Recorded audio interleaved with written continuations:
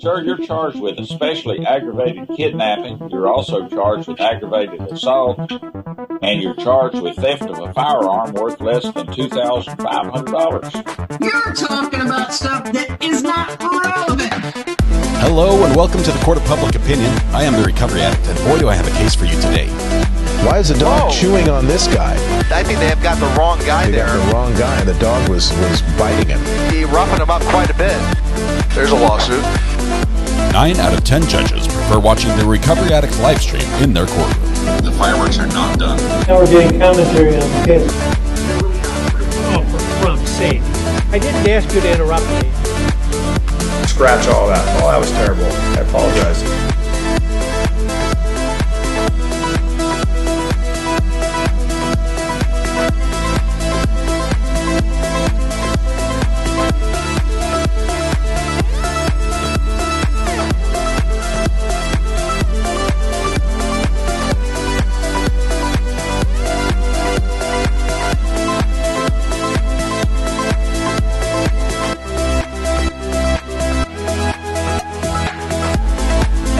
All right, I'm just fighting with the buttons, trying to get them to do what I want them to do. Welcome back from lunch. This is the Court of Public Opinion. I am the Recovery Addict. Thank you very much for being here today. For part two, how do you say that? Part deux, if we want to be French. I don't know who was first in chat. I missed it entirely. Let's see. We do have a very hard case here, and I talked extensively with Mrs. R.A. about it.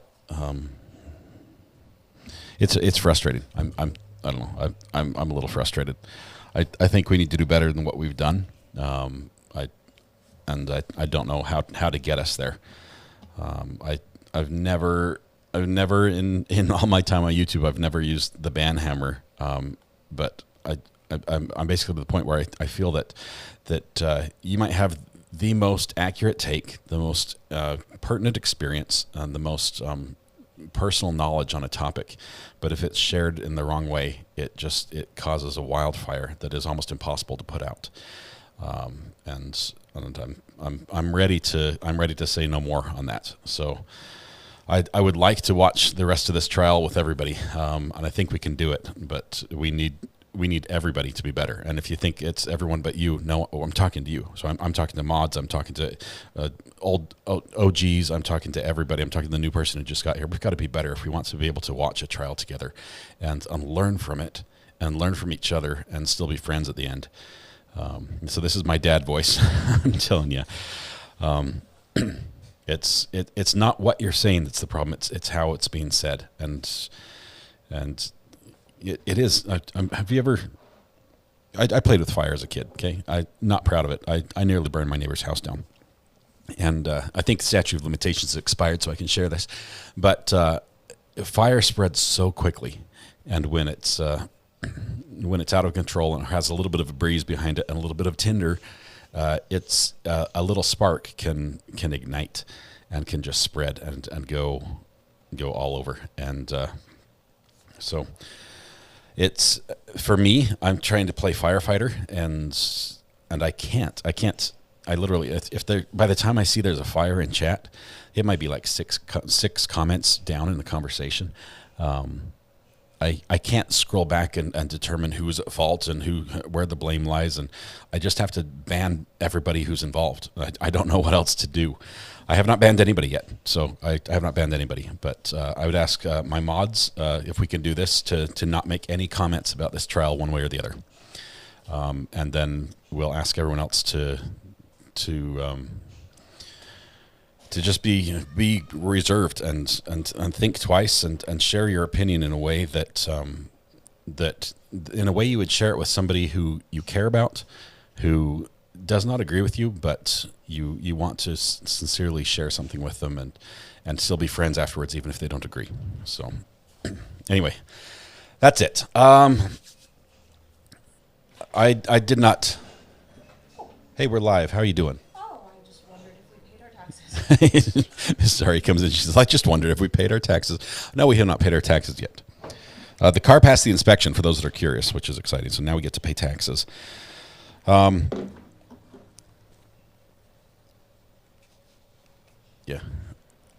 I did not get any links from anybody. I have not checked. This is the only thing I've dealt with over lunch. Anyway, we knew this was going to be a tough case going into it. So I debated taking it. I think it's important. I really do. I think it brings up important issues, and I know at the end of this case, there's going to be a big group who thinks justice was not done, and there's going to be a big group that thinks justice was done. But we need to do better, and don't be the one that don't be the last one to do better. Be the first one to do better in all your conversations, and I think that will serve us a lot. It's what's made this channel different than all the other channels, and so I'd appreciate that. Anyway, here's what I had in mind. We have a case going right now in Tennessee. That's it should be a really quick one. It's a little trial that. Just a heads up, if you think you weren't involved, but you were in the conversation, you were probably involved. Just saying, just putting it out there. We need to do better. Me included. But we have a little case out of Tennessee where it's I think it's a check writing case. It's a jury trial. It's a jury trial that is somebody who bounced a check or something, and it's done. Let me see. It's these guys right here. Have you seen this, guys? To that indictment, how does the defendant plead, Mr. Weinick? Not guilty. Plea of not guilty is entered. At this point, the lawyers can make an opening statement. The state wish to make an opening statement. Okay, so this is going on right now. It started this morning. They took a lunch break. We're going to catch up with it, and it might just be a single-day jury trial for check fraud and bouncing a check. I was wondering if you guys wanted to see that, or if we're in a space where we can go back and watch this morning's occurrence on the case. I'd rather do court hopping. I need just a little bit of a break before next week. Let's see.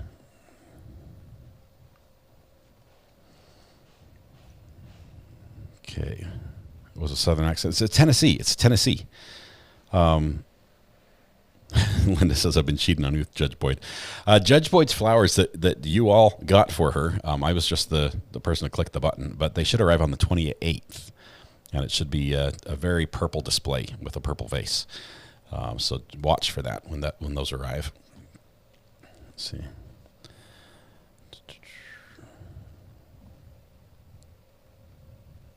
See, my brother-in-law is in the PD here. This county is right by me, says Lindsay. This is the Tennessee one. The Tennessee one.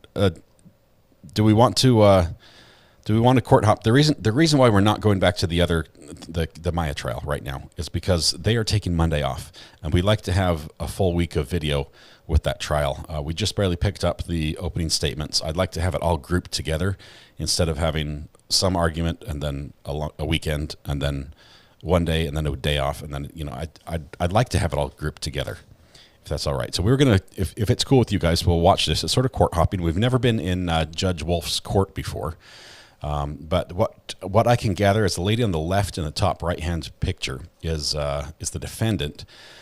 She has almost identical names to the lady who is suing her, or who's the victim, I guess, in this case, because it's a criminal case, and it's her stepdaughter. So this is where we are. We're trying to figure this one out, and we're going to watch this and see where it goes. We'll be skipping the breaks to catch up as much as we can, but I think we'll be able to get through it today. Let's see. Yes, Your Honor.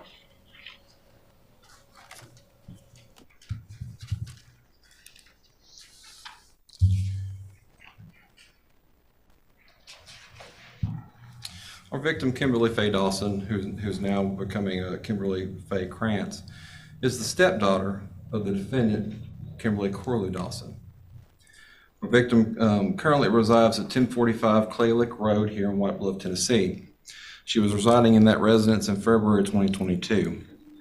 An accident had occurred at Miss Dawson's address, and was not involved in it was a vehicle accident that happened on her property. Okay, so correspondence through the offender who wrecked into her property, and through that person's insurance, she was expecting a check of the amount of $4,971.50, and she never received that check. She did some research through correspondence with the insurance company and found out that it was cashed, and it was signed by Kimberly Dawson. The significance of that is, just so happens her and her stepmother share the same first and last name, Kimberly Dawson, at the time of this occurred. That led to Miss Dawson filing a police report and starting an investigation. That investigation led to an interview with Miss Dawson, and she spoke with police and the criminal investigator of my office. In that statement, she admitted, I did sign that check. I did cash that check through my mobile app at my mobile bank. I received those funds. She made those admissions. She gave the excuse, however, is that she herself was waiting on an insurance claim. Her vehicle had broken down, had some mechanical issues. It was not an accident, but it had mechanical issues. And she claims that she had insurance coverage for her vehicle if it had mechanical issues. She was expecting a check of around $2,000, and she got this check. It was obviously more than that, but she thought it was hers, so she cashed it.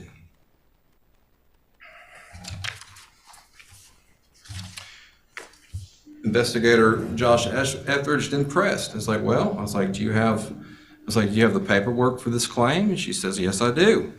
And when further pressing, he said, can you get it to me? She said, yes. And she promised, they gave a time frame, it's 7 or 9 days. And she's, and Mr. Etheridge closed out the conversation. I was like, well, if you don't get this paperwork to me, what does that mean? And Miss Dawson goes, I'm lying. If I don't get you this paperwork, I'm lying.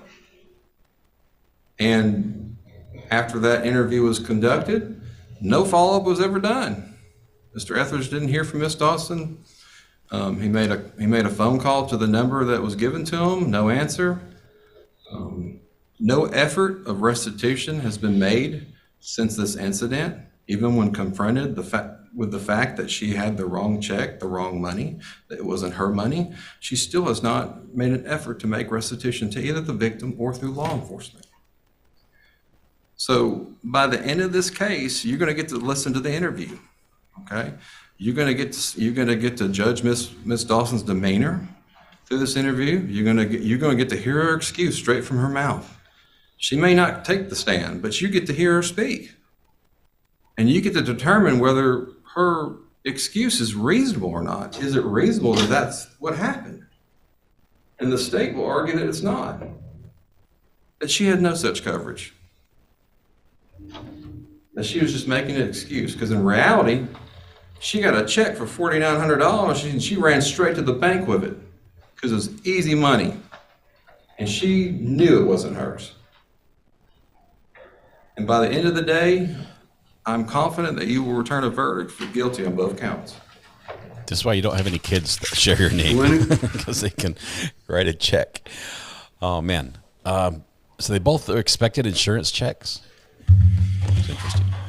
So we agree with a lot of what the state said.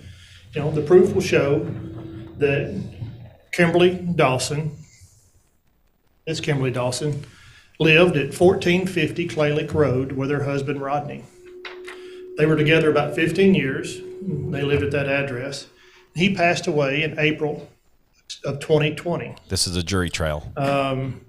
Kimberly Dawson's husband, Rodney, had a daughter also named Kimberly Dawson. The only difference was their middle name. And my client, Kimberly Lynn Dawson, and her former stepdaughter, Kimberly Faye Dawson. So on the passing of Mr. Dawson, in the selling of his estate, Kimberly Faye Dawson got the house at 1450 Clay Lake Road. Kimberly Lynn Dawson had to move from that address. So she went to the post office. She filled out forwarding, where her mail was forwarded. And unfortunately, in November of 2021, a driver ran over a mailbox, and he damaged the mailbox and a culvert at 1450 Clay Lick Road. That driver had National General Insurance. And the National General Insurance approved a check and mailed a check to Kimberly Dawson at 1450 Clay Lick Road. Now, you'll hear an interview with Kimberly Lynn Dawson, and I have to keep looking to make sure I have the names right. Kimberly Lynn Dawson, where she tells Investigator Etheridge and Detective Lovell that she also had National General Insurance. You'll hear her say that she was expecting a check. She had an issue with her car, and she had the car towed to Victory Nissan in Dixon to be fixed. She believes she was getting money back due to overpayment of the insurance as well. And you'll hear Investigator Etheridge, you'll hear her tell Investigator Etheridge that she received a check from her insurance company with her name on it. She believed the check was for her, so she signed her own name on the back of the check, Kimberly Dawson. She deposited the check in her bank. You'll hear Investigator Etheridge admit that all this is confusing.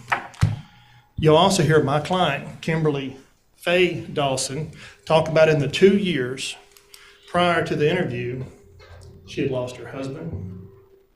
She was forced to move from her home. Her sister died of COVID. After her sister died, she was the caretaker for her mother and father. She had just buried her father 10 days prior to this interview. And while working 2 jobs, she was still taking care of her mother, who was in really bad health. You'll hear her tell Investigator Etheridge that she'll sign whatever release so that he can get whatever documents he needs. Investigator Etheridge told her, "It's my job and Detective Lovell's job to investigate those allegations to determine whether a crime A was committed and you're the one that B committed the crime." When they told Miss Dawson, Kimberly Lynn Dawson, when they told her that the check was intended for the other Kimberly Dawson, she replied, she just kept saying, "But that's my insurance company. That's my name. That's my insurance company." You also hear that neither Detective Lovell nor Investigator Etheridge made any attempt to recover the documents from Victory Nissan or any further investigation in this case. They left it up to her to provide documents to prove her innocence. And we contend that by doing these things, Kimberly Dawson was mistaken in the fact that the check was not for her, it was for someone else. We contend that the proof will show that Kimberly Dawson did not have the intent to deprive someone else of an insurance check, and will also contend that Kimberly Dawson, by signing her own name, she did not intend to defraud anyone else. The proof will show that this was a mistake. She had no intent to steal or to defraud anyone by signing her name to a check that was in her name and sent to her by her insurance company. All right, ladies and gentlemen, the next step in the process will be for the state to begin presenting its proof. And since we are now just a minute or two before 12, we will stand at recess for lunch until 1:15. We're going to skip that lunch. 1:15. When you come back in, if you'll gather in the jury room, the bailiffs will assist you, and you can wait there until we're ready to resume. Thank you. All rise. All right. Okay, we're going to skip ahead here.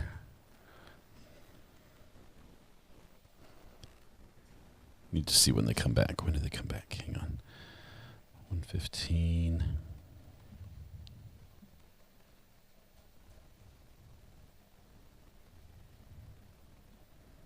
Wait for it. they seriously not back yet? Are we caught up already? We're caught up already. Check this out.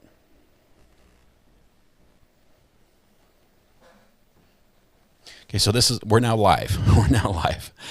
I told you this had just barely started today, but we're live. We're live now, waiting for court to begin. So we might do a little court hopping until this one pops back up live here. This is out of Tennessee. There are a couple accents there. You can detect a couple accents. It's pretty good. What's your gut feel already? Just knowing the basic premise of the case, where we have two Kimberly Dawsons, both apparently had some sort of interaction with the same insurance company. One where an insured motorist ran into her mailbox, and so she should receive the settlement for the damages, and the other who has that insurance company as her personal insurer and possibly expected something from them that way. If the check came to you, and if the post office forwarded the mail to her, like it sounds like they did, and would you cash the check? Interesting. Yes, this is Tennessee. They do have an accent. Quick recap. We've got there's a bailiff. Looks like we're about ready to get back in order here in a few minutes. So what we have is one woman and her stepdaughter share the same name. Her husband and the daughter's father has passed away. The daughter received the house in the settlement, so she was able to keep the house. The mother had to move. There we go, bailiffs rearranging the furniture for us here.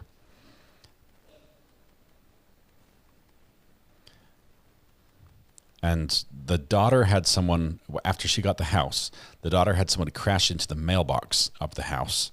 That person had national general insurance, and she was expecting a check for almost $5,000.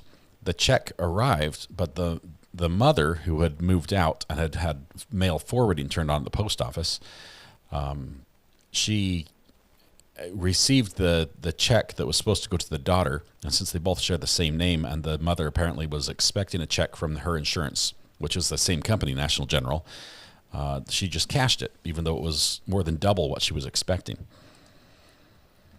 So who's in the wrong here?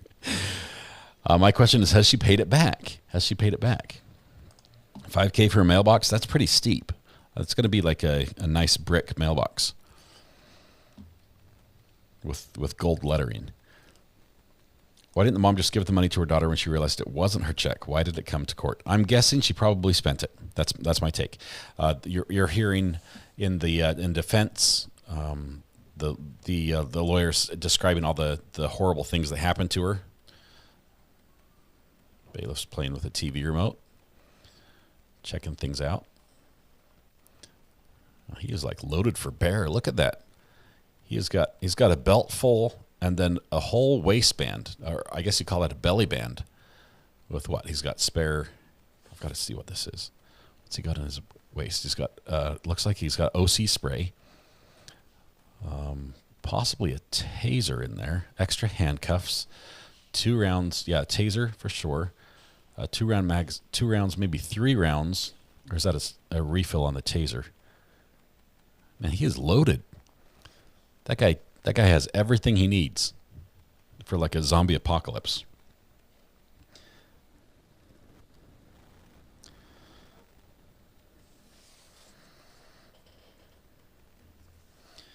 So cool. We're going to be coming back for there. So let's see. Was the crash an insurance scam? No. The good question. First of all, the crash was not an insurance scam. This was some other driver had crashed into her mailbox, and that was it damaged the culvert and the mailbox, and so she was receiving compensation to pay for that damage, and it was about $5,000. But the mom cashed the check instead, or the stepmom in this case, even though they have the same first and last name because of, yeah. Let's see, buffer, chat not on screen. Chat is now on screen. Thank you, Sharon, for that one.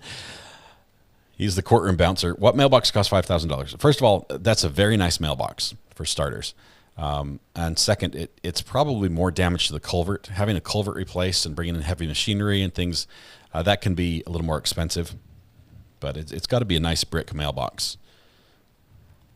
I don't know. I've never had a mailbox that I've spent more than $100 on, I don't think. So it's a nice one. A few canisters of mace. Did he have a grenade on there? he's got some flashbangs. He's ready. I mean, this is Tennessee. Anything can happen, right? Anything can happen there. It's a bulletproof vest. AC, what we've heard so far is that the defendant says she was owed money from her insurance as well, possibly for a car breakdown that she had coverage on, and maybe also a refund from some overpaid premiums, which this sounds like a weak argument. Okay, first of all, insurance companies are really good about charging you the right amount of money and making sure you pay. They're not very good on giving money back, but she seems to think she was expecting some money back from her premiums. And even though the amount she was expecting was only about $2,000, when the check came for just under $5,000, she's like, "Oh, goody, money's here, cha-ching, cash it." Fraud, pay the lady, says Nisi. Okay, so here's the thing: why doesn't she do that? Why hasn't she? I mean, she's clearly saying, "Hey, it was a mistake. I thought it was for me." Why to this point has she not said, "Here's the money," unless it's spent? They're just coming back from lunch, Hank. We're watching a case out of Tennessee. It should be a quick one.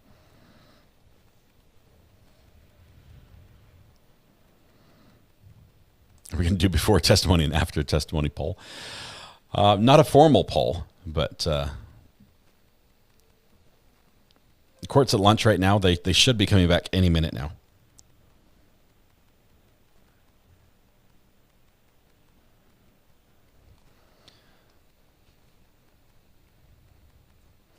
They always send an explanation of what it's for and the date of the loss. So, Rudy, maybe that testimony is going to come in. Not sure. Somebody just showed up behind the witness stand in, I think, pajamas, PJs. Maybe the court recorder is just getting really comfy. She probably spent it and now can't pay. This is a criminal trial. There's an indictment. But does the intent have to be there? Does the intent have to be there to get a conviction? He's got a belt full of remotes. I wonder what the other deputies think about the deputy that has the belly band full of gear.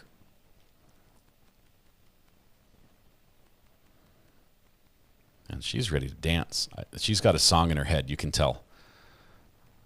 The fingers are snapping. She's swaying a bit.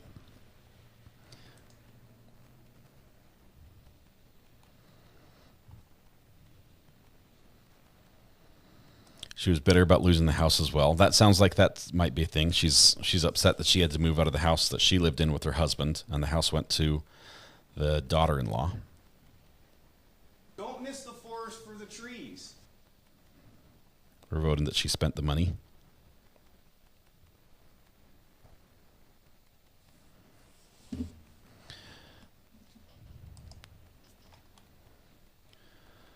The bigger the belly, the more the gear. Yeah, he can hold a ton. No, I could probably match him.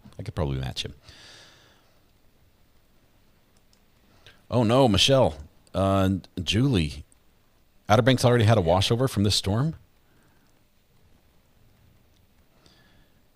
I imagine this trial is probably. Oh, here we go. People are coming back. Bring the jury. Man, that one officer just has so much more gear than the others.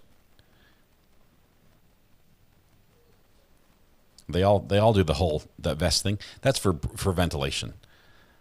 That's to get some air between your belly and the vest. They tuck their hands in there. Plus, anywhere else you tuck your hands, you could be like setting off, pepper spray or something. The rain has started here. Angelica, we're gonna pick up the Maya trial. The Maya trial is going today, but we're gonna pick that up on Monday with today's events, because Monday they're not holding court, and we want to have back to back. We want to be able to follow it through without having big gaps. And so, because that's the first day of testimony, we're going to start on Monday and then continue on Tuesday with it that way, and we'll be live on Tuesday.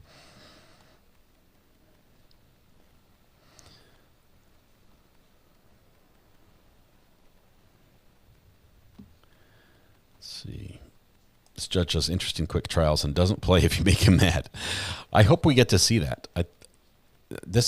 The obvious question for me that's probably bouncing around the judge's head is, why haven't you paid the money back if you knew it was a mistake? Why did it get to this point? Why does there have to be an indictment? Grand jury, I think. 12 Oregon Inlet. Oh man. Is that ongoing? Or is it receded at all, or is it just getting worse?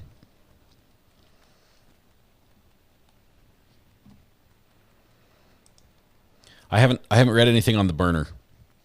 I just haven't had time. It's been busy. Was the post office's fault? Case closed. So does that mean she gets to keep the money then? Is this like bank makes an error in your favor, collect $500, like in the Monopoly game?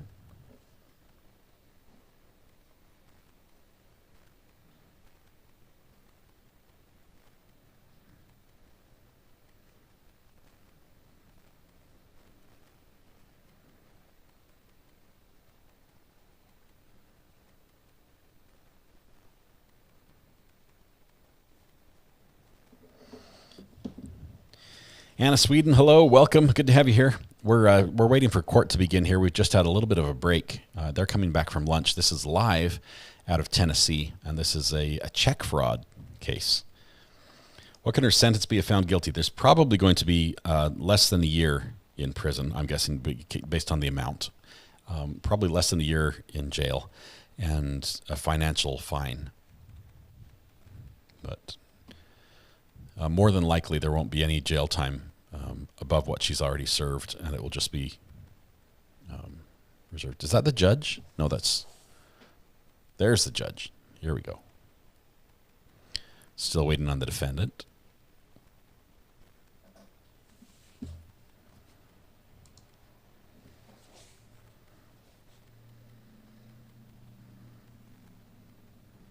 She probably has a public defender for a lawyer, I'm guessing.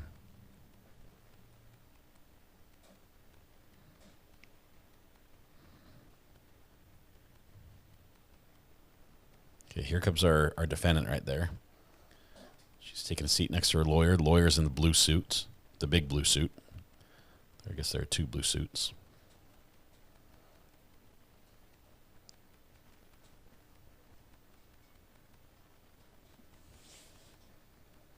Now we are ready for the jury. Now we're ready. Bring in the jury. Was that a sigh from the judge? They said she didn't even make an attempt to pay it back. KT, this is just starting. It should go very quickly. I think it'll probably be done today, I'm guessing. Maybe Monday at the latest. I don't know if she served any time on this one. She's clearly not in custody. Down so I can see. The box is really in a bad spot. I mean, I know we can't do anything about it, but well, we can move it perhaps to one side or another. I think it's in it to block them. So we're just going. If you're kind of wondering why we're more to one side, I don't wonder about what you do at all, Mr. Wayne. I should hope not. So defendant is now off the screen. Near the end of the table if you need to. I think we'll be fine. I thought we were getting casters on those.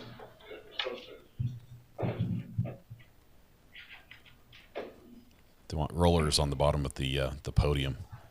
Someone with woodworking could actually take those and countersink some. Yeah. And it was still swiveled? It's got to have a cavity in the underneath that, I bet. Well, miss, I have not had time. I still don't have time to read it right now. I can't do it during a live stream. Like in Humphreys County, you're teetering on that toothpick. I don't like it just because we have to move it so much and it blocks so much of the view. Everyone's complaining about the courtroom furniture.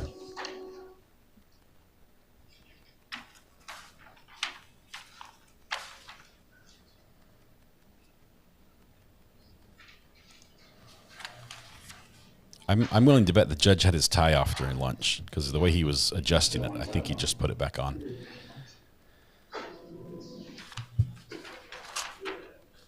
Holy Mac. This is the quick synopsis of what the judge wants to say, but instead we're going to spend a few hours getting to this point. Mister, do you know if there are things for me to sign in your office? I have not seen anything for you to sign. I just seen more jury stuff. Judge, we did, this morning I lodged 2 agreed orders. You may have already taken care of those, but they are relevant to Tuesday.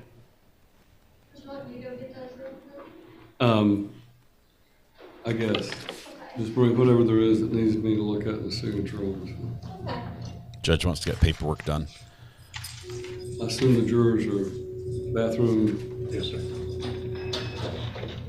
The jurors are bathroom. You're just itching to sign something. A week's pay. Here's a check, right? So I put Oh my goodness. Week's pay coming to me. If you're just itching to sign something, here's a check. Here you go, Miss Pam. That's literally what the case is all about. She signed a check she shouldn't have signed. No, the judge pays me personally. I'm assuming it's they've got, ALC. they take about 70 days to pay us now. No, we get paid pretty quick unless it goes over $2,000, and it takes a little bit more time. We generally get paid within 10 days. No. Well, When I first got licensed in Texas, my friends and I had formed our own little law firm, Wolf, Parker, and Knobshoe. And we were downtown. I'd interned with Fulbright Jaworski. I'd interned with a private attorney. I'd interned with the DA's office. So we decided we were smart enough to start our own firm, but we all had second jobs. So in the morning, I'd go into the courthouse and I'd get appointed. I knew all the clerks, so I'd go sweet talk the clerks into giving me appointments on criminal cases. And then I'd go settle them. And then you could go back to your office and type up a fee petition to the state of Texas and then mail it off. Sit there for an hour or two, and at 3 o'clock I would go to Hughes Tool Company, where I worked painting machinery at Hughes Tool Company until 11 o'clock, and then I came back home and started it all over again until I realized, as in the Bible's story of the prodigal son, that, Texas is a great state, but I'm from Tennessee, and, if I go home where my family is, I'd probably have less work to do, so I moved back, only to find out I had to take the Tennessee bar again after having passed the practice and passed the Texas bar. So my point of that story is that you can do a lot of things when you don't have a choice. You can do a lot of things when you don't have a choice.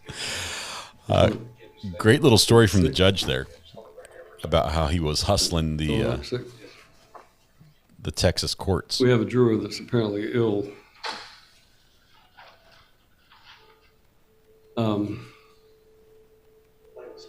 Why don't we do this? Can we move the rest of them to the other jury room so they maybe are not?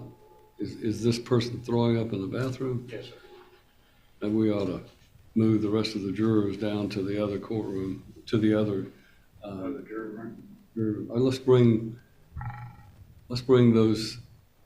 We've got 12 that are not throwing up, right? Yes, sir. So far. Let's bring them in. I know. Shouldn't have said that. Don't leave her in the back right now, Judge. No, was it something I said? This is a bad omen, not everything's running through my head. Okay, so there went. Yeah, let her remain in the bathroom, and then I want to talk to her. Just go ahead and bring those jurors in, then I'm going to step off and find out from her if she feels like she can continue. Okay, so there goes our alternate. Okay, we're down to 12 now. Man, let's see.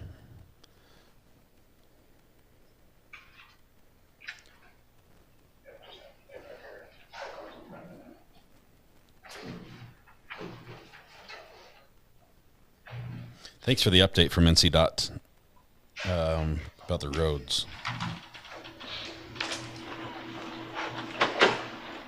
Can you give me my water? All right, ladies and gentlemen, I'm going to step off and see if this other juror is able to proceed. If not, we'll go with our 12, okay? She may be pregnant. Might have been something at lunch that didn't agree with her. Maybe nerves. It could be a million things. I don't know. Judge is going to find out where we're at, but the case from yesterday afternoon got pushed to next week, Nikki. It got pushed. That's Judge Boyd's. It got pushed out till the 24th, and we'll be following the Maya case.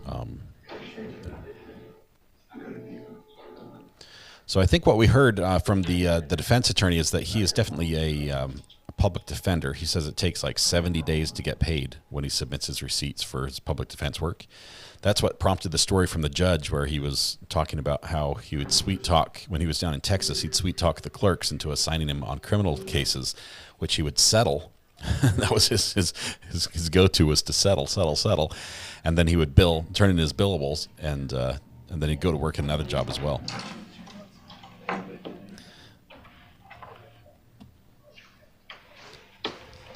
Thank you, because I was wondering about that. Liven. Yes, I guess you could combine some of the reasons into one. Yeah. And the juror heard the opening. She's like, I've got to get out of this. This is awful. I'm not going to be here for this. I thought it was going to be an exciting case. I love when a judge admits to manipulating the process, as Ivan. Yeah, it sounds like he would get appointed on cases intentionally with the idea to settle. What about the defendant's opinion? I mean, don't they want to? What if they're like, no, I'd like to take it to trial? Would then he ask to be removed from the case?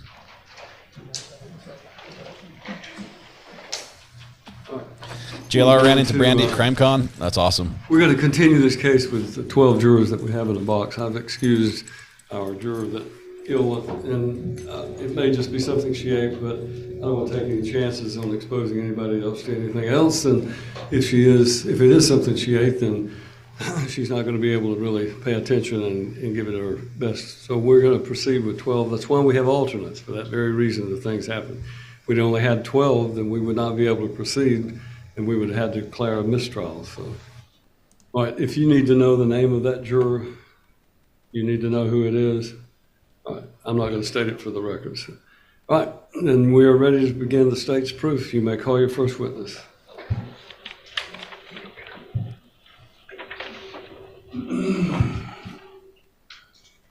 State would call Kimberly Dawson or Kimberly Krantz. Not the defendant, Kimberly Dawson, but the other Kimberly Dawson. This is the daughter-in-law who's going to be up on the stand. It's too bad we can't see the defendant right now. See if there are glares or,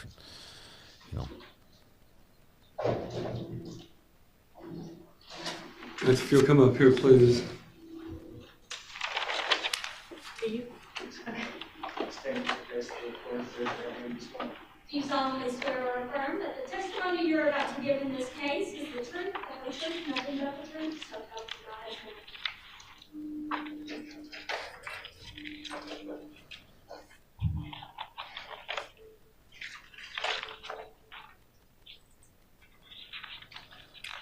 I'm trying to get a reading on where she's situated.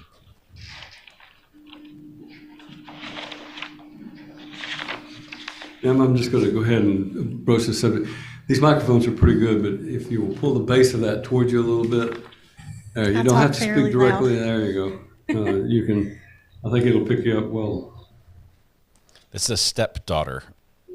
The daughter of the now deceased husband. Good afternoon. Good afternoon. Can you please state your name for the record and then spell it? I'm Kimberly Faye Krantz, Kimberly, Faye, Faye, Krantz, Krantz. Okay. And what was your name in February of 2022? It was Kimberly Faye Dawson. Okay. Do you know the defendant, Kimberly Dawson? Yes, sir. Or Kimberly Lynn Dawson? Yes, sir. Who is that to you? She was my father's wife. Okay. And how long was she married to your father? About 2 months. Okay. And is your father deceased? Yes, sir. Okay. When did he pass? He passed in April 21st of 2020. Okay. And what residence were you living in February of 2022? 1045 Clay Lake Road in White Bluff, Tennessee. And is that located here in Dixon County? Yes, sir. Okay. When did you move into that residence? I moved in about October of 2022. October of 2021. Okay. Yep. Yeah. All right. So October of 2021. Who lived in that residence prior to that? She did, but it was, she moved out, I want to say 6 months prior to that because we were trying to sell the property. Did she live there with your father? She did. Okay. And was that your father's home previously? Yes, sir. And how did that house come in your possession? I bought it from the estate. Okay. And when did you say she moved out? I can't recall that. I know that we sold the house for 6 months. It was 6 months on the market that she was gone, for sure. So was it a handful of months prior to you moving in October? Yes, I want to say it was approximately 8 months before she moved out till I moved in. Okay. And do you see your mother, your stepmother, Kimberly Lynn Dawson, here in the courtroom today? Yes, sir. Can you describe where she's sitting and what she is wearing? Yes, sir. She is wearing a black and white shirt, and she's sitting right over there. Okay. Your Honor, if the record could reflect that. The record will reflect. One day I want someone to identified see the defendant. she's wearing this ugly Now, something. did you I wanna call see that. police in February of 2022? I did. And what was that in reference to? It was in reference to, I just got off the phone with the insurance company that stated that the check that I was to receive was cashed. Okay. What do you mean check you were to receive? So someone got in a wreck near my property and messed up my culvert and my mailbox. And I had somebody come out and do an estimate, and then I sent that to the insurance company, and they were supposed to give me a check. And I'd waited for a while for that check, and I still didn't receive it, so I was worried about it. So I was like, you know, what's going on? Okay. Yeah, that's a different story. How than did we you heard find out it was initially. cashed? The insurance company told me. Okay. And did you get a copy of that check that was I did. meant for you? Okay. How did you get a copy of that check? Through email. And who is that from? Deja Grace, through the email process that I was talking to her on previously. We have spoken plenty of times before that. Okay. Where does she work? She was a representative at National General Insurance. Okay. Describe this accident that you were receiving compensation for. Well, I didn't really see the accident. I just know that it happened. So I woke up one morning and I was like, where's my mailbox? And it was no longer there. So I reached out on Facebook and I was like, hey, does anybody know what happened here? Because my culvert's all messed up and my mailbox is gone. So I had his mother reach out to me and say, my son accidentally had a wreck there, messed up your mailbox, but we will pay for it. And I was like, that's absolutely fine. I completely understand. Mistakes happen. And during that process, we were going to try to work it out where she didn't have to go through her insurance company. But with the estimate that the man came to give me, it was way more than she could afford. So that's when we went through the insurance. Okay. So what type of damage are we talking here? The culvert was flattened.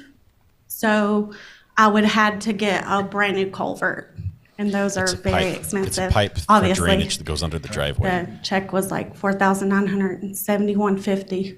Okay. And you said you received a copy of that check that was meant for you from the insurance company. Yes. That was via email. Yes. Okay. Your Honor, may I approach? You may. Hand something up to you. Somebody just slid in the back door. I failed to ask, is the rule requested? It has, and we're abiding by it, Your Honor. The rule has been requested and abiding by that the lawyers will make sure that no witness is going to be in the courtroom until after they've testified. Ms. Krantz, what did I just hand you? You handed me the copy of the check that the insurance actually sent me. Okay, so that's a copy of the check that insurance said was meant for you. Yes. Does that have a corresponding claim number on it? It does. And does that reference the claim number of the insurance claim? Yes, sir. Is there anything else that matches up to that claim number that you may have? I mean, I have emails that state. Okay. Does it reference that claim number? You probably should know this. Judge, we'll stipulate I'm the not check sure. that's been produced is from the insurance company for this claim. With that stipulation, Mr. Brooks, does that satisfy you? Yes, Your Honor, that's fine. Now, ladies and gentlemen, stipulation means that both sides agree that certain facts are true, and what the defense has stipulated is that check is from the insurance company, and I'm assuming the stipulation is that the claim number is the same claim number that she would have had. Is that correct? That's correct, Judge. All right, so it was stipulated and is now taken as true that the copy of the check she received was from the insurance company and was for the claim number that she had filed. Okay. And defense is agreeing it was not her check. What was the amount for that check? $4,971.50. And before you reported this to police, you never received any of those funds? No. Okay. Your Honor, I'd ask for that copy of that check be made Exhibit 1. No objection. Exhibit 1.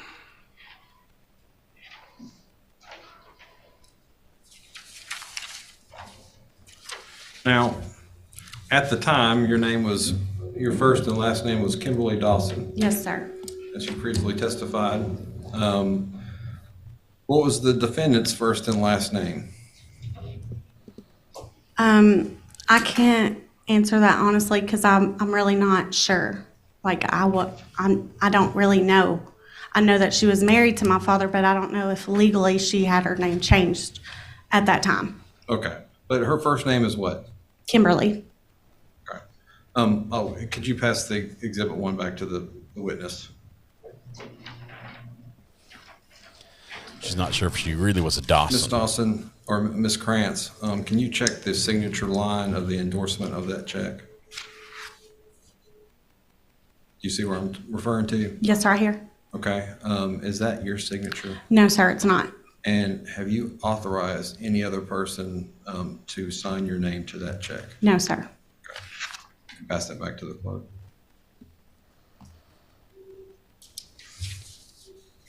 All right.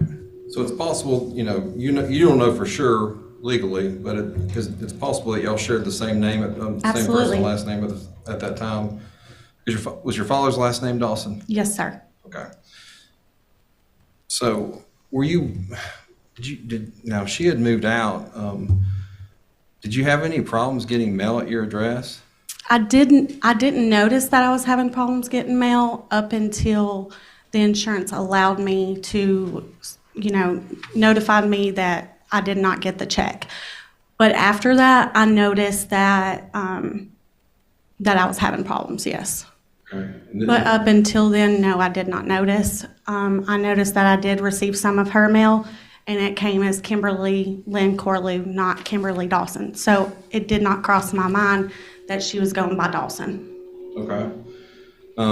But you yourself noticed after this event that you may have had some missing mail that may have never made it to your residence. So what made me aware of that is she showed up on my credit report, and there was a lot of discrepancies on my credit report. So that's what made me realize what was really happening. This is so good. Did you at any point in time give your stepmother, the defendant, permission to cash this check? No, sir.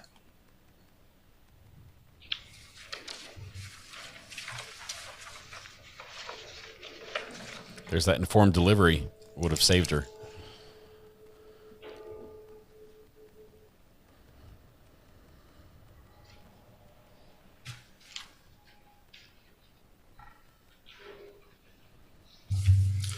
And you first talked to police in February 2022, correct? Yes. Okay.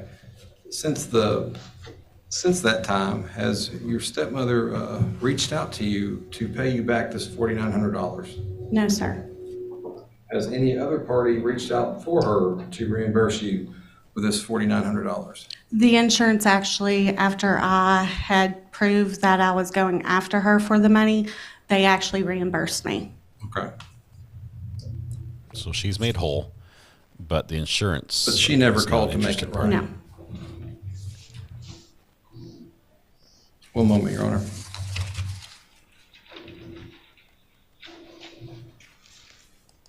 Yeah, so the dad is deceased. This witness's dad is deceased. The defendant was Thank married. you, may cross-examine. Was married to the dad for 2 months, and there's a whole mail forwarding issue. Good afternoon. How are you? Doing well. Good. I was out in the hallway, but I don't know if you know, I'm Roger Wanick, so I represent Kimberly Lynn Dawson. So I know this is confusing. Yes, I understand. And I'm sorry that all this is, with the same names, it's frustrating too, I know. So I think earlier I had magnetic glasses. Said that the address was 1450. It's 1045. Yes, sir. Okay, all right. And she did have that address. That was her mailing address for a while. Absolutely. And she and your father were only married for 2 months, but they had been together for several years prior to that. Yes, sir. And she had lived there at that house for several years. Is that Yes, correct? sir. Okay. Now, you didn't have National General Insurance, is that correct? No, sir. That was the driver that ran over your mailbox and damaged your Cobra? Yes, sir. Okay. And whenever you were corresponding back and forth with National General, you actually told them the name to put on the check, is that correct? Yes. And that name was Kimberly Dawson? Yes. And at the time, you didn't think about the possible confusion? Right. That's yeah, I can see that.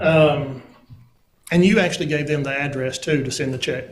Absolutely. Which is 1045? Yes, sir.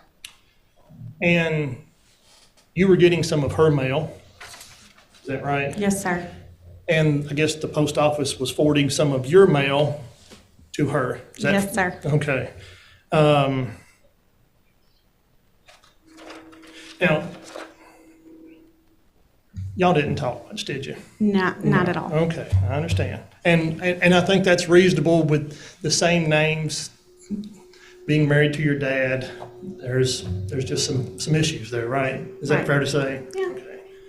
And now when Murdoch stole it. But you weren't around her much whenever she was married to your dad, were you?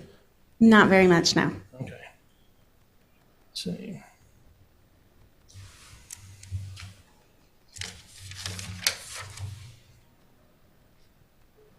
Now, Kimberly Lynn Dawson was not connected to the accident or the damage to your property at all that you know of, right? No, sir. Okay. It's just a coincidence that National General Insurance happens to be her insurance. If you knew that her insurance was National General, you would agree that that would be a coincidence. Right. Okay. Let's see. So they did send you another check? They did. Okay, and it was the same amount? Yes. Okay. So what's the problem? He's like, we're all winners. We're all winners. No, the insurance company should be here with a representative saying we want that money back. Because if she collects the money, it has to go back to the insurance company. So you're not out any money? No. Okay, good. Good. Let's see. Let's all go home now. Now, you're not out to get Miss Dawson, are you? No, sir. Okay. This was just something that happened and she wound up with your check? Yes, sir. Okay. Did you call her after? No, sir. Okay. All right. Why? And you understand that once she was charged, she was not allowed to contact you? I'm not aware of that, but she never did. She never did, right? Okay. So nobody from the police or anybody told you that she was being charged and she couldn't have any contact with you? Not that I'm aware of. Okay. All right.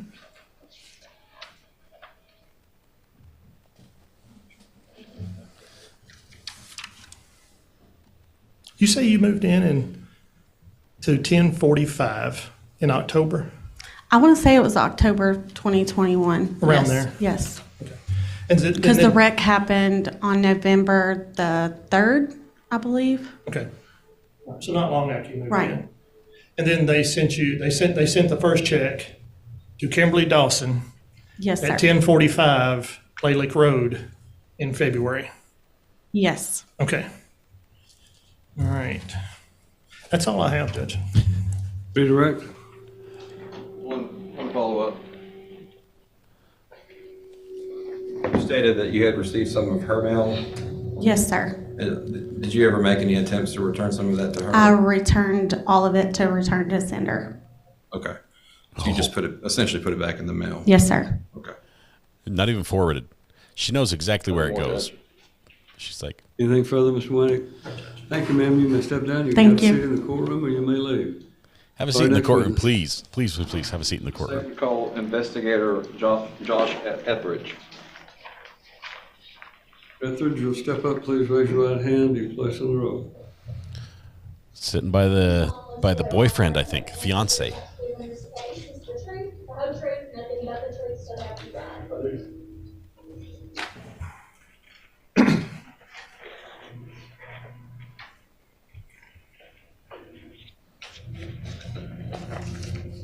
There's a bright light shining on the Can you witness. please state your name for the record? My name is Josh Etheridge, JOSHETHRIDGE. And where are you currently employed? I'm employed for the District Attorney's Office in the 23rd Judicial District here in Middle Tennessee. And what is your position? Criminal investigator. And were you employed in that capacity on or about February of 2022? Yes, I was. Can you describe to the jury what your role is as a criminal investigator for the 23rd Judicial District? So obviously, I investigate crimes or potential crimes that are in the jurisdiction of the 5 counties that are covered with the 23rd Judicial District, which is Humphreys, Houston, Stewart, Cheatham, and Dixon counties here in Middle Tennessee. Cheatham. I love that name. Also, Cheatham County. Prepare exhibits for trial, serve subpoenas, any number of things that any of the assistant DAs or the district attorney general asked me to do. Does this position require you to have credentials as a law enforcement officer? Yes, this is a law enforcement position, and previous 20 years of my life has been spent in law enforcement as well. So explain to the jury, like, how does a case reach your lap versus the sheriff's department or one of the local police departments here in the county? There's a number of ways. Sometimes it's directly, the complaint is brought directly to our office. Sometimes local sheriff's office or local police department will have a conflict with that case, meaning that it could be a family member of an employee. It could be an investigation against one of their employees, or just a referral for assistance with that law enforcement agency for us to assist. And did you have an occasion to be involved in a theft investigation involving a Kimberly Dawson in the month of February in 2022? Yes, that was actually brought directly to our office. Okay, so that you were involved because it was brought directly to the office? Yes. Okay, so once this case hits your lap, what are your first steps? The first thing is I contacted the victim, Kimberly, set up a meeting. We met, I believe it was the 24th of February, 2022. She gave me her side of the story. We exchanged documents, emails, or she gave me documents, emails, to where she had been in communication with the insurance company about the said check that's been testified to. And then once that meeting's held, I began looking, trying to find a bank that I can subpoena to get the record that it was a positive from. And with no luck because ended up being a complicated online-only digital, no actual place to serve that I could find. And did you eventually conduct an interview with the defendant? I did. It was, I believe, the 12th of May, 2022. I spoke with the defendant. Okay. And was she read her Miranda warnings? Yes, I read her Miranda warning at full length, and she signed agreeing to speak with me without an attorney present. Don't do Approach. You may. Here we're going to have the interview. See if we get the video. I hope we get to read the video. Investigator Etheridge, what did I just hand you? It's labeled District Attorney's Office, 23rd Judicial District Statement Form. Okay, and the back? On the back is the Miranda waiver and the waiver of rights. Is that the written waiver that you executed with Ms. Dawson? It is. Okay, did she sign said waiver? She did on the 12th of May, 2022, notated at 15:52 hours, which would be in military time, and regular time is 3:52 p.m. And did she agree to speak with you? She did. Okay. Was this interview recorded? Yes, it was. How was it recorded? It was audio recorded with my audio recorder. Your Honor, I'd ask that written waiver to be made Exhibit 2. Exhibit 2. We're about to hear the witness. This is a thumb drive, I think, with the audio recording. This is a jury trial. It's a jury trial for a check fraud. Thumb drive labeled Kimberly Dawson interview for trial. Okay, and what is contained on that thumb drive? It's the audio interview that I conducted along with Investigator or Detective Jeff Lovell with the defendant. And how do you know that's what it is? Because I put it on there. Your Honor, I'd ask for that to be made Exhibit 3. Because I put it there. Oh, this is good. Was anybody else present during the interview? Yes, Detective Jeff Lovell was also present along with the defendant. Okay.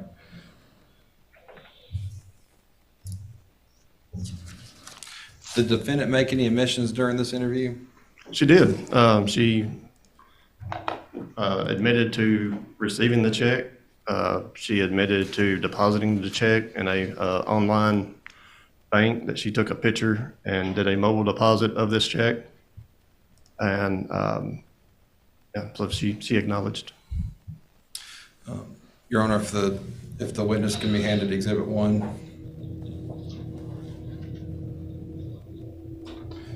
Do you recognize that exhibit? I do. Okay, what is that? This is the cleared check signed by the defendant.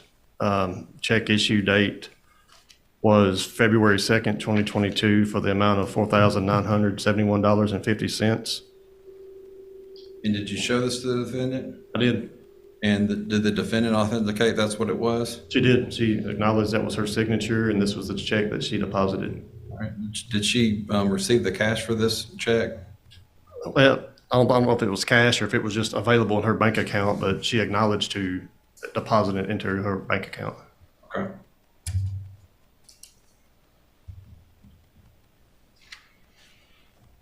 So she says she received the check and cashed it.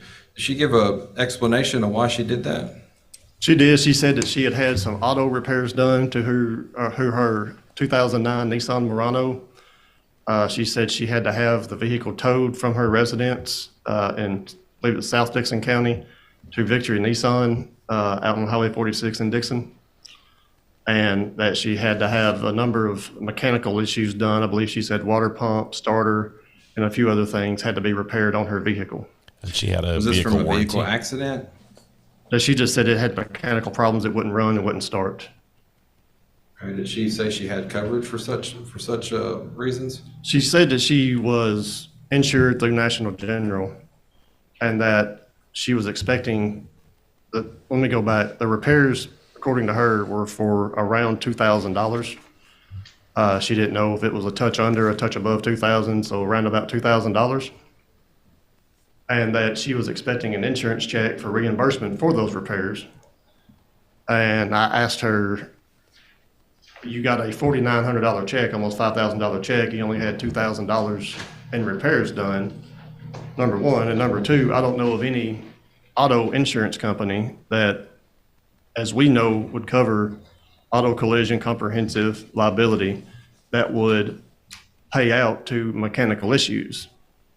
What was her response to that?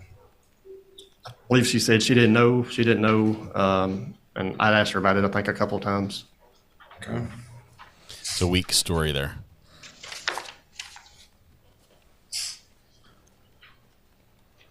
Unless she has a She make any car explanation of why she thought the $4,900 check was for her $2,000 in repairs? If I remember the interview correctly, she didn't have an explanation for the additional money that she was expecting. Did you ask her for paperwork or proof of this insurance claim she was speaking of? I did. I gave her an opportunity. I gave her my business card that has my cell phone number, my email address, our office address. Wrote on the back of the card everything that I was requesting from her, that she said that she had documentation for everything as to what she was telling me. So I wrote all that down on my business card. I gave it to her. As I was writing it, I also dictated it into the recorder so it could be heard as to what I was writing. And, gave her a certain amount of time to bring it to me. And she said she would. And then I asked her, what am I to think if you don't bring this stuff to me? And she said, well, then I'm lying. So did she volunteer to provide this proof? Yeah, I had asked her to provide the proof, told her she didn't have to provide the proof, as in it wasn't a lawful command to provide the proof. I asked her if she would, told her I couldn't make her. She was more than willing to provide it, said that she would give consent to the insurance company to talk with me, to release whatever, to which never happened. And did you hear from her since? I did. I believe interview was conducted on May 12th, 2022. She did contact me on, I believe it was May 16th, 2022. She told me that she was still attempting to gather the documents and that she would need a little more time. I told her that was fine. Get me what she could get me when she could. And never heard from her after that. And did you do any follow-up to ensure, to confirm or deny her story? As to the insurance? Correct. Yes, my common knowledge is insurance companies, my vehicle insurance company doesn't pay out for mechanical repairs. But I did call the insurance company to see if, in general, they would pay out on mechanical repairs. And they said they did not. I wonder if she even had coverage with them. Your Honor, permission to publish Exhibit 3. Exhibit 3.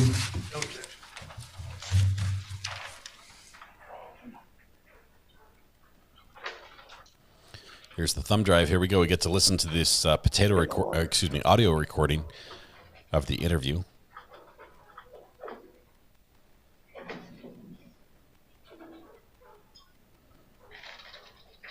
Wait, let's get some water.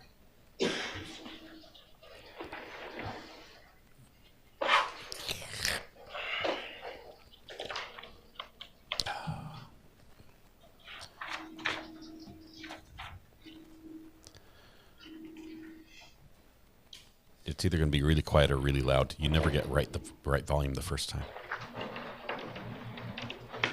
Just plug in all the cables.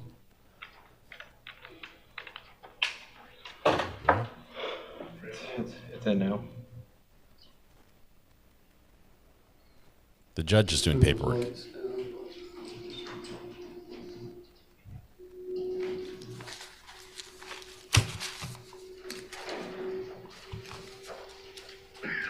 Can you tell me your full name, please? Audio's not playing. Audio's coming from here. Right click to your little speaker at the bottom of the screen. Change your audio output to... We're watching an audio-only display. IT bailiff comes over to help. Click right there, drag that. Oh, man. Should be something there.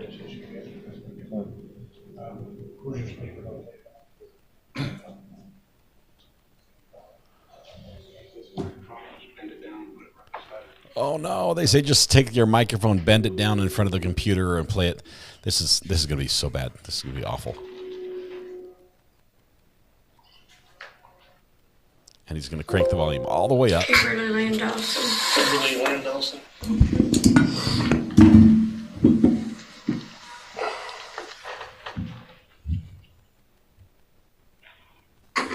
We're going to talk in just a second, okay, huh? Do you also go by Corlew? Well, I don't, but they put Corlew on. My social security card's got Corlew, my driver's license says Dawson. Okay. I haven't had my social security card changed. Okay.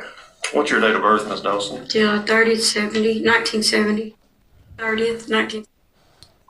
She messed it up, so I'm not sure what it was. Yes, the court streams this, Gail. The jurors that were already informed that this is going to be streamed on YouTube. And a good phone number for you. You have a cell phone? 615. We're probably not going to call her, so I'm going to just turn that off for a little bit. 5. Do you have a secondary phone number?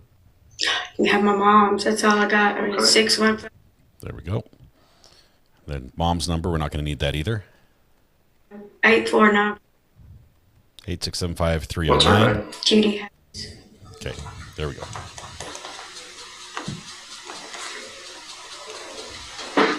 And what's your address where you're currently living right now? 9. Man, we're just going through all the personal data right here. Bon Aqua.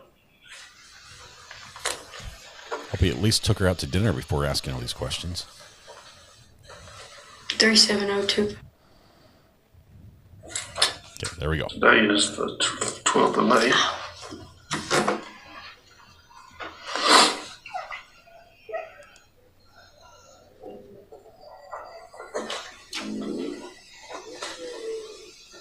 What are the noises in the background? All right. So, you were previously married at one point, right? Yeah, until the 4/21 of 2020.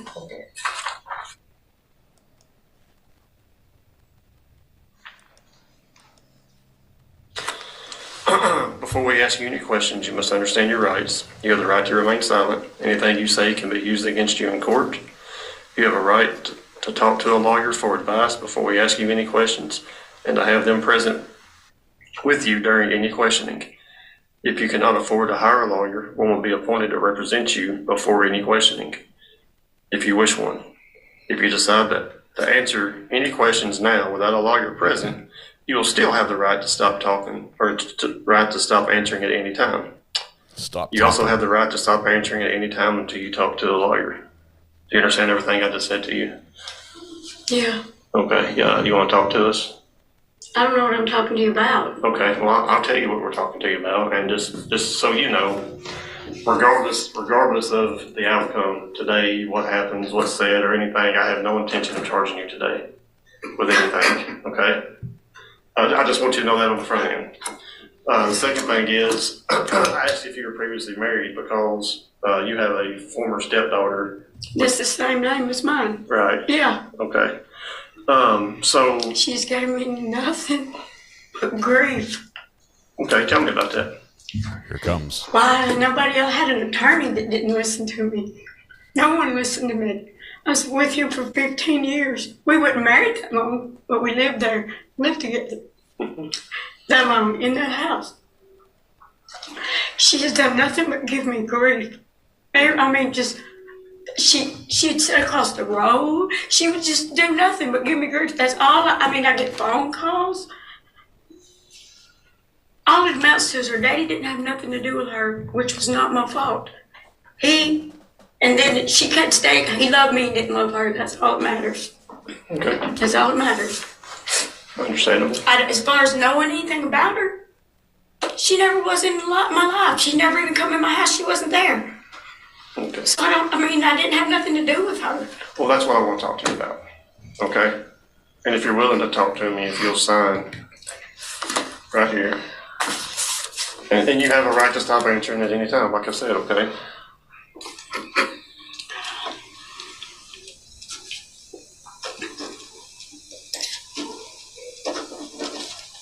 AJ, you got busted by a mall cop?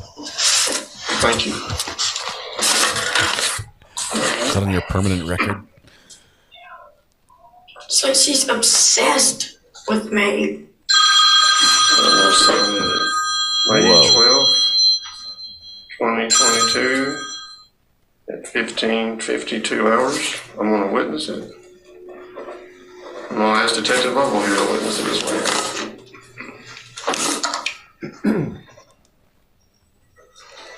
So I understand you've had a bout of bad luck with losing your husband, and It's 2 years I lost my husband, my sister, and my father last week. I'm sorry. It's never easy, okay? But there are some issues I want to get cleared up today. And, hopefully with your cooperation, we can do that and be on our merry ways and get everything put to bed, okay? So you don't really know Kimberly Faye? Is that her middle name? No, I don't. She never was in our, he might have had a few dealings with her dad did, but, as far as me, I didn't have nothing to do with her. She never come to my house. She didn't come in my house. And it wasn't by my choice. Rodney didn't have nothing to do with her. He didn't even know he had her until she was like 9, 10. So he got a thing in the mail for a DNA test. When was that? Okay. They're spilling all the beans. She was probably 9 here. or 10 years old. Okay. I wasn't with him then. Some 10, 12, 15 years ago, something like that. Well, she's same age as my daughter, I think. Right. I didn't have nothing to do with that. I wasn't. Me and Ronnie got together earlier before, then we separated, then we got back together. I think 14, 15 years ago. 15 years ago, yeah. You can look and see, it'll show. Because I got with him, right after that, been with him ever since. Okay.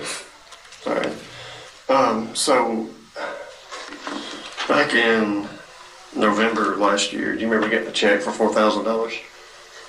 Yeah, from my insurance company. What was that about? I just had where I had my car had broke down and had my tow company come get my car. It was about for my car. It comes from my insurance company. Well, I had National General. I got my card and everything. National General. I can't think. I got my insurance and everything. So you're saying your car broke down? Yeah, my car broke down. I called the tow service, called the insurance company. They had to have my car towed, had to have my car fixed. Then I got a check in the mail from the insurance company. Okay. That's my insurance. What did you have done to your car to get to it? I had to have all kinds of stuff done to it. It just quit. It wouldn't do nothing. I was trying to rent me a place up the road from my mom's house. It was I got the receipts at home. Okay. I got the receipts. I got my insurance papers. I got all of it. Okay. Did you get any correspondence with the insurance company that you were going to be getting this check? No, I didn't Do you get remember how much the check was for? $4,000. I got bank statements. I can show you bank statements. I don't remember. I don't want to say no exact amount because I don't remember the exact amount. And It was around $4,000. Something like that. Where did you deposit it? My bank account. I have two separate bank accounts. I have my TriStar Bank and my Chime bank account. Your what? It's a Chime bank account. Chime online banking. Yeah, I have that because I have to have that for my work because I work 2 jobs. And that's where my paychecks. The only reason I have the TriStar account is because of the state. Because of my state. The state where Rodney, the house, we already finished all that. That's all that's said and done. That's the only reason I have the TriStar account. How do you access your is it CHIME? CHIME. It's on my, I got a card, it's a debit card. It's where all my paychecks go into it. The witness just snuck My a jobs, candy. I work 2 jobs. Both of them go into that account. What's the legal name of it? Is it Chime Bank? Is it Chime Online Banking? I guess it's Chime. It's Chime. I don't know. It's a white card. I got my card, debit card in my billfold. Pretty sure it's just Chime. Chime Banking or Chime. That's where all my paychecks do my work. Everything goes in that. Why do you have to have that bank account? I had that for my work. I didn't have a regular bank account until I settled the state. That's the only account I had. Okay. Where do you work? I work for Preferred Care and Health Angels. One's out of Franklin, one's out of Hornwall. Preferred Care? Preferred Care, Home Health, Preferred Care, and Health Angels through the VA, but that canceled because my dad died last week. Well, he was buried not this Monday, the Monday before. Okay. So you work at home health preferred care? Preferred care. Is that where you're currently employed right now? Yes. Okay. You got to Franklin? Yes. Every day. You said it's home health? Well, it's home preferred care, home health. What do you It's do? I home health care. Like they send me, I work in facilities or I work at home, but go to people's houses because I take care of my mom and take care of my dad. I work through the VA, work through the home health. That's how I took care of my dad. And then he passed away. We buried him not this Monday, but the last Monday. Okay. Sorry to hear that. So do you have these jobs solely to take care of your parents? Is that No, not solely to take care of them. Health Angels was solely for my dad, but I've got a new job through them, starting with a new client. And the other job is that's just how I made my living. That's how I lived. The second job is Home Angels? Health Angels. Health Angels. And it's out of Hornwall. Their business office is out of Hornwall, but they do like all surrounding counties. Out of Hornwall? Mm-hmm. I don't ask me the phone number. I don't know yet. That's fine. I got the cards. I got all of it. I got bank statements. I got all of it. Okay. So let's go back to your chime banking. Okay. What made you decide to get a online type bank? I had to have a card for my direct deposit. They only pay you direct deposit. Okay. They only pay you direct deposit. Did you already have your TriStar account when you got this account? No. I had my chime one first. No, I probably had a online banking one first. It's a different one I had before chime. Okay. So when did you start with chime? I don't remember. I don't remember the exact Was date. it after the death of your husband? Yes, I think. Yes, yeah, because I didn't have that. No, because I wasn't working there. Okay. I wasn't working there. I wasn't working there at all. The only reason I went to work is I didn't have no money or nothing till my estate settled. Everything settled with my husband. I had to work or I couldn't live. I understand. And I'm just trying to grasp, And it took me 6 months, probably 4 or 5 months before I even went back to work. Okay. So your car broke down. Yes, my car tore up. I had to have it towed. How much did you pay to get your car fixed? $2,000. Paid $2,000. $2,000. I got the papers on it. It might be more than that, a little more than that. I don't remember the exact amount, but I got the papers. I got everything in my glove box. Was it more than 2,000? Or less I'm than thinking 2,000? No, I don't remember. I know it's more 2,000. Was it 3,000 something, or was it still in the $2,000? I don't remember. Okay. I got all the paperwork in my glove box in my car. Okay. Because I kept it together, and I just renewed my insurance policy. Okay. For my insurance, National General, that's it. Okay. So around $2,000, yes, give or take. Probably more give than take in car repairs. And what was wrong with it? It come to be a water pump, a starter, solenoid. So it was several things. They put the computer on it, and it come up all kinds of stuff wrong with it. I'm still making payments on it. On what? My car. Who do you making payments with? Hang on. U.S. Auto. U.S. Auto? U.S. Auto. What kind of outfit is that? I bought it through Affordable Autos right there by Underhill Motors. Mm-hmm. What kind of car is it? It's a 2009 Nissan Murano. And you're still making payments on it? Yes. Is that a predatory dealership? It's 150 every 2 weeks, 157 something every 2 weeks. Is that with Al? Al still there? Is that a black guy? Mm-mm. No, it's the Affordable Auto. He's at the Underhill. Right there as you turn, like if you're going to go up the back way, like to go up to like Bulldogs and the fairgrounds, that little road. Okay, right so there. that's Al. Specialty Autos on one side. Yeah. I think his name is Al, but that was it. I don't know who owns it. It was a black guy. Okay. When did you buy it? I traded my truck for it. If you haven't got directions in the South, you're missing out. 2000 GMC, white GMC. What year did you buy it? When did you get this Nissan? No, September. I don't remember. Okay. I ain't had it a year yet. If you don't remember, it's fine. And where did you take it to get fixed? Nissan, Dixon. Here in Dixon? Dixon. I didn't take it. It was towed. through the insurance company, my towing thing. They sent the person out to get it. I left me stranded. They took me to get my truck so I could have a ride. What truck? I have a truck. You have another truck? Yeah. Okay, you still have it? Yeah. Okay, what kind of truck is it? It's a 2014 Chevrolet Silverado. It's not a four-wheel drive. Not a four-wheel drive. I think 14.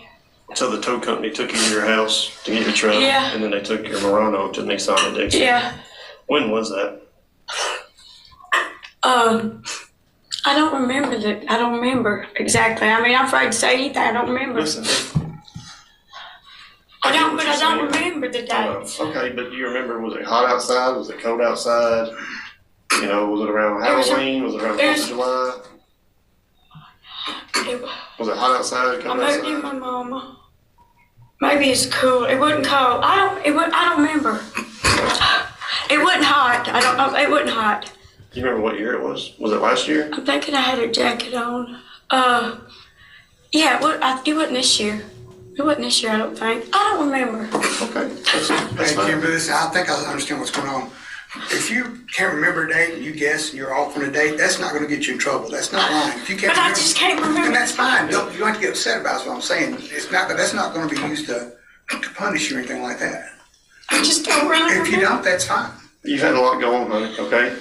You've had a lot going on, so I get it. I mean, everything is blurry and it all runs together. And I mean, ask me some things and I probably couldn't tell you either. So. I really can't remember. Okay. It's fine. Listen, I'm not trying to jam you up on that at all, okay? All I'm doing is trying to figure out how this stuff happened. I don't know what's happened. Okay, well, we're getting there, okay? I promise you, it's more about first, not telling you what time it is. I'm trying to tell you how to build a clock, okay? It's a process. So, in your insurance agreement, you had $2,000 in damages, a roundabout, give or take, more give than take. And you get a check. Did you get a notice that you're about to receive this type of reimbursement or refund? Or see, my mail got messed up because she moved in my house. She had my address. I had the same name as her. You don't know how bad it's been to get mail. It went to Kim's house, then it went to Mama's house, it go back to her house. I never got any of it. They didn't forward none of it. I had to have it changed twice. When post office got proof, had to move it. Had to have it in White Bluff when I moved. I had it moved up there, and then I had it moved up on Aqua. But it was 1216 I moved it to, and then I moved it to 9335 Old Bon Aqua. One of them was my cousin's house, and then one of them was my mom's. But my insurance company has all of my addresses. Okay. Do you receive any mail that you ordinarily don't expect, like from Kim? I ain't got nothing from Kim. Okay. Nothing. I get my bills. What bills I pay? I don't really have any bills. Do you get any credit card statements, any doctor bills, or anything from? Nope. She Kim? has all that. She gets all that. I don't get none of Rodney's mail. None of it. So I'm talking about from Kimberly Faye. No, I don't get nothing from her. Okay. I don't get nothing. But it's all I can do to get mine. I have to call. Do they ever accidentally send you her mail? I've got her in the past. I got her mail, but nothing lately. When's the last time? That was probably when I very first moved out of the house. I remember exactly March when I moved out of my house. Oh, this year? No, last year. I had to move out of my house. Alex stole it. Is that part of the? Yes, Your Honor. Ladies and gentlemen, just pause it for a second. Sometimes when we have these kinds of interviews or things, there will be some completely unrelated matter that's not admissible that'll come up during the interview. So we do a redacted version of that where they basically erase that part or block that part. So when there are gaps like this, that is because the parties have agreed to redact those portions of this interview that would not otherwise be admissible and are not relevant to what you're deciding in this case anyway. So I wanted to explain that to you. Don't worry about what is being omitted. Don't give it any thought whatsoever, but just trust that I've ordered them to redact that portion that I thought was inappropriate. So.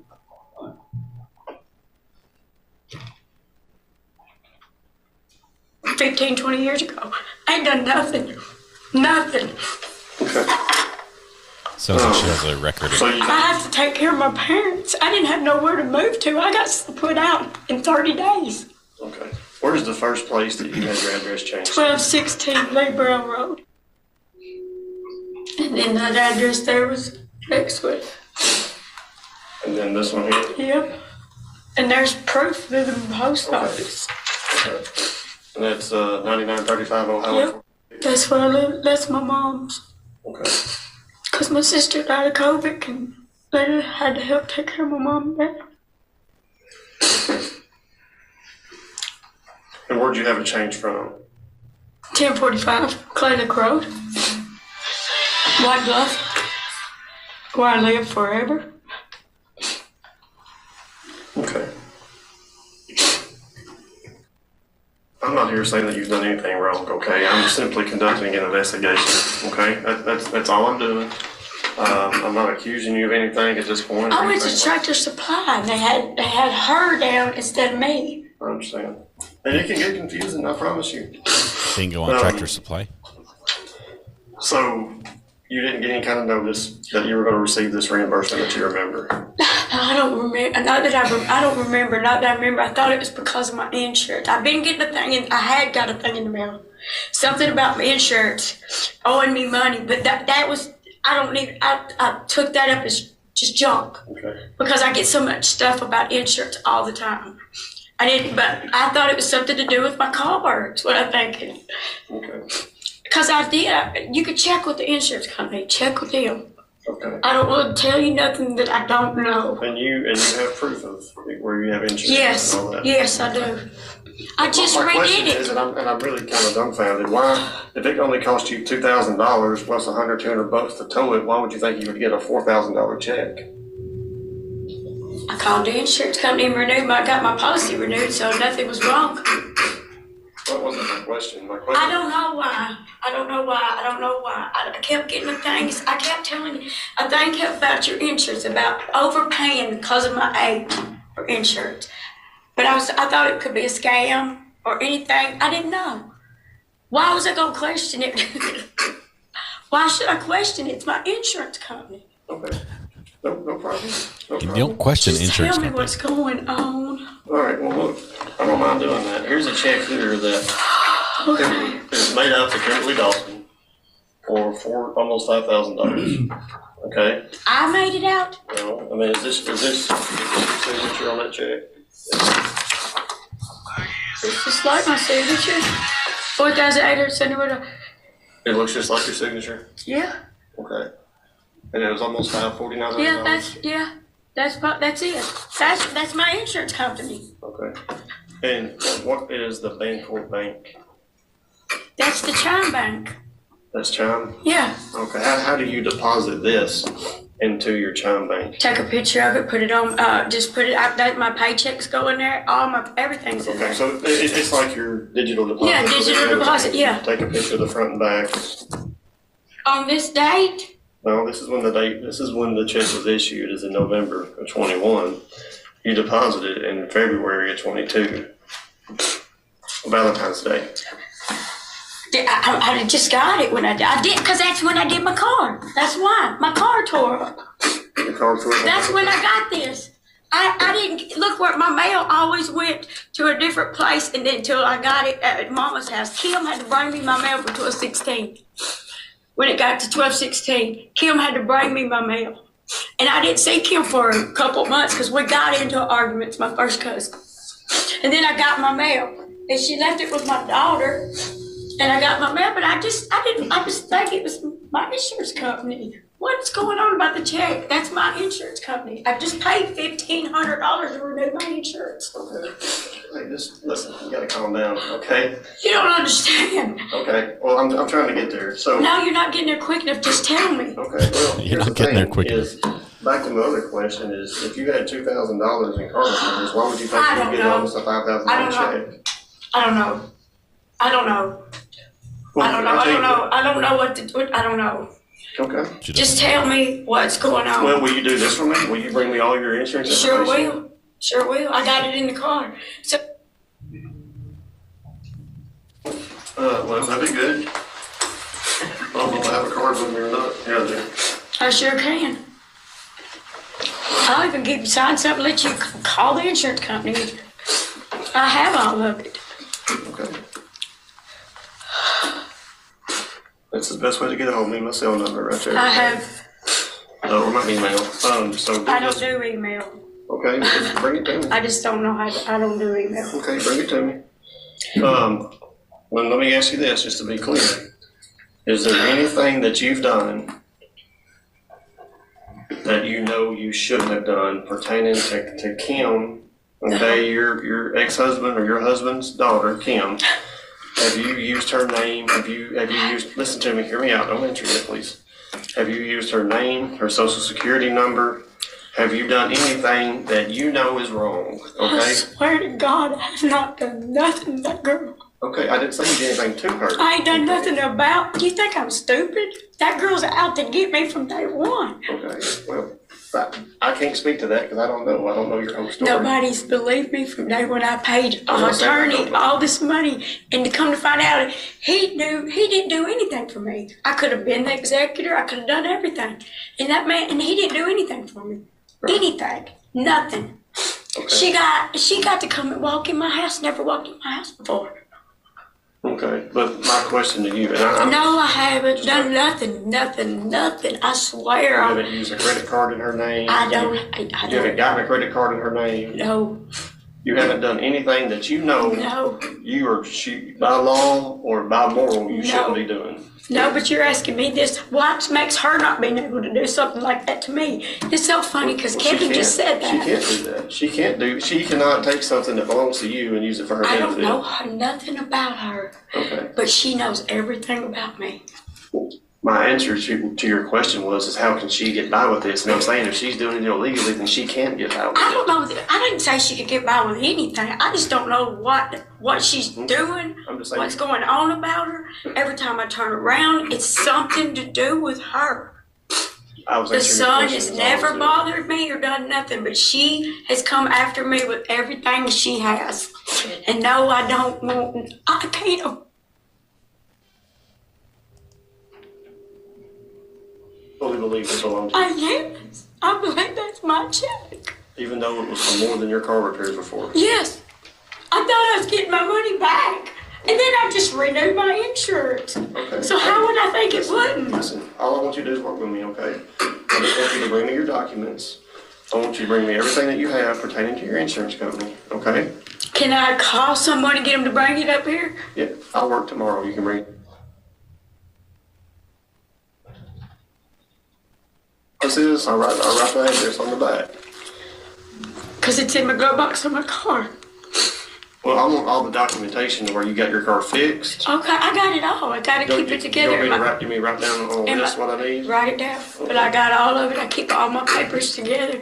Believe it or not, this is the first car I've ever bought by myself. The truck was mine, but I only got the truck because of the state. We're listening to a recording from the defendant. That was done in the presence of the witness. If you have any problem finding this, you can put it in your GPS in your phone. It's just across the street. Is it down here, right down here, or right here before you go off Square? Right after you go off the Square. Okay, it's where the Child Advocacy Center is. We're going to the lower part. Okay. Right across the road, like where people park to go to probation and then they walk across the road? Right beside there. Okay. Right beside the new courthouse. Okay? So I'm going to write down what I want from you. All vehicle insurance info, Nissan repair info, tow truck info. Think of anything else? Our banking information. And you bring me your bank account stuff? You do that? I mean, I want all statements from. I want you, if you will, I mean, this is all, I'm not making you do this. I'm asking you to do this. So I'll do it. I don't have no reason. I mean, I'll do it. TriStar. That's why I said I could call and get them to bring it. My TriStar bank account is, I don't know my account numbers. I can't remember none of my account. All you got to do is go for it. But it's all in my name. It's a TriStar Dixon. That's what you want you to do. From 11/1/2000. I know exactly when I opened my trust bank, the day I closed my estate was the day I got the check from my lawyer, and I went straight then and put it in the bank. I know, I don't remember the exact date, but Listen to me. Your TriStar bank statements from November 1st, 2021 to March 1st, 2022. And your Chime bank statements. I don't get a bank statement in the mail. I get a thing on my phone. That's fine. Bring it up there and we'll print it out of my office if you want to. Hey, listen, if you didn't do anything illegal, I'm not out to get you, Kim. I'm not out to get you anyway. I'm out to find the truth. I don't trust anybody. I understand that. I've had so much stuff done to me. But hear me out. If the truth is that you haven't committed a crime, then I don't care what happens. For once. For once. I did wrong, a lot of wrong. I'm the only thing my parents have. My mom. Or she went in the nursing home. I'm not there to take care of her. I don't want her. They sworn in today. My mama come back from Vanderbilt.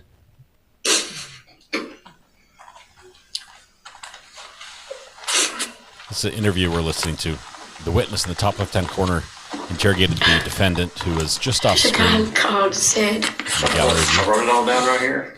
Okay, so I wouldn't have anyone bring your stuff today, okay?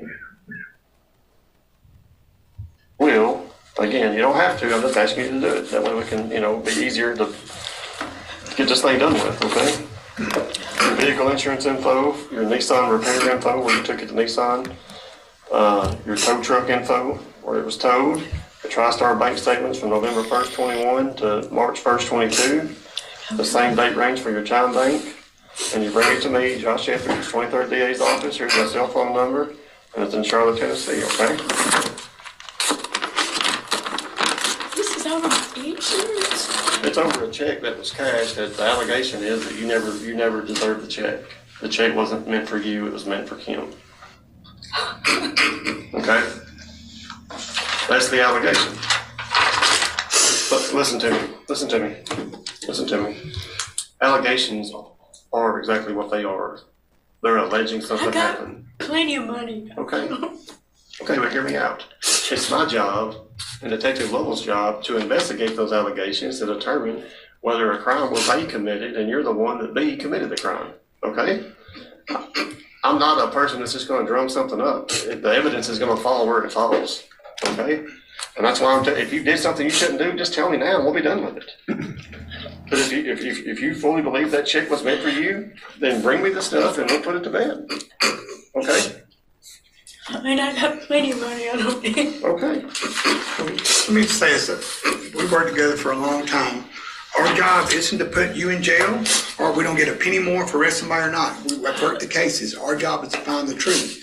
And if the truth is you didn't do nothing, I promise you, we're never going to try to put nothing on you that you didn't do. I'm telling you, I know you may not trust the police or anybody else, but I'm telling you, I got to sleep at night, and so does he. We're not going to lie on you. We're not going to try and, we go where the evidence takes us, and a jury will decide, or, a judge will decide what happened. All our job is to collect the information, follow up on all the leads, and present the case. That's it, okay? I promise you, nobody's here to do you harm. Nobody's here to ruin your life. That's, maybe back in the day, that's how people do. That's not how we do stuff now. We're held to a way higher standard than it was years ago. And what he's saying is the complete truth, Kimberly. I'm going to end on. I got $50,000 in the bank. I don't need $4,000. That's cool. So this, what I want you to do, I want you to calm down, and I want you to bring me that stuff, okay? If you will. Okay? It's not a command. It's not a mandate. I'm asking you to do that. I don't have no reason not to do it. Okay. So what's going to happen if I don't hear from you for a week? I mean, what should I think if you disappear? I have no reason not to bring it. If I don't come to you, I'm lying. Just straight out of line. Okay. Well, I don't want to think that, but. Because I got proof of all that. Okay, listen, again, my cell phone number is on the front of this card, okay? If something happens, you have car trouble, you have family issues that you can't make it, communication's the key. Okay? Communicate with me. I can come to you. You with me? Just communicate with me, all right? Okay. Okay, so she does have $50,000 in a bank account. She's got plenty of money. She doesn't need that $4,900. She thought it was hers. She cashed her daughter-in-law's I don't think I will. check, and she shouldn't.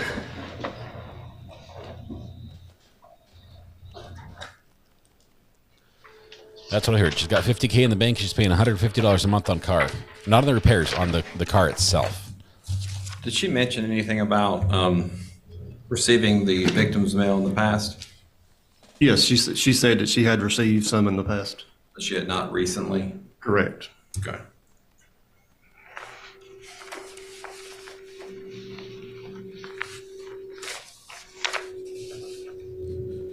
And the time that you heard from her, since now in the trial, it was to get more time, is that correct? Yeah, she had contacted me on May 16th, I believe, on or around May 16th, 2022.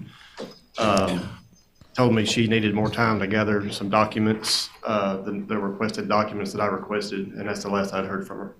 Okay.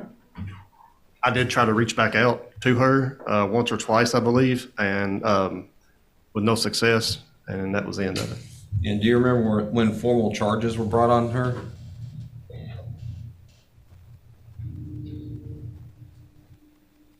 Later in 2022, in the summer 2022, I believe. Is that? I'd have to need something to refresh my memory. Okay. Did you take out a warrant, or did you go through grand jury? It was a direct presentment to the Dixon County grand jury. Okay. If I hand you up the copy of the indictment, would that assist your memory? Yes, it would. They took this to a grand jury. Honestly, these two should have been able to work it out on the phone, and it ends up in a grand jury, and now here we are in criminal court. When was a formal charge for theft and forgery taken out? It was a September term, 2022. It's okay if you don't know the exact date. That's fine. It has a filed date up here, August 26, 2022 at 11:54 a.m. It's the date it was filed. But would it have been presented in September? August or September, yes. Okay. Have that back.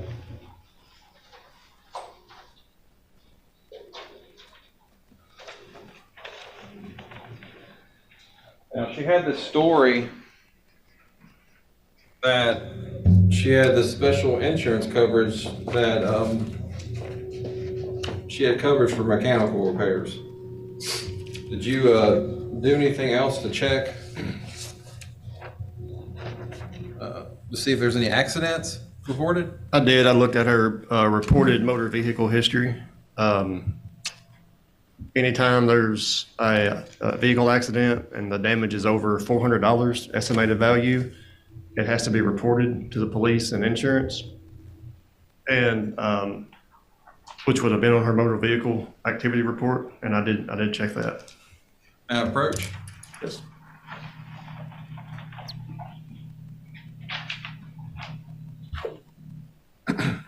And what did I just hand you? It's labeled State of Tennessee Department of Safety, and it's her motor vehicle report. Okay, and would that have any of her most recent accidents? Yes, it would have anything that I don't know how far it goes back. I think it goes back many years, probably to the beginning of your driving or when you were licensed in Tennessee. But I'm looking at going back. There's nothing recent from this time frame. Okay. Is there what's the most recent accident reported in her driving history?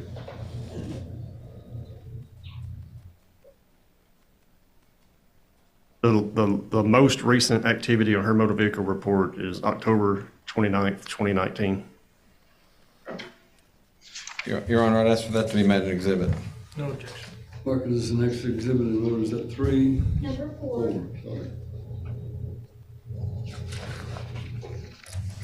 Now, she never provided you anything from Victory Nissan. Is that what your testimony is? I never got any of the things that I requested that you heard in the interview. I never heard from her again after May 16th.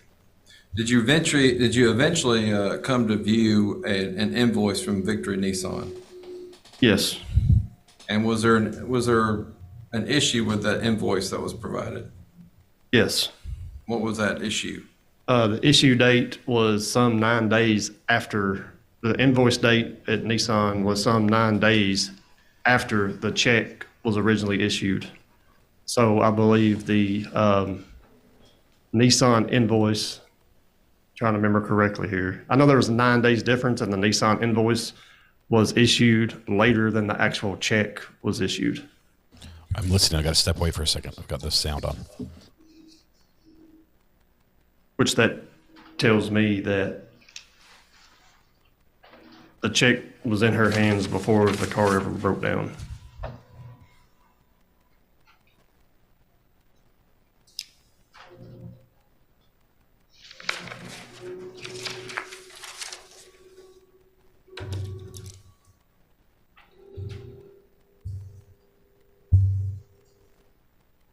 That's all I have this witness, Your Honor. Cross-examination. Good afternoon, Mr. Evans. How are you? Good afternoon. Good, thank you. Well, let's talk about this invoice for a second. You said you're speculating that she had the check before her car broke down. Yes. Okay. Well, at least before it was invoiced. Okay. She got, the only date you know of that she got the check was the 14th of February, right? Yes, February 14th, 2022. What's the date of the invoice? I believe the check issue date, and I'd have to look at it again. No, I'm if I talking could of the Victory Nissan, that you've reviewed this, right? Yes, I can't remember the exact day. I think it was February 20th, if I could look at it. You may. Will you read the top up there? What's the date of that invoice? Invoice date is February 11th, 2022. That's before she got the check, right? Yes, it is. Okay, so your conclusion's wrong on that, right? Well, maybe I misspoke, but the check was issued, I believe, on the 2nd of February. Will you tell me there's an RO date? Will you tell me the date that the vehicle came in? It's below I know there's a lot of stuff on there. It's below the February 11th. I don't know what RO date means. But the date that's there is February 1st. Is that not? That's correct, right? Yes, the date that's in this space is February 1st, 2022. And that's before the check was issued? Yes. Okay. I'll take that back. Since you've already seen that, and we're not making that an exhibit.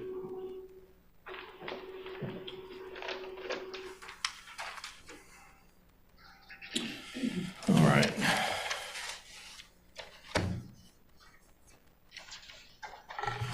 You'll have to forgive me. He's already covered some of the things I wanted to talk about, so I'm having to go through. It's fine. Now, let's talk about the investigation. You received this case directly from the DA's office. It didn't go through the sheriff's office. Correct. It was directly from my boss, General Ray Crouch. How did he get it? Do you know? I'm not exactly sure about that. And you talked earlier a little bit about how y'all get those. You get cases if it's a conflict with a police officer or somebody that works there. That's typically why y'all are brought in, right? It varies. That's just some of the ways that we get involved in investigations. Okay. But there's nothing unusual about this. You don't have any connection to Kimberly Faye Dawson, do you? No, I had never met her before February 24th, 2022. Okay. Now, you did interview her, Kimberly Faye Dawson, right? I wouldn't classify it as an interview. It was more of a meeting for her to give documents, her side of the story. I mean, it was information gathering meeting. I don't classify that as an interview. Well, yeah, but you talked to her. Yes, I met with her, yes. Okay. And you wrote an investigative report on this. I did. Your investigative report doesn't have anything about talking to Kimberly Faye Dawson in it, does it? If I could look at it and see. I think I put on when I met with her, maybe. I have to look at it and see. Well, I'll tell you what. The purpose of an investigative report is to keep up with notes of what's happened, right? What I generally do is a summation of the investigation and what it concluded. Okay. So you don't put everything in the investigative report? No. Okay. So there could be a lot of things that happened that were left out? Yes. Okay. Because you only put in there what makes your case, is that right? To some degree, basically the highlights of the case. All right. Let's talk about the interview with Kimberly Lynn Dawson. And I'm having to pause so I don't get them mixed up. And I know you even did that in your report. You superimposed the names, right? I mean, it's easy to do. If that's what I did, that's what I did. This is live right now. Whenever you talked to Miss Dawson, you learned that her husband died about 2 years ago. Yes.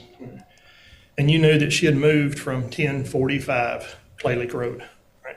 Correct. And she told you that her sister had died of COVID. Yes.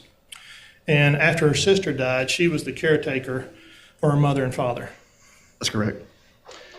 And she was their caregiver. Yes, that's what she told me. And she was taking care of her parents. Yes. And she had just buried her father the week before you talked to her. May I approach? Nay. Need to be on the record? Yes. Ladies and gentlemen, this is one of those instances I'm going to have to ask you to step across the hallway while I take up this objection. Jury's headed out. We're going to hear the objection, which is great. I love it when we can hear all these sidebars. I think we're almost done with the witnesses. State's going to rest. I don't think defense is going to call anyone. I don't think they're going to call. I don't know. Do you think she should go up on the stand? They shouldn't. I don't know. I really don't think it rises to the level of needing a grand jury in a criminal trial. You should be able to work this sort of thing out, I think. I think she does have something prior, about 15 years ago. That's one of the things they cut out. What, Mr. Brooks? Your Honor, the objection is relevance. The state fears that the defense is going to ask questions about the alleged traumatic events that the defendant has been going through at that point in time. And the state would argue that that bears no relevance to these proceedings. It has no probative value. It will only do, its only point is to draw pity and sympathy towards the defendant, and it's highly prejudicial to the state. Judge, we would respond that the jury has a right to hear state of mind. The jury's already heard it in her own interview. I mean, he's basically asking him, didn't she tell him these things? It's already been brought out in the audio you played. She makes those statements. Yeah, and he's put the burden on her to prove her innocence. So what I'm trying to do is get to... Who did? Mr. Etheridge. I disagree with your characterization. What you're saying is he put the burden on her to prove her innocence. He basically told her to produce whatever documents she had to verify her story. That's far different from that. But in any event, that really doesn't matter about this particular thing. I'm going to overrule the objection because I think the jury's already heard it. He's just simply pointing out. It also goes to the question of her state of mind at the time of the interview and why she may have made certain statements one way or the other. I think it's the defense is entitled to present the overall picture of how she, what her state of mind was at the time she did that. Let's go ahead and take our afternoon recess at this point. In any event, I think I have a couple of officers who are here to see me anyway. Not that I get an afternoon recess. He's complaining. Not. All rise. Okay, so judge has to take a quick break. Officers there to see him. It sounds like he's about to sign a search warrant. So judge is headed out. We get a little break. We'll be back in just a few minutes. I think this case is going to wrap today. I really do. Let's see. So the stepdaughter and the defendant have the same name, and that's how the bank thought it was okay to cash. Probably, yes. Same first and last name. The added to that is the insurance company of the driver that was on the hook to pay back the damage to the daughter's home, the stepdaughter's home, is the same as the insurance company of the mother-in-law. So there's a couple things crossed here. She used to live at that address. The mail was forwarded to her address because of her forwarding request, because they have the same name. So imagine all the daughter's mail pretty much got forwarded to the mom. Man. Yeah, but if you find a bag of money on the street, it doesn't make it yours. It doesn't make it yours.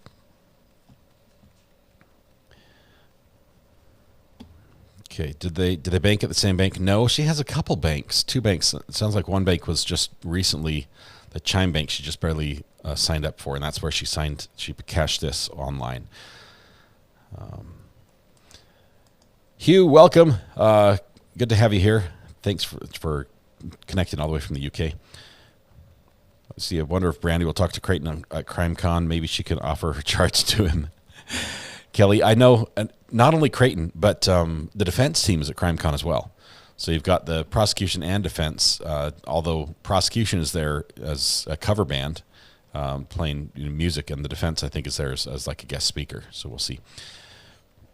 Wouldn't the insurance company include a letter with the check explaining what the check was for? They included on the letter the policy number or the investigation number. There was some number that corresponded with the claim that should have clued her off that there was something. But she just assumed that she was going to get paid by an insurance company because she called and had her car towed when it broke down, which is probably not a very good, not a strong position to come from.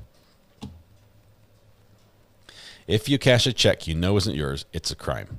What if the check has your name on it and it comes to your house? I don't know. This has some. If I were on the jury, I'd be like, look, you guys, look, ma'am, you've got $50,000 in the bank, apparently. Pay the money back. You know it's not yours now. Okay? Sorry, your insurance company doesn't pay for your car breaking. That's a bummer. But the check wasn't yours. You know it should have gone to the daughter. Just because you don't like her because she got the house, this doesn't make it okay. Recently received a $2,000 check from my insurance company because they did an audit and found we were overcharged. Had to call for an explanation. Wow, that is the bank pays a dividend to your makes a dividend error in your interest. I forget what the card is from Monopoly. Bank makes an error in your interest, in your favor, or something. We're probably going to stay and watch the end of this if the judge comes back quickly. He's signing search warrants in Tennessee County. So if you're expecting to have a search warrant served on you, they may be coming to you soon.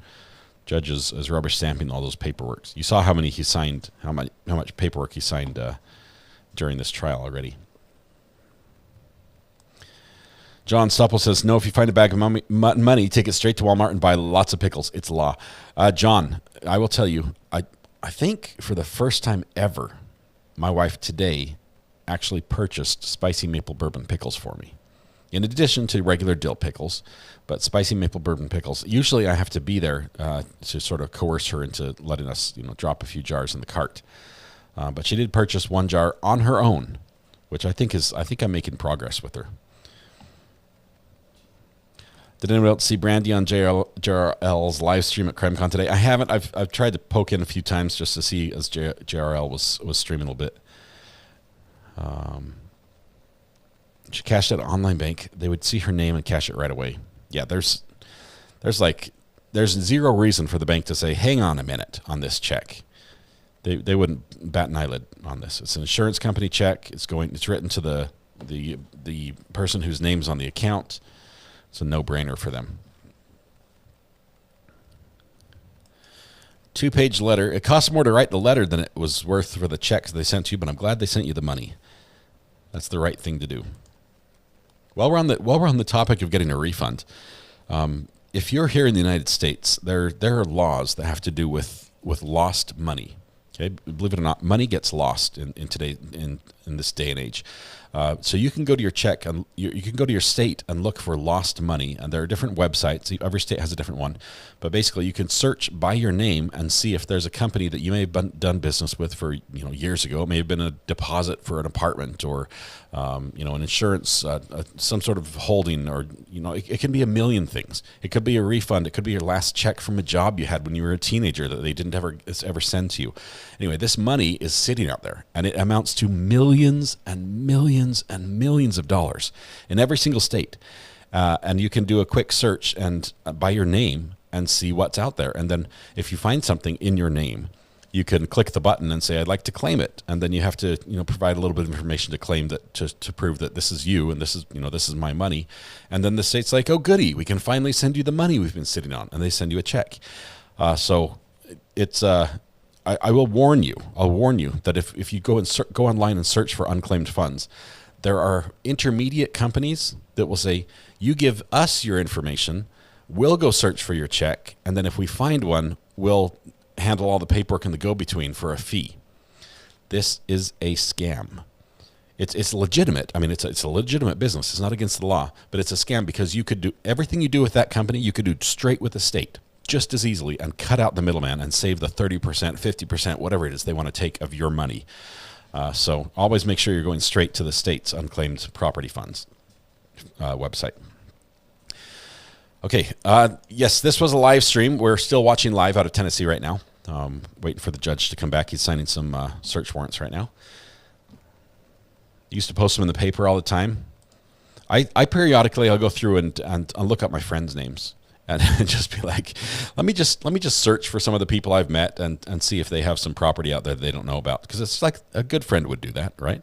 So if I'm going through them, like for Michelle Johnson here, Michelle, I'm gonna jump online and see if there's some money missing for you, and if there is, I'll reach out to you and say, hey, just FYI, there's $3.20 sitting out there in the state's unclaimed property fund for you. Anna Sweden, I thought you were here in my house. That would be freaky. That would be really freaky. Any news on Sarah Boone's case? Only that her lawyer is working and going to town, and maybe we'll be ready for this trial next month. It's very soon for him to take over the case, but I don't know. He hasn't filed any motions yet. We're going to see in the next hearing. I think it's on the 20. I think there's a hearing next week, right? Let's do a quick check on Sarah Boone. Okay, where are you at, Sarah? There you are. Okay. We go to Tiffany Moore Russell, Orange County Clerk Court Records search page.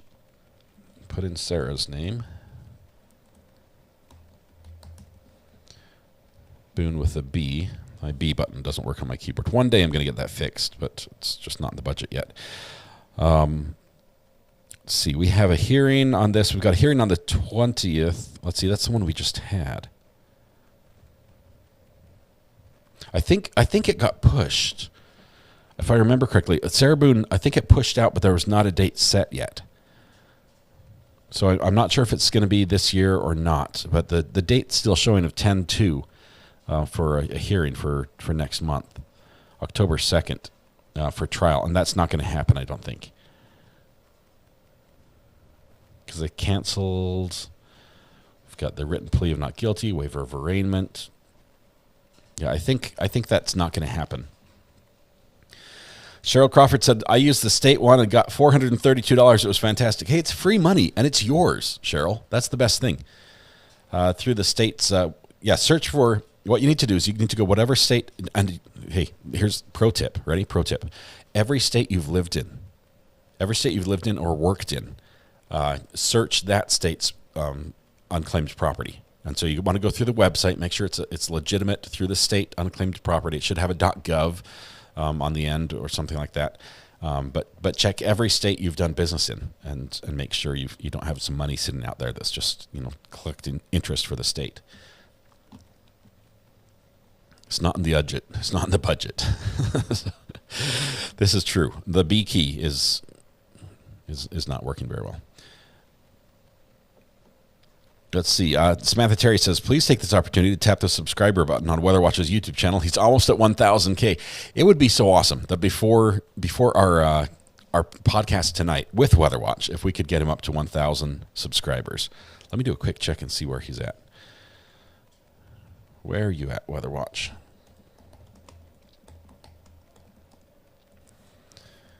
Let's see.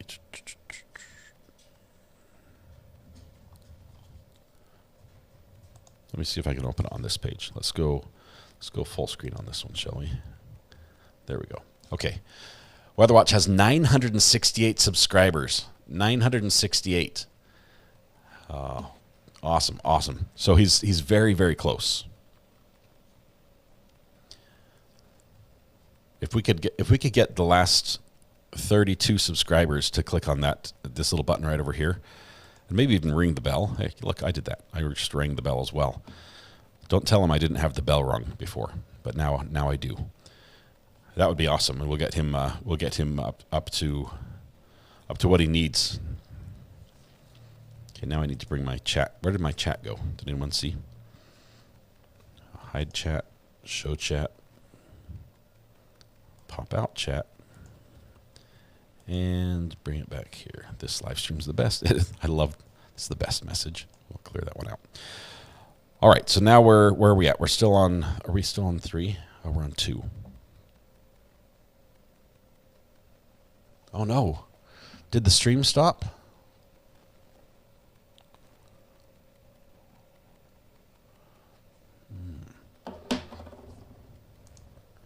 This is the best story ever. Look at this.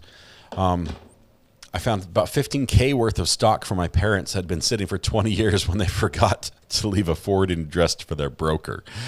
This can happen. The laws, they vary from state to state. But if you have an account that you have not interacted with in a certain number of years, the balance gets moved and transferred to the state. Fun and Funky, welcome.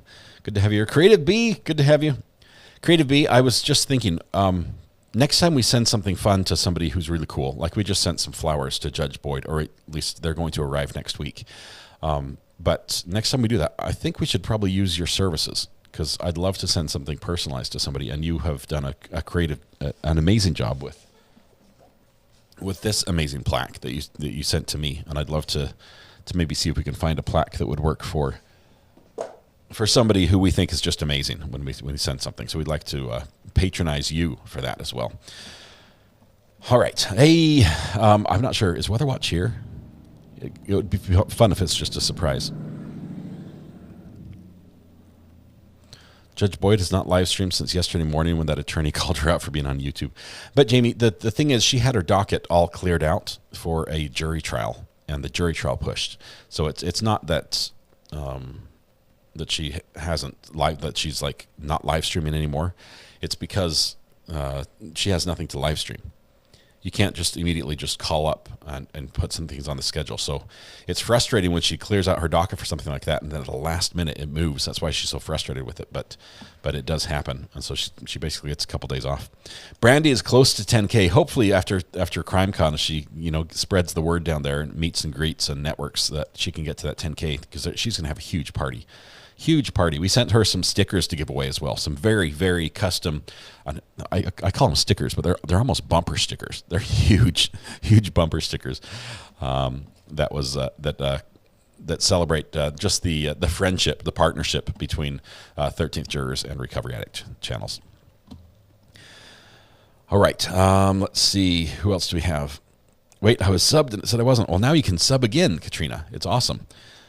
Sarah Boone trial has been delayed till October 2nd. Aunt Betsy, I think that's the original date. I think it's going to be pushed beyond that. We just haven't seen an update. Oftentimes out of Orange County, the court is very slow to update the records. It even takes a week. Like when Sarah sends a letter to the judge, it takes a week for the letter to get posted. Okay, there's the link for Weather Watch. So we've got the Creative B, Debbie, who made the plaque that sits behind me on this view right here on the wall. She made that one. It's actually sitting next to me, but I made a picture of it on the wall. she does a great job. If you have a company or something where you need to recognize someone who's gone above and beyond or met a milestone or accomplished something, and you want to make it personal and really mean something, Debbie the Creative Bee can help you out. Can you, John says, can you still search for lost funds if you're in a witness protection? Asking for a friend. Talk to your contact first before you do that. Oh my goodness, he's at 992. He's so close. 993. We're going to get there. He's at 999, says Lisa. Who's going to be at 1,000 members, says Janice. Thank you very much. That is awesome. Look at that. Weather Watch is in the house. Says you guys are awesome. We'll have to give him a hard time tonight, or we'll cheer him on. Really, is what we'll do during the podcast, because that is a huge benchmark. It is so exciting. It's so exciting. That is awesome.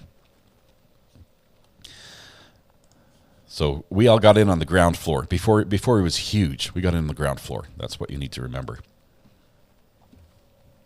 Okay, we're missing the judge. The video I was watching disappeared. So let's see. Where's he at?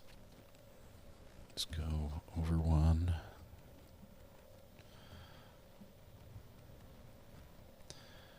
We're out of Tennessee. There it is.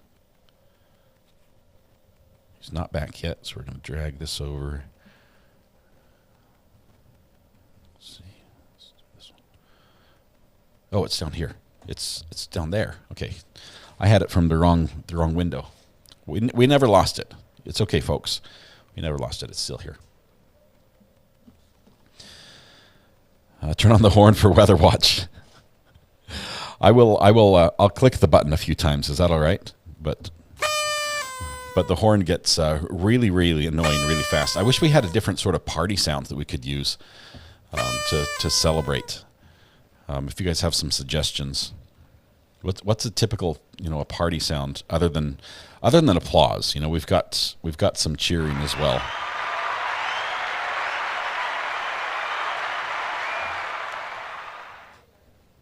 What topics do we cover on the podcast? Angelica with a J, we cover a couple things. We talk about a little bit what happens during the week on the channel. We talk about some of the major events that are going on.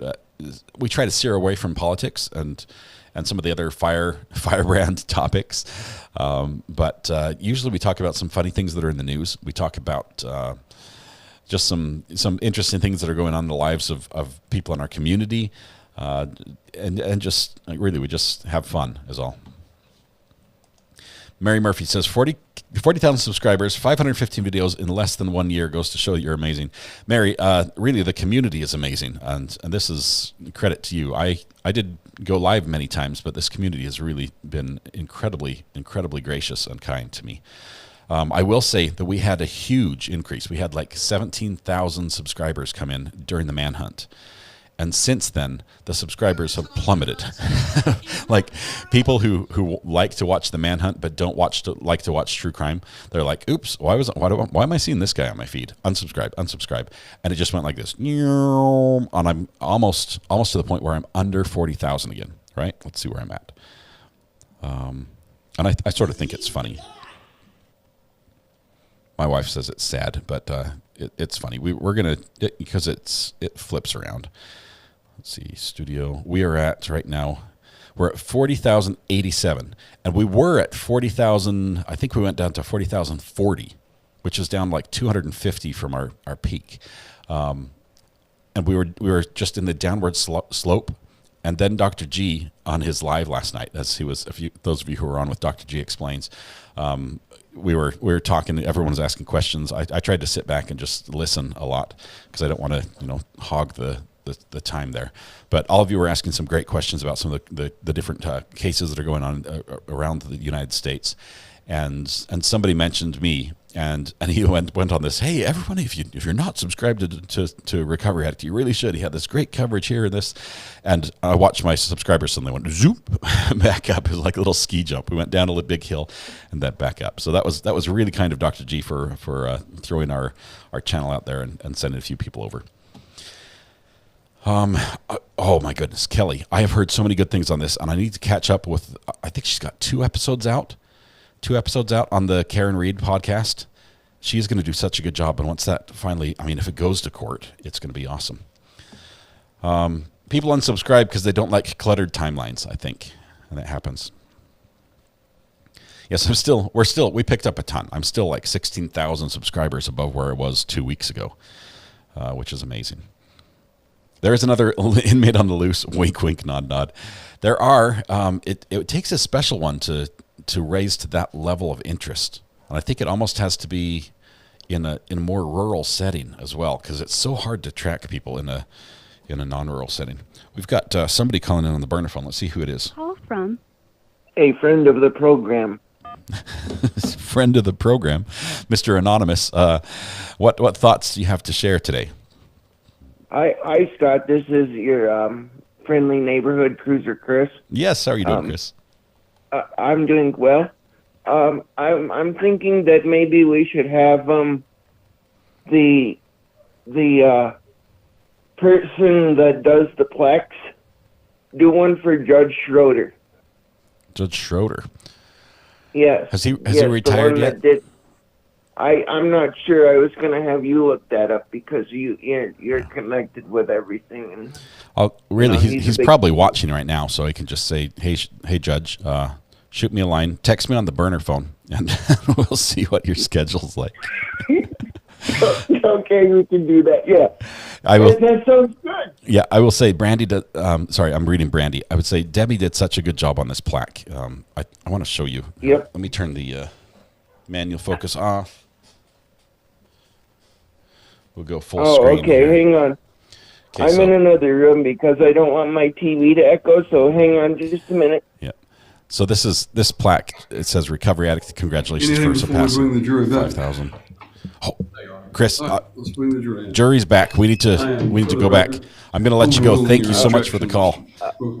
Okay, thank you. Have a good day, Scott. Bye. Let's just don't belabor the point, and I think you're entitled to question about what she said. I don't even remember what I asked now, to be honest with you.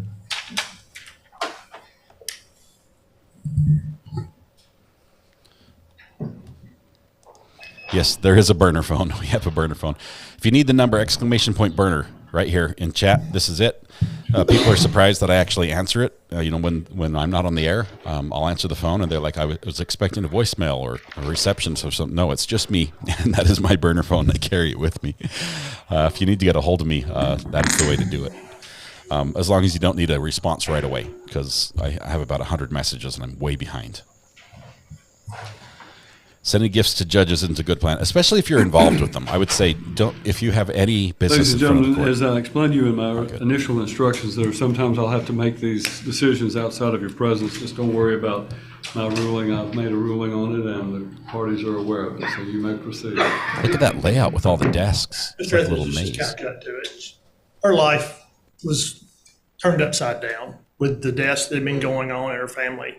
Do you agree with that? Yeah, she has a rough time. Yeah. Okay.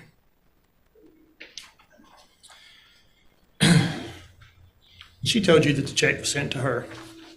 Yes, she did. And you don't have any reason to dispute that, do you? No, I don't. Okay. There's no allegation that she went and took the check out of a mailbox or anything like that? No. Okay. She also told you that she thought she had overpaid for her insurance due to her age, right? She said that she had just paid her insurance. I can't remember if it was, she said overpayment or not. She thought she was getting some money back from her insurance, I believe. I can't not remember her saying that. I just remember her saying that she had just paid $1,500 for her insurance. Okay. That's a lot of money for that, right? Yes. Okay. This is the lead investigator. Now, you wanted her to bring you the documents, right? I did. Okay. You could have subpoenaed those documents yourself, right? Are you talking about the documents that I asked her to bring? Yeah. You could have subpoenaed her insurance policy, right? There was nothing to subpoena when it came to a mechanical reimbursement.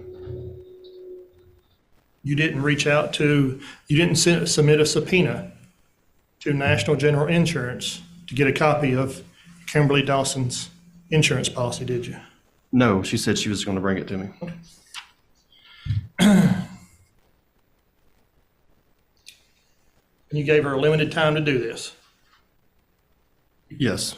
Well, I gave her 5 to 7 days or so, but I also told her, if something happened, to reach out to me. She had all my contact information. Told her just, I could come to her. That communication was the key.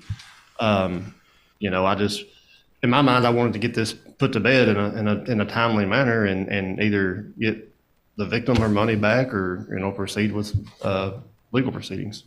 Well, Miss Kimberly Faye Dawson did receive her money, right? The insurance company cut her a new check, right? Yes. Okay.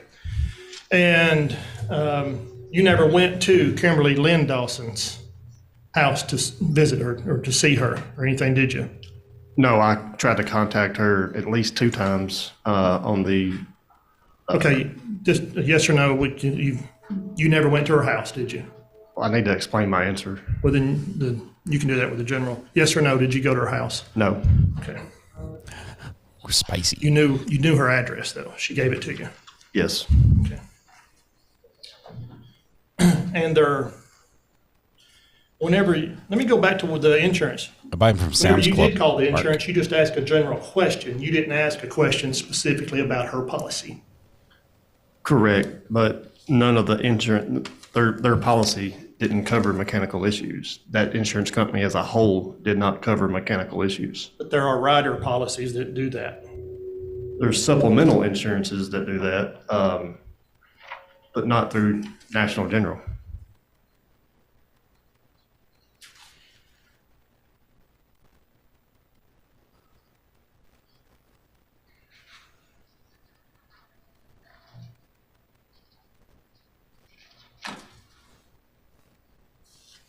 So basically, once after you interviewed her and she didn't bring that to you, that was kind of the end of your investigation. You took it to the grand jury and presented it. After she told me that if she didn't show up with it, she was lying. But you didn't subpoena any records or follow up to verify whether she was lying or not. You left it on her to do that. She was more than, in the interview, more than willing to comply with what I was asking her to bring to be done with this. And the way we ended the interview basically is I asked her, as you heard, if you don't show up with this stuff, what am I to expect? And she said, then I'm lying. I lied about this. She was taking care of her mother at that time, wasn't she? That's what she told me. Okay. And her mother died 3 months later, didn't she? I had no knowledge of that. Okay.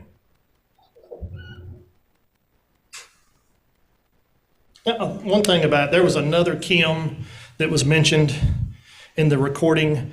She said her first cousin Kim, but that's unrelated to this, right? That's a third Kim in the mix, but it's not Kimberly Faye Dawson, it's not Kimberly Lynn Dawson, right? It was my interpretation of that she was talking about the victim, Kimberly Dawson, Kimberly Krantz, and that she had brought mail to the defendant's daughter because the defendant and the victim had been into an argument with the first cousin. That was my interpretation. Okay. Well, you were in here earlier. Whenever Kimberly Faye Dawson testified that they didn't talk. Yes, correct. I thought you were talking about the interview and what was said in the interview. I interpret that as being the victim, Kim, taking mail to her daughter. That was my interpretation. But they weren't first cousins. They were stepdaughter, stepmother. The third party that you're referring to, I'm thinking is the first cousin that they had an argument with. Yes, that was my interpretation. Okay, but not these two. Correct. Okay, so we've got a third Kim in the mix now. We've already had two. Now we got a third one. No, I think the Kim she was referring to is the victim, Kim, and then she didn't name the first cousin. That was my interpretation. Okay, that was your interpretation, but it's confusing. Yes. All right. She repeatedly told you she had signed something where you could get records, whatever you wanted, right? She told me that she would sign a release to her insurance company to give me whatever I needed. Okay, let's get late. Yes or no would be great. She repeatedly told you she would sign whatever for you so you could get whatever records you needed, right? Correct? Yes. Okay.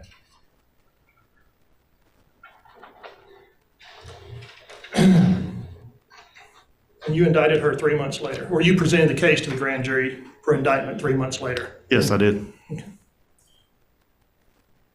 This is in Tennessee. Karen, we're in Tennessee.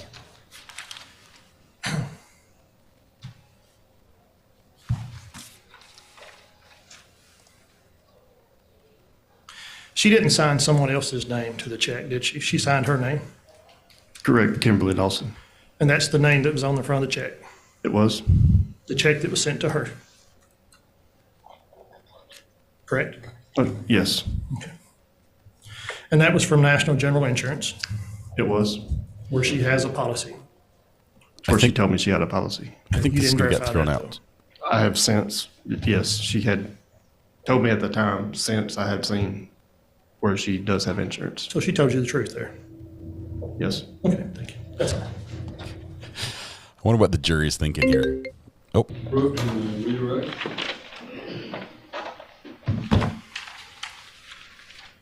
It's asked if you ever went to the defendant's house. Why didn't you go to the defendant's house? She told me she was going to bring me the requested documents or meet up or however way we could get them. And she called me saying that she was still needing time to gather documents, even though she told me in the interview she had them all in one place in her glove box, I believe. And then when I contacted her again, and then again after that, at least, got no response from her. Okay. And the defense alludes that you did not subpoena any of these records. How did you verify? How did you verify or disprove the defendant's story? Can you re-ask that? I'm sorry. What did you do to verify the defendant's story? As far as her having this claim? Correct. Made a phone call to the insurance company to ask if there was any such policy that would cover mechanical within their company as a whole. And at that point, was there any necessary steps to subpoena any further? No, there was literally nothing to subpoena. There was nothing to subpoena. And is that also the importance of the driving history to ensure that there's no accidents? Correct. Like I said, October 2019 was the last activity, most recent activity on her driving report, which was a few years prior to this incident. And since this incident, or even when you were talking to her, did she ever attempt to make restitution? No, she told me she had around $50,000 in her bank account.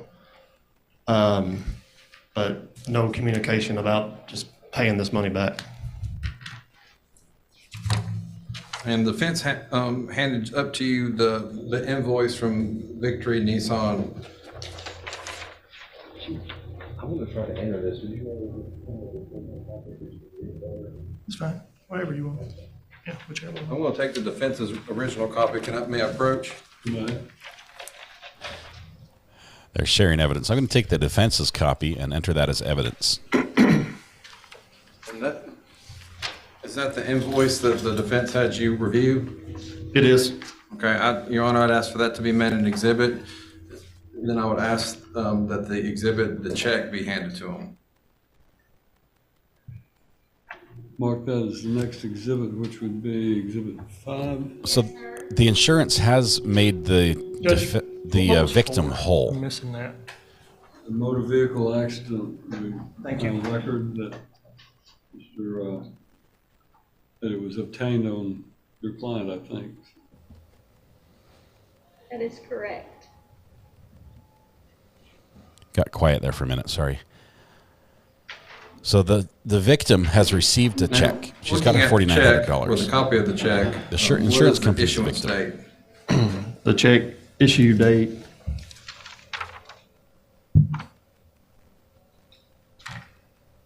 Uh, 2/2/22, February 2nd, 2022. And it's fair to say that we have no way of knowing when the defendant actually received the check, correct?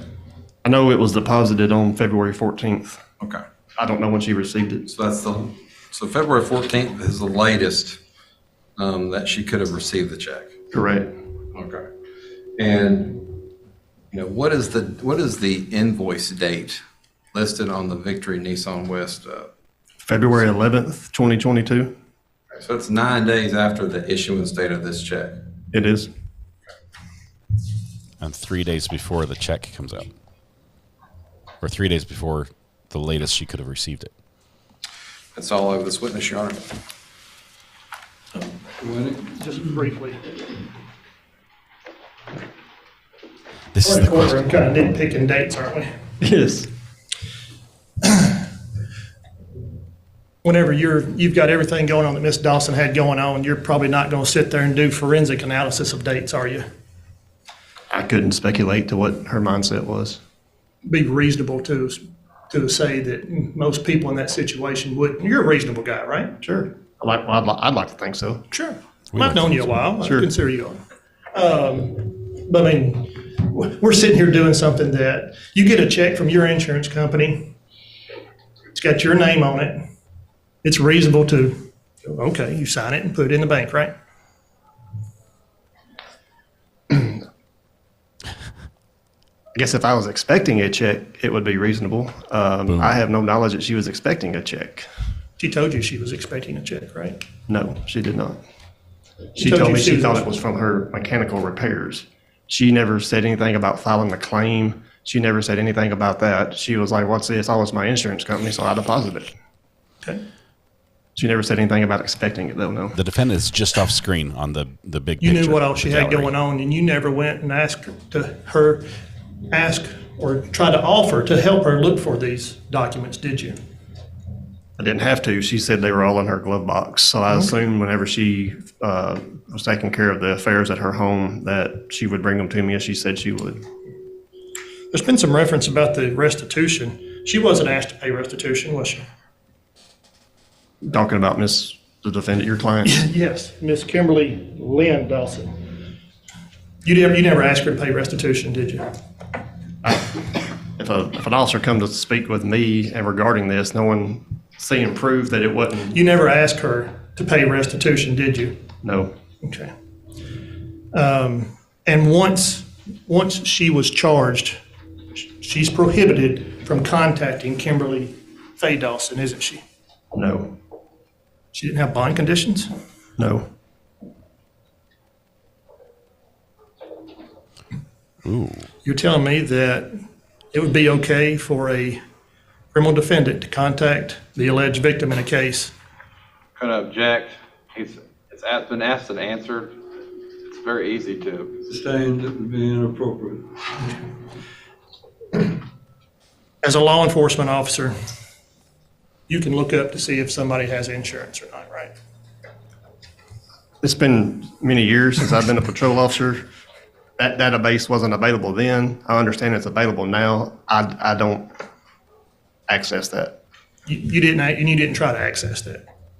No. Okay, thank you. Mr. Brooks? Nothing further, Your Honor. Mr. Etheridge, you may stand down. State may call your next witness. That is the state's approved. State has rested. Mr. Wayne. There we go.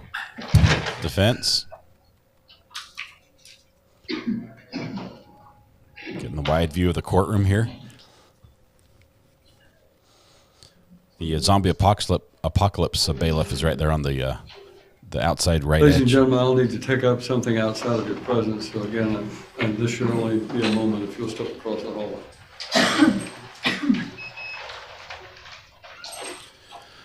So now we're going to have a brief voir dire. Oh, look, defendant's walking up to talk to the defense. Or sorry, the victim. Counsel, have you reviewed? They've already Have rested. you given them a copy of this? Final charge has been drafted. I've looked it over. I don't see there was any problems with it, so I'm going to have her go ahead and draft the final charge. Let's see if she's going to testify in her own defense. Give the jurors. Do you want to have an opportunity to look at it? I'll give you a copy. I'll give you my copy to review, but it's pretty straightforward. Yeah. We're printing them a copy. Do you need to talk with your client further before we begin? No, I don't need to on that, but I'd like to be heard on whether to include mistake of fact as a jury instruction, which is 40.01. To be included, what? Mistake of fact, that's the pattern jury instruction number 40.01. And I have copies of that. It'll help the court. Mistake of fact. jury instructions can make and break a case. So if he can get something in there that will cause them to have doubt and say, hey, maybe this isn't, maybe there's another outcome we can do. The judge is looking it up in his big book right now. I have the actual book. Let me see. Let me see what he's proposing versus what. Wants to make sure everything's the same. Too cheap to buy the book. I think a lot of it. I'm too cheap to buy the book. This is a quick trial. I don't think defense is going to call any witnesses unless they call the defendant, and she may take the stand in that case. She's adamant, but the danger is she can go off the rails a little bit on her responses and sink her own ship. I think they're better off with her not testifying right now.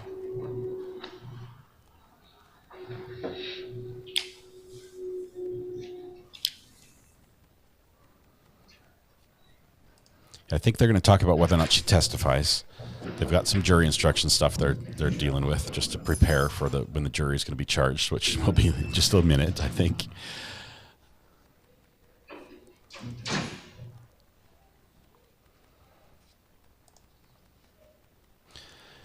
Frenchie Mom, it's curious. I wonder if the daughter thought she was expecting the state to do something else, but they rested. Do you have any position on that?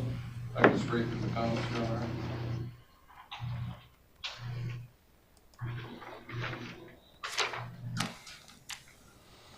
Typically, jury instructions should include everything that's pertinent to the case. So the jury doesn't have to know everything about the law, but they know everything about the law as it pertains to the charges in this case. This is her at the very edge. Yes, you can see her shoulder next to the defense lawyer.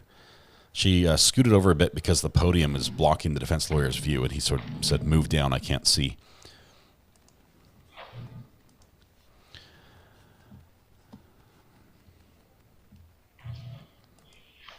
I think that would be the next step. That would be the right thing for a defense lawyer to do right now, is to ask for a dismissal, because they haven't proven the elements of the charge, which I haven't heard. We'll have to look at the actual charge and see what the elements are in Tennessee. But it would be very, very difficult to say she had intent at this point, especially considering the pretty good cross we got from defense. Your Honor, I just briefly argue that the couple mental state required for forgery and theft is a knowing intent. Proof has been put up there on the stand that the defendant was potentially expecting money from insurance. She received a check from her insurance. However, there's things that should have put her on notice that this was not her check. One, the amount for the said check was quite a bit more than what she was expecting. She was expecting around $2,000 for repairs to her vehicle, and by her own interview, and she received a check subsequently for $4,900, and she did not question that.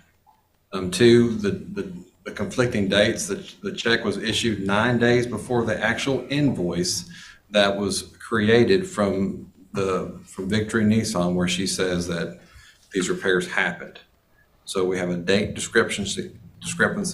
We also have a insurance. The insurance claim number is also on said check. That should put the defendant on notice that this is not her money. I'm not expecting her to check the fact that the culpable mental state is knowingly. The state would provide that mistake of fact or ignorance is not appropriate in this case. We don't need to argue it, Mr. I'm of the opinion that the evidence in the form of her statement has fairly raised this as a possible defense. Okay. It's going to be included. And the comments on the proposed instruction state that the defendant need not testify in order to ensure the general defense is raised and approved. So I think under the circumstances, if you listen to her statement, then it goes, it does raise the fact that she thought this was for her and so forth. So that would generally raise the issue of mistake of fact. The argument that you make is a very compelling argument to be made to the jury as to why that's not a proper defense. But as far as being able to charge it, it is raised by the evidence in the case, and therefore the jury will be charged it. Then that will be an argument you make to show them why that they should not find that be the case. So I know you'd like to be heard on it, Mr. Wayne, but I don't see any reason to do that. When I get what we I are want. going to include the 40.01. I'm loving this With trial that as well. addition, I'm going to have Ms. McKinney go ahead and draft the final charge, and then we will be ready to proceed. So what about proof? Yes. Are you going to offer any proof, Mr. Wayne? No, Judge. Okay, so We nothing need from to do defense. a MOMON hearing for your client then. Pardon me, Judge. We need to do a MOMON hearing if your client's declining to testify. Yes, Judge. So Ms. Dawson, if you'll come around, I guess, to the podium, please. Okay, so this is the defendant who's walking up to the podium right here. This is all, and Mr. Winnick can come up with it. This is only about making sure you understand your options about testifying. Raise your right hand and let the clerk place you under oath. Do you solemnly swear or affirm that the testimony you're about to give in this case is the truth, the whole truth, nothing but the truth, so help you God? This is the whole truth. You are Kimberly L. Corlew Dawson, is that correct? Yes, sir. Ms. Dawson, you are the defendant in this case, and I'm sure that you understand your rights. Do you understand that you have an absolute right to testify in your own behalf at this trial? And if you choose to testify, no one can stop you from testifying. Yes, sir. You also understand that you have an absolute right not to be compelled to testify, that under the Fifth Amendment and all other constitutional rights, you have every right to decline to testify, and no one can force you to testify against your will. Do you understand that? Yes, sir. You understand that this is a right that you must exercise and make that decision? And have you and Mr. Waynick talked it over, and have you discussed with him the pros and cons of you testifying? And do you believe that you've reached an agreement with your lawyer that this is in your best interest not to testify? Yes, sir. So is it your voluntary and informed decision not to testify at your trial? Yes, sir. All right, then I find that she has made an informed decision, and we'll be ready to, counsel will, when I bring the jury back in, I'm just going to simply state the state is rested. And Mr. Waynick, do you have any proof to offer? And then we'll move to closing arguments. All right. Closing arguments are going to be 10 minutes or less. We're ready for the jury. They're going to be really quick. Bring the jury in.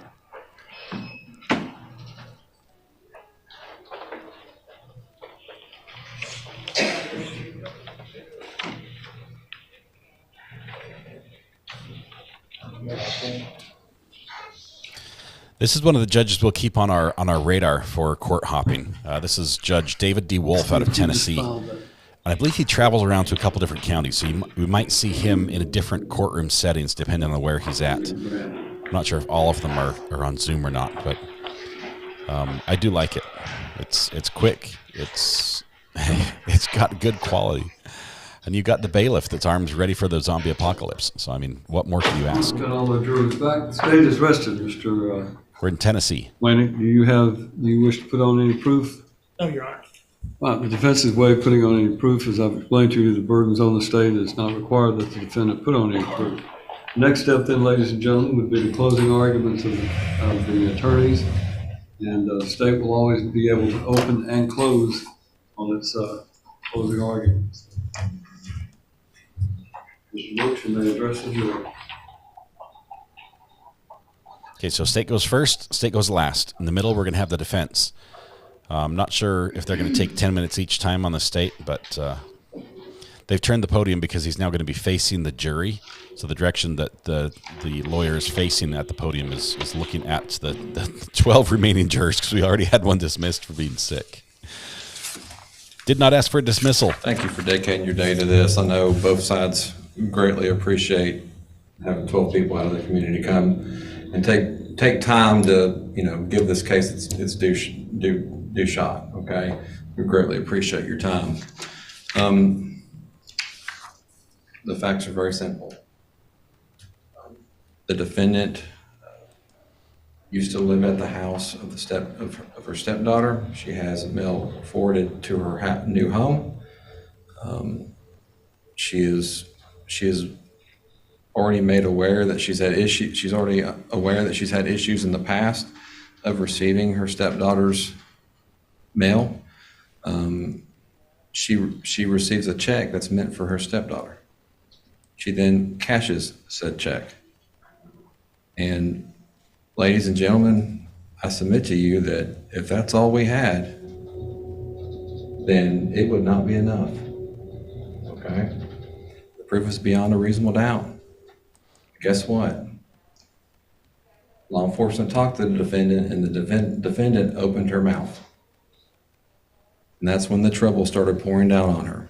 And that's when this case started cinching up and getting tighter and tighter and tighter. Because then she let us know exactly what was going on in her head.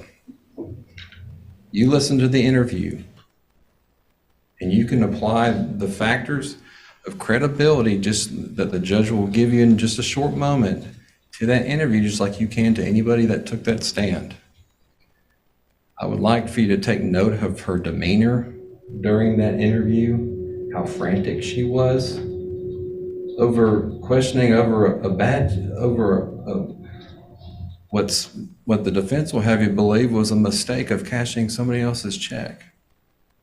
But take note of how frantic she was. Take note of the calmness of both detectives as they question her, as they try to calm her down. Does she have reason to lie? Of course she does. Because she intentionally cashed a check that wasn't hers. That's the short answer. And she gave some bad excuses. Some really bad excuses. One, she claims to have very uncommon insurance coverage for some reason she thinks her insurance covers mechanical breakdowns in her vehicle. That's question one. We've been trying to reach you about your car's extended warranty. Investigator Etheridge, why didn't you do this? Why didn't you do that? When in fact he did follow up. He called insurance. He checked that box. It's his testimony that they do not give such coverage. So at that point, there's no further need to subpoena any more records. He knows that they do not give such coverage, and that is the defendant's excuse, that she's waiting on an insurance check for vehicle repairs, not for a vehicle accident. But the defense is going to argue ignorance or mistake of fact. But there's several factors in this case that would lead any reasonable person to not make that mistake or have that ignorance. One, she does not have that coverage. That was confirmed by a phone call to her insurance company. She does not have that coverage. And two, the invoice that was created for this so-called repair was 9 days after the issuance of the check. You can have access to the exhibits backstage in the back. Check the dates yourself. The noise we're hearing is the printer as the clerk's printed up the jury instructions. And this check is almost more than double the amount she thinks that she says she thinks she's getting. She thought she was getting around $2,000. She ends up with $4,900. In reality, she saw that check and goes, bingo. She's already put on notice. She admits that she has received the victim's mail in the past. Because guess what? This is a weird situation where they both share the first and last name at that time. But there's several factors in this case that any reasonable person wouldn't believe that's their check.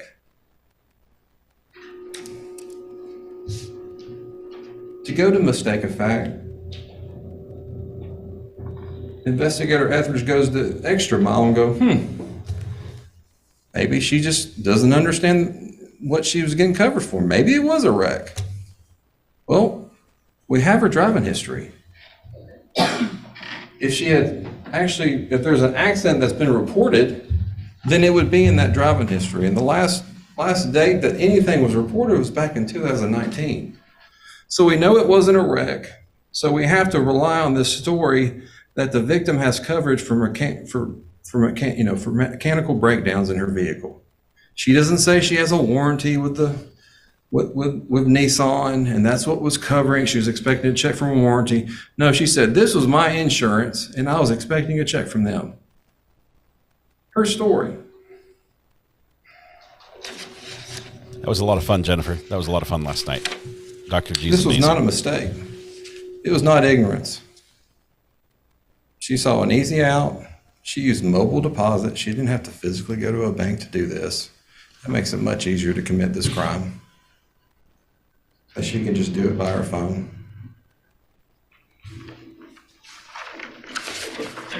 This is closing. It's the initial closing by the state. They'll have some rebuttal at the end. Every other witness on that stand had no reason to lie. Our victim, Stephanie Krantz,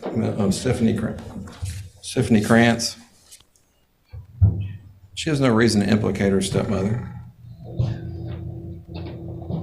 She has no reason to. She just reported. Her name is Kimberly. Reported it as a matter of fact. Her name is Kimberly. I didn't get my insurance check. I looked into it. It was cashed. They don't know this who the victim signature is. is on this insurance check. It's not my signature. Well, did you give anybody else permission to sign said check or cash that check? You said no. Okay. Well, has anybody reached out to you to make this right? No. Okay. The defendant is not required to put up a defense. The defendant is not required to prove her innocence. However, in her interview, she offers this information. She says, yes, I'll get that to you. And then the investigator Etheridge said, well, what does that mean if you don't? Then I'm lying, is her response. This investigation had been open several months before formal charges would have been taken out. And by the defendant's own admissions, she had money. And if any reasonable person that was not in the business of stealing was confronted, hey, you made a mistake. If that person had the means to make it right, they probably would have a reasonable person would have made it right by now. But no, it's because the defendant had the intent to deprive the victim of this property. And she had no intent to give it back. I'm not a camel.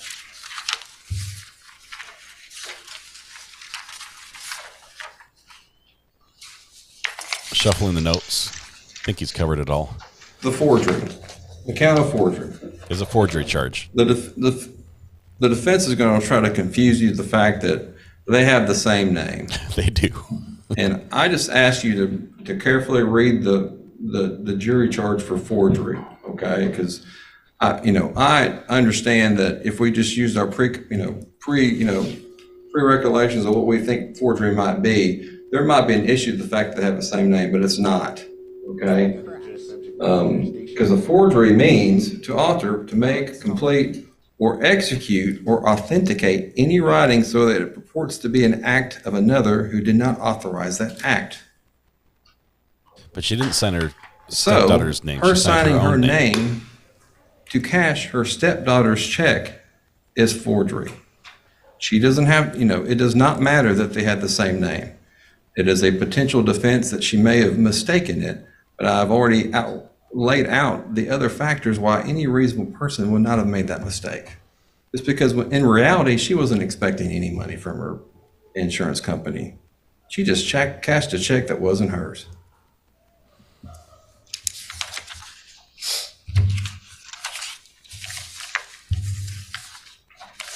I will just leave you with this.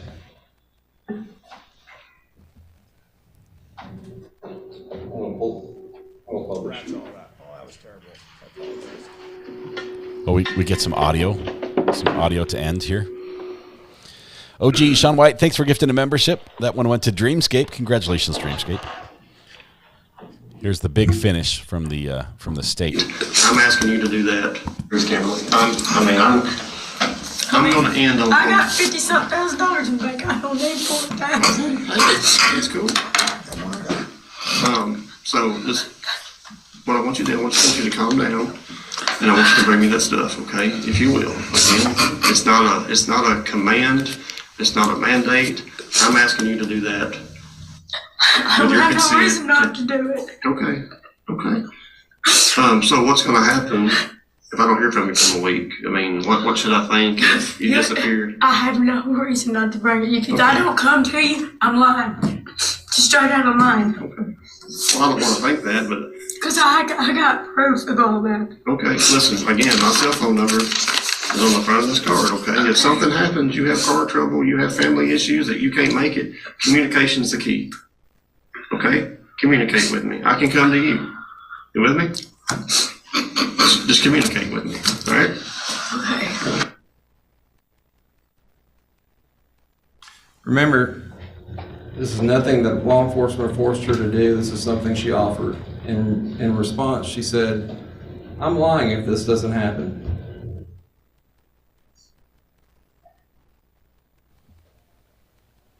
And he just leaves it hanging there, a little pregnant pause on the end.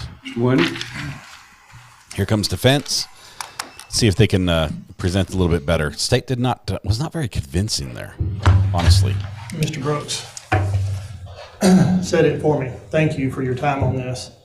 No one looks forward to getting that jury summons, but whenever you do, you know that it is, whatever the case is, it's important to both parties. So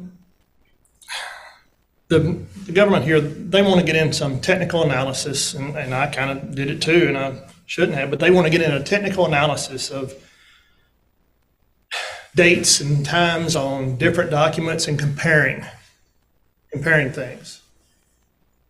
You heard Ms. Dawson testify as to what all was going on in her life. She had just buried her father the week before. She had buried her husband. Her sister had died of COVID. She was taking care of her mother.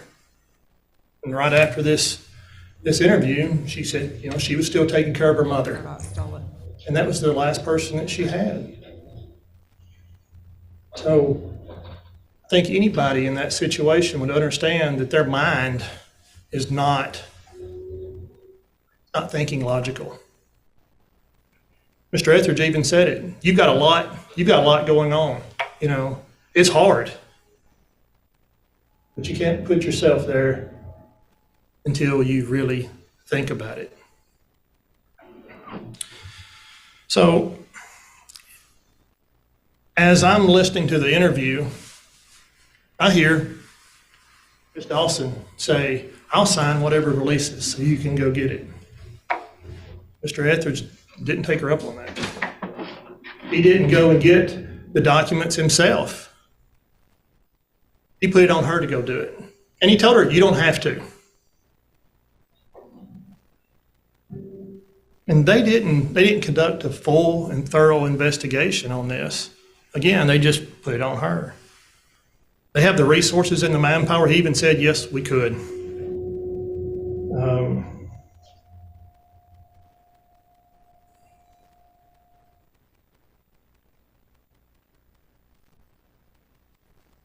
Not one time did Mr. Etheridge or Detective Love will say, hey, if they're in your car, let's just go to your car and get it. They didn't go to her house. They did nothing for her.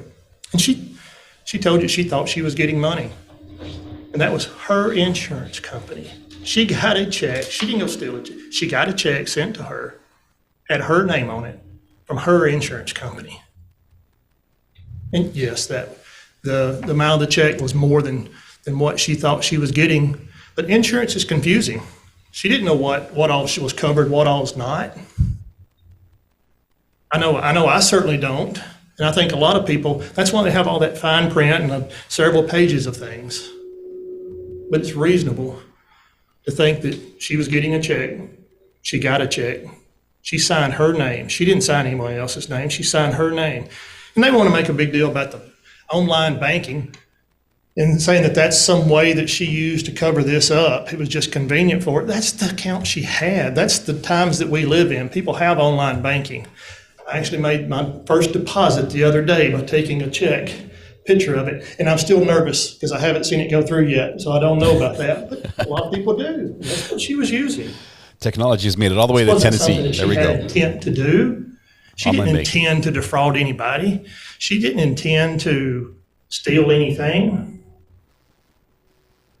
This was a mistake. You heard from Kimberly Faye Dawson, Krantz now, that the insurance company sent her another check. She's not sitting there in the hole. She's not out anything.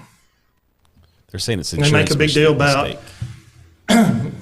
Ms. Dawson didn't offer to pay restitution. They didn't ask her to pay restitution. At the time, they were just conducting an investigation. They hadn't even determined that they thought it was criminal yet. He didn't arrest her right then.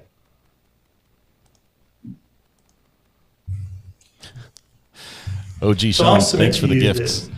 The government has not here. met its burden. They have not crossed that goal line. They have not proven beyond a reasonable doubt that she had the intent to commit theft or the intent to commit fraud whenever she got a check in her name, signed it, and put it in her bank. She signed her own name. Thank you.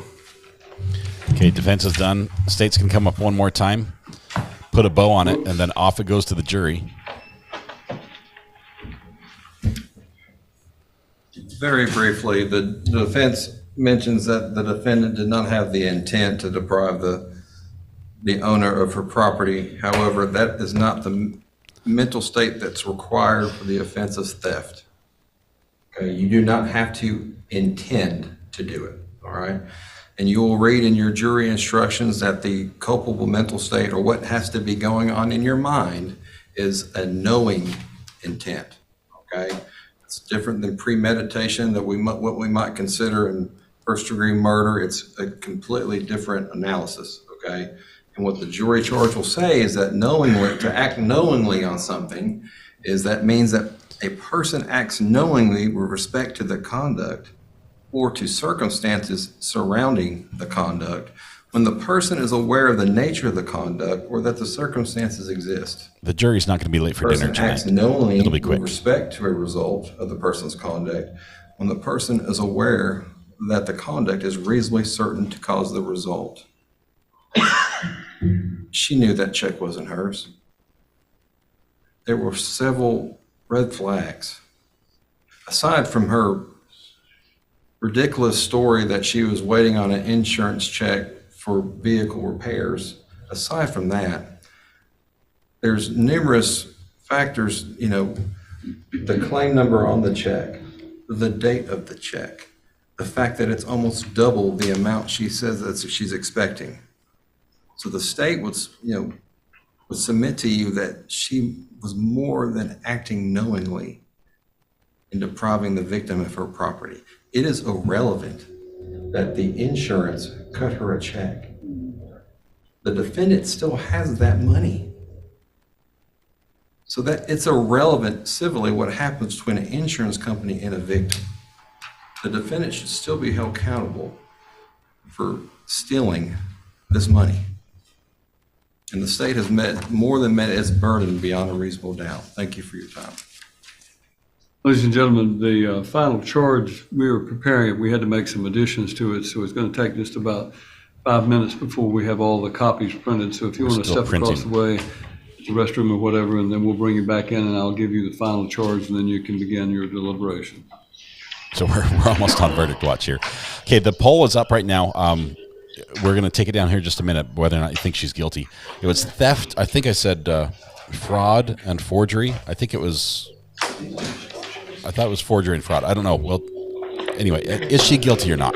That's the question. We get the spicy maple bourbon pickles at Walmart. They're Sam's Choice brand, which is actually a Walmart brand.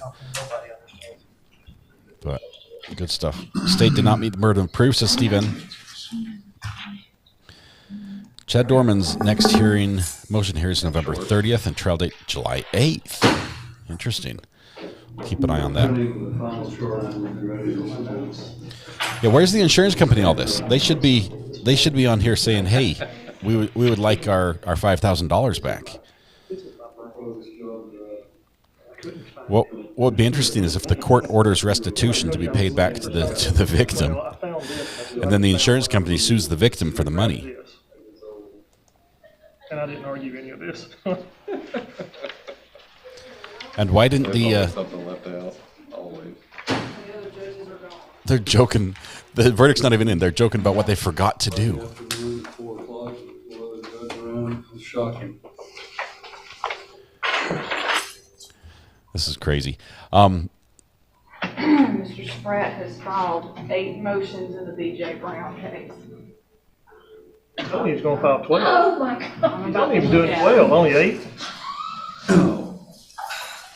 Who is that? Who's This is the B.J. Brown case, is the attempted first-degree murder case we have set starting Thursday, and the defense lawyer has chosen to file 8 motions here a week before, or less than a week before the trial. So. It's Belmars, he's representing Leonard? No, this is. No, Lee Spratt. Oh, Lee Spratt, okay. Judge, how long is that trial expected to take? We have 2 days marked off, but they're saying it could go beyond that, so. I think we have Trevor Urso on that following Monday, That's your case, isn't it? unfortunately. Dave versus Travieso, is that a second degree It is. murder?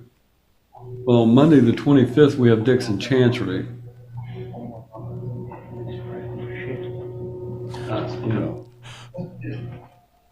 I'm sorry, that's wrong. The B.J. Brown is on the 29th. First, the 2nd of October is my circuit civil docket call in Humphreys County. And then, you're right, Travieso starts on the 3rd here. I love these hot mics. I've got to go to Hickman County next week and then get ready sometime for Trevor Urso. You got one locked up here? Yes. Second degree, like an overdose? It is. And I'm hoping we can get that done. I have a board hearing on another attorney's bid disbarring right after, right up against it. 2 days, I think it was 2 days for an attempted murder trial. So we talk about big court, little court. What about big court, board? Hey, who trumps the board professional responsibility trumps the circuit court trumps? For the hot mic. Thank you, Sean White, and thanks for your generous gifts of membership.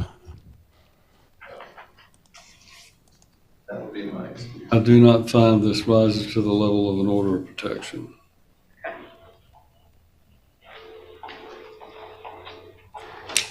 It's a custody dispute.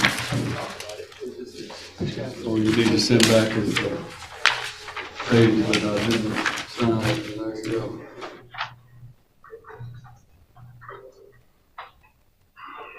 Judge has a huge desk. Look at that.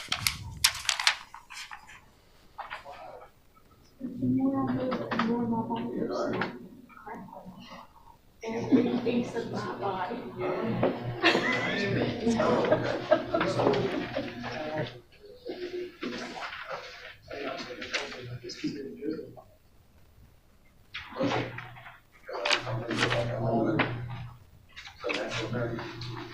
Have you looked at the 8 motions that he's filed? I've got the file, I'm about to start looking at it. You want it? Well, I'll look, not until after I've read the charge to the jury, then I'll look You don't at want it. to start looking at another case right now?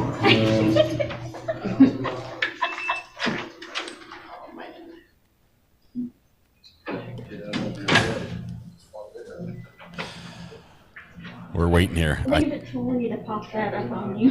When are we supposed to hear these motions? Tuesday or Well, Wednesday of next week? That is a good question, except it'll have to be on VOP day, and that would mean it'll have to be on the 26th. But I already have the Devin Pollard motions that are set on the afternoon of the 26th. And then VOP day, I assume the jail VOP day hearing is going to be Probably. significant. Yes. Bryce is not the only person. Bryce is the only person. Yeah, I know you're talking usually about Andy. Reese.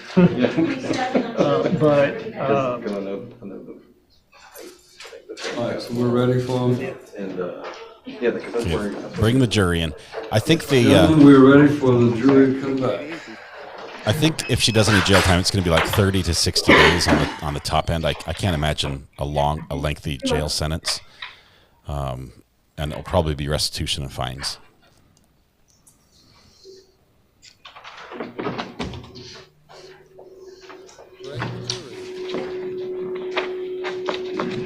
You need to stop printing. That is super loud. Bless you.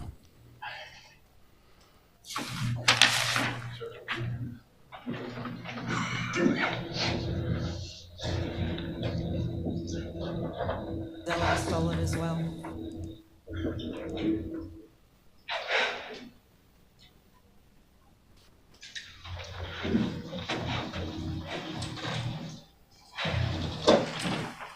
I've got a friend who moved to New Jersey or to Tennessee and bought a farm, like a 200-acre All farm. right, ladies and gentlemen, this will be the final charge of the court. The defendant, Kimberly L. Corlew Dawson, is charged in count 1 of the indictment with the crime of theft. The defendant is charged in count 2 in the indictment with the crime of forgery. The defendant pleads not guilty to each count in the indictment and all offenses contained therein. The evidence and arguments in this case have been completed, and it is my duty now to instruct you as to the law. The law applicable to this case is stated in these instructions, and it is your duty to carefully consider all of them. The order in which these instructions are given is no indication of their relative importance. You should not single out one or more of them to the exclusion of another or others, but should consider each one in the light of and in harmony with the others. The law presumes that the defendant is innocent of the charges against her. This presumption remains with the defendant throughout every stage of the trial, and it is not overcome unless from all of the evidence in the case you are convinced beyond a reasonable doubt that the defendant is guilty. The state has the burden of proving the guilt of the defendant beyond a reasonable doubt, and this burden never shifts but remains on the state throughout the trial of the case. The defendant is not required to prove her innocence. Reasonable doubt is that doubt created by an investigation of all of the proof in the case, and an inability after such investigation to let the mind rest easily as to the certainty of guilt. Absolute certainty of guilt is not demanded by the law to convict of any criminal charge, but moral certainty is required, and this certainty is required as to every element of proof necessary to constitute the offense. The state must prove beyond a reasonable doubt all of the elements of the crime charged, that the crime, if in fact committed, was committed by this defendant in Dixon County, Tennessee, that it was committed before the finding and returning of the presentment in this case. As heretofore stated in the indictment, the defendant is charged with the crime of theft. The state must have proven beyond a reasonable doubt that the defendant knowingly obtained or exercised control over property owned by Kimberly Faye Dawson, and that the defendant did not have the owner's effective consent, and that the defendant intended to deprive the owner of the property. Deprive means to withhold property from the owner permanently or for such a period of time as to establish, substantially diminish the value or enjoyment of the property to the owner. Excuse me. Effective consent means assent in fact, whether express or apparent, including assent by one legally authorized to act for another. Exercise control over property is defined as the right to direct how property, real or personal, shall be used or disposed. Generally, one must possess the right of possession in property in order to exercise control over it. Such possession may be actual or constructive, sole or joint. Also, one may have the right to control property without having a possessory interest. In such instances, if the defendant takes some action with the intent to deprive the owner of the property, and the defendant did so knowingly and without the owner's effective consent, the jury would be justified in returning a verdict of guilty. Anyone who is in a position to take some action that deprives the owner of property is in a position to exercise control. Obtain includes but is not limited to the taking, carrying away, or the sale, conveyance, or transfer of title to or interest in or possession of property. Owner means a person other than the defendant who has possession of any interest in other than a mortgage, deed or trust, or security interest in property, even though that possession or interest is unlawful and without whose consent the defendant has no authority to exert control over the property. Property means anything of value, including but not limited to money or tangible or intangible personal property. Knowingly means that a person acts knowingly with respect to the conduct or to circumstances surrounding the conduct, when the person is aware of the nature of the conduct or that the circumstances exist. A person acts knowingly with respect to the result of the person's conduct when the person is aware that the conduct is reasonably certain to cause the result. The requirement of knowingly is also established if it is shown that the defendant acted intentionally. Intentionally means that a person acts intentionally with respect to the nature of the conduct or to a result of the conduct when it is the person's conscious objective or desire to engage in the conduct or cause the result. If you find the defendant guilty of this offense beyond a reasonable doubt, you must go further and fix the range of value of the money. The state has the burden of proving this value beyond a reasonable doubt as defined in these instructions. The value of documents other than those having readily ascertainable fair market value is the greatest amount of economic loss that the owner might reasonably suffer by virtue of the loss of the document, if the document is other than evidence of a debt. The jury will fix the value of the property along with its verdict by indicating which of the following ranges of the value falls within: $1,000 or less, more than $1,000 but less than $2,500, $2,500 or more but less than $10,000. If you find the defendant guilty of theft of property as charged in count 1 of the indictment, you shall so state and go on to count 2. On the other hand, if you do not find the state has proven the guilt of the defendant beyond a reasonable doubt, or if you have a reasonable doubt as to her guilt, you shall acquit the defendant of theft of property and go on to count 2. As heretofore stated, in count 2 in the indictment, the defendant is charged with the crime of forgery. For you to find the defendant guilty of this offense, the state must have proven beyond a reasonable doubt that the defendant forged a writing and that the defendant intended to defraud or harm another. Forge means to alter, make, complete, execute, or authenticate any writing so that it purports to be the act of another who did not authorize that act. Harm means anything reasonably regarded as loss, disadvantage, or injury, including harm to another person in whose welfare the person affected is interested. Writing includes printing or any other method of recording information. Intent means a person acts intentionally with respect to the nature of the conduct or to the result of the conduct when it is the person's conscious objective or desire to engage in the conduct or cause the result. If you find the defendant guilty of forgery beyond a reasonable doubt, you must go further and fix the range of apparent value of the property. Apparent value is the apparent fair market value of the property at the time and place of the offense. The state has the burden of proving this apparent value beyond a reasonable doubt, as defined in these instructions. Apparent means visible, manifest, or obvious. The jury will fix the apparent value of the property along with its verdict by indicating which of the following ranges the apparent value falls within: $1,000 or less, more than $1,000 but less than $2,500, $2,500 or more but less than $10,000. If you find the defendant guilty of a forgery as charged in count 2 in the indictment, you shall so state. On the other hand, if you do not find the state has proven the guilt of the defendant beyond a reasonable doubt, or if you have a reasonable doubt as to her guilt, you shall acquit the defendant of forgery. Included in the defendant's plea of not guilty is her plea that her acts constituting the offense is charged were the result of ignorance or mistake of fact. Ignorance or mistake of fact is a defense to prosecution if such ignorance or mistake negates the culpable mental state of the charged offense. In this case, the state must prove beyond a reasonable doubt the required culpable mental state of the defendant, which is, count 1, the defendant knowingly obtained or exercised control over property owned by Kimberly Faye Dawson and intended to deprive her of the money, and count 2, the defendant intentionally defrauded by forging a writing. Although a defendant's ignorance or mistake of fact may constitute a defense to the offenses charged, the defendant may be convicted of the offense for which the defendant would be guilty if the fact were as the defendant believed. Ignorance or mistake of fact of law is never a defense to a prosecution. If evidence is introduced supporting a defense of ignorance or a mistake of fact, the burden is on the state to prove beyond a reasonable doubt that the defendant did not act through ignorance or mistake of fact. If from all of the facts and circumstances you find the defendant acted through ignorance or mistake of fact, or if you have a reasonable doubt as to whether the defendant acted through ignorance or mistake of fact, you must find her not guilty. It is your duty as jurors to consult with one another and to deliberate with a view to reaching an agreement if you can do so without violence to individual judgment. Each of you must decide the case for yourself. but do so only after an impartial consideration of the evidence with your fellow jurors. In the course of your deliberations, do not hesitate to re-examine your own views and change your opinion if convinced it is erroneous.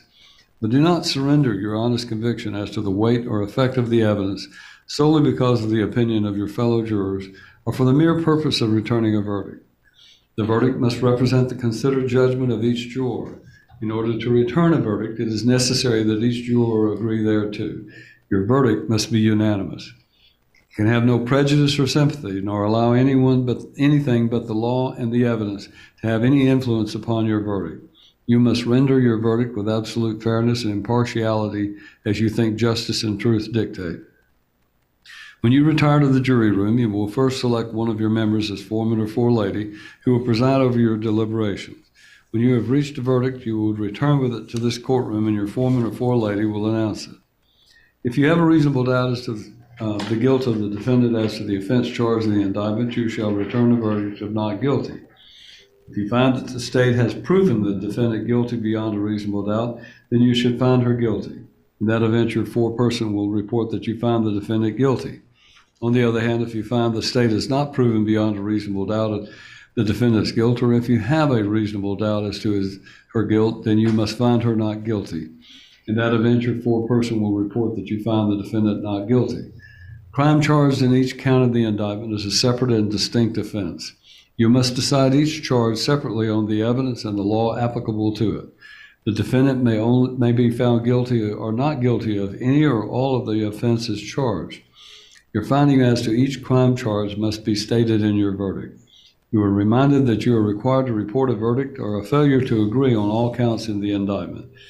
You may retire now to your deliberation. Now, ladies and gentlemen, to assist you in your deliberations, I have prepared a verdict form that deals with each count and also contains a statement of the value if you were to find that the defendant was guilty of either of those charges. So I'll pass that, and that will be the form that you'll need to fill out with your foreman or forelady. Ladies and gentlemen, you now may return to the verdict, retire to begin your deliberations.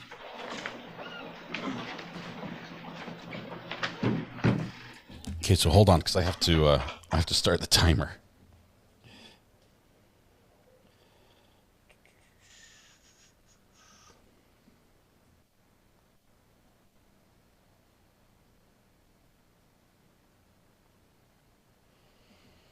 Okay, so our timer's going. I just need to name it here. I'll have it on the screen.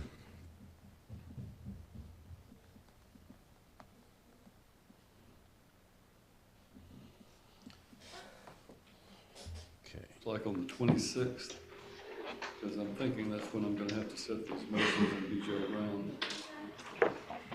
We bring this over. I have to switch devices, so we bring in the video from a different device. Okay, here we go. So we'll bring that in from there. Oops. One more time. All right, so here's our audio from court. We have. Let me bring in the counter. I know. No appearance of impropriety. They did a good job. Did a good job. I know, right? What'd you say? When he got up, come back. Forgot to trip over the chair. Don't do that. I'm not lying. Set on Tuesday the 26th. Yes. That's the bail. Okay, I need to adjust this here. What I'm thinking is the typical. The next day, what does it look like on Wednesday? Let's see. Talk to witnesses. Here? No, it look like Illinois. That'd be good if you had some religious jurors. Liar, pass on by. Well, it looks like Mr. Spratt has already. I'm lying. Strike me now, dog. 27th. Let me know it'll be the 26th after lunch, rather than 27th. Online, Roger, 4 to 4. 27th, I'm sorry. There's some that say not guilty, there's some that say, theft, and then there's some that say, The 27th. Hey, what's this crap I heard on That's everybody? JOVOP day. Correct, and everybody will like thefts, they don't have that same, because it's not domestic. Just domestic, usually. No, they can't get one. The lawyer says you want it. automatic. We all know how The that goes. 26th at 1:30. 26 at 1:30. And I got a case I need to go back and talk about. It's not automatic, no. Nope, it's gotta be, you can put a bond condition on any charge, it's gotta be special request. I didn't know The she got message are it. just, they're automatic because you're protecting the. I love the judge leaves. We still have audio and video. This is great. Oh, now they cut the audio out. Bummer.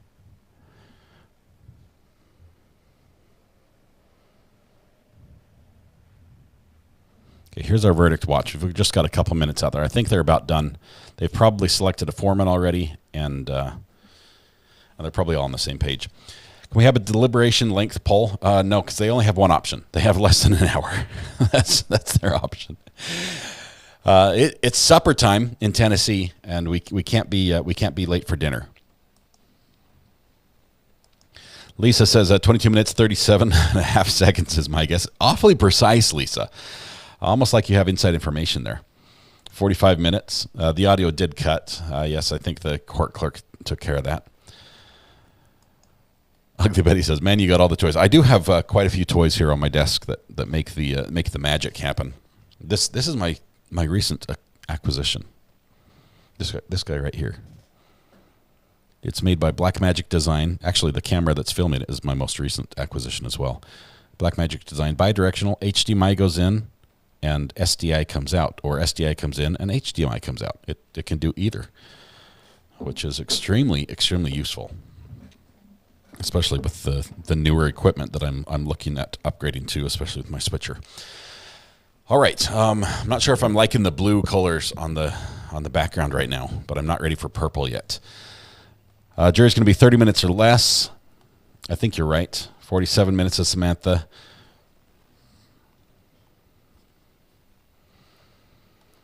Lisa says, if I'm right, I'm going to head straight out and buy a lottery ticket. Supper's at 6. You cannot be late for supper. Just Browser said, I thought they'd be back before you got the verdict clock up. That's also likely. I think, how late was I in getting the verdict clock? Did it take me 2 minutes to get it set up? Let me add a minute to the clock. There we go. Oh, sorry. It helps if you can see it. Paula says, I clock out in 2 minutes, going mobile. I think it'll happen when you're mobile. You don't want a hangry jury for sure. Here's what I'll say. The clock's gone. I brought it back. I'll switch it around. I had, let's see, box source. Box 2 is going to be 4. There we go. We'll go here. That way the clock stays for everybody. Here's what I'll say. I think the jury is going to have a hard time convicting for forgery. Even though, you read the letter of the law, just because everyone thinks forgery is when you sign somebody else's name. That's what comes in your head. You sign somebody else's name, and she signed her own name. And in addition to that, she signed using her own signature, not just writing her name in the way that her daughter signs the signature. The daughter testified, that's not my name. That's not my signature. She signed her own name. So I think it'll be hard for them to convict. I think there's enough room for reasonable doubt because that does have an element of intent on there. I realized that I probably would not have made the same mistake she did had I been in her same situation, just because I do question things like that. If I get a check in the mail, I think somebody's, that I'm not expecting. I'm like, this has got to be a scam. I'll do research on that, but that doesn't mean that she would have, and a reasonable person, especially in her situation, may not have. So I think they'll be hard pressed to get the forgery side, but theft, she might have issues on. She might have issues on theft. Judy, that's sort of where I weigh on. I think she's probably going to be guilty of theft, found not guilty of forgery, and she'll be ordered to pay restitution to the victim, who then can be sued by the insurance as soon as they found out that they were made whole. And the insurance company is the only one who's lost here. The insurance company needs the money from somebody, and if the defendant here pays it back to the victim, then the victim's been double paid. And then she's going to find herself with a little lawsuit or a demand to pay. She really should just sign the check right over to the insurance company. Defense should have put more emphasis on the signature. Yes, and they also should have at least gone with the judge. You saw the judge at one point I think when they were arguing about the inclusion of the mistake of fact in the jury instructions, the judge didn't even ask defense to argue. He's like, I'm already on your side on this. I would have taken, at that point, I would have said, we'd like to file a motion to dismiss. We think the state hasn't proven it. And it's a long shot, because I think the state did present evidence that could address every element of the charge. But at least I'd give it a shot. If you can have an easy win there without letting it, turn it over to 12 jurors who are, tired of you wasting their day. Why would you not do that? Especially when there's no downside. There's zero downside. The worst that can happen is no, and then it goes on to where we are right now. Is there such a charge as accidental theft? That would be like receipt of stolen property. I think some of those charges, say you go on what is it, on Facebook Marketplace, and you buy something like, hey, I found a steal on these brand new truck rims. The guy was selling them for pennies on the dollar. Some of those, if you buy it and you should have known that there's no way these there's no way this is a fair price. They've got to be stolen. The guy's trying to dump them real quick and get a couple bucks. You can get charged for that. But if he charges full market value and you pay for them, you're like, well, those are the ones I want. That's what they cost. And you pay and you pick them up and everything's above board. You can still lose them, but most likely you won't be charged for having received a stolen property unless you were involved in. You have to know it's stolen to be charged, I think. So, interesting question. I don't know, KQD. That's we'll have to look at the law on that one. The victim is the insurance company in this case, 100%.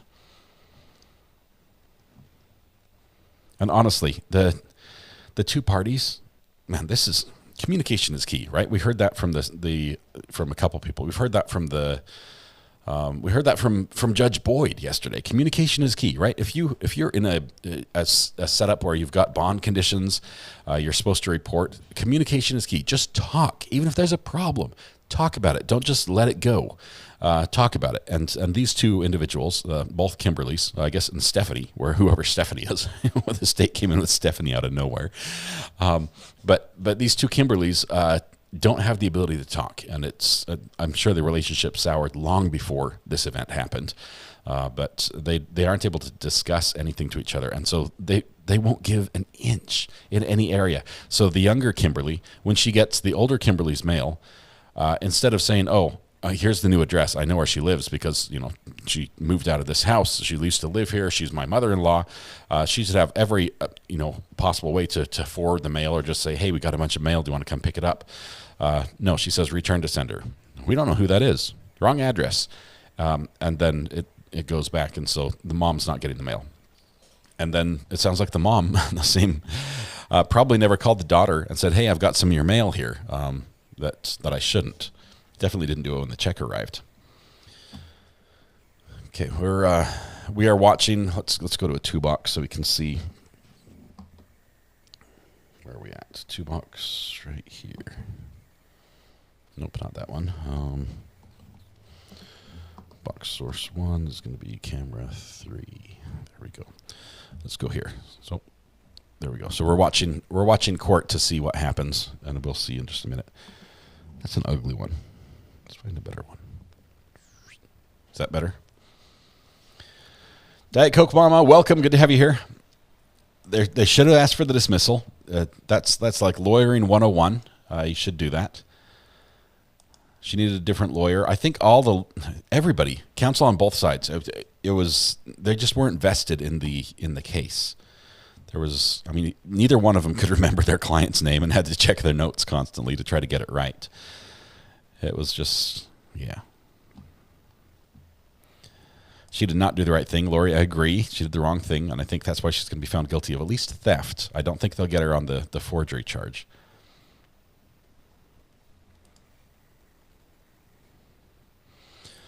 The insurance company's like, peace out.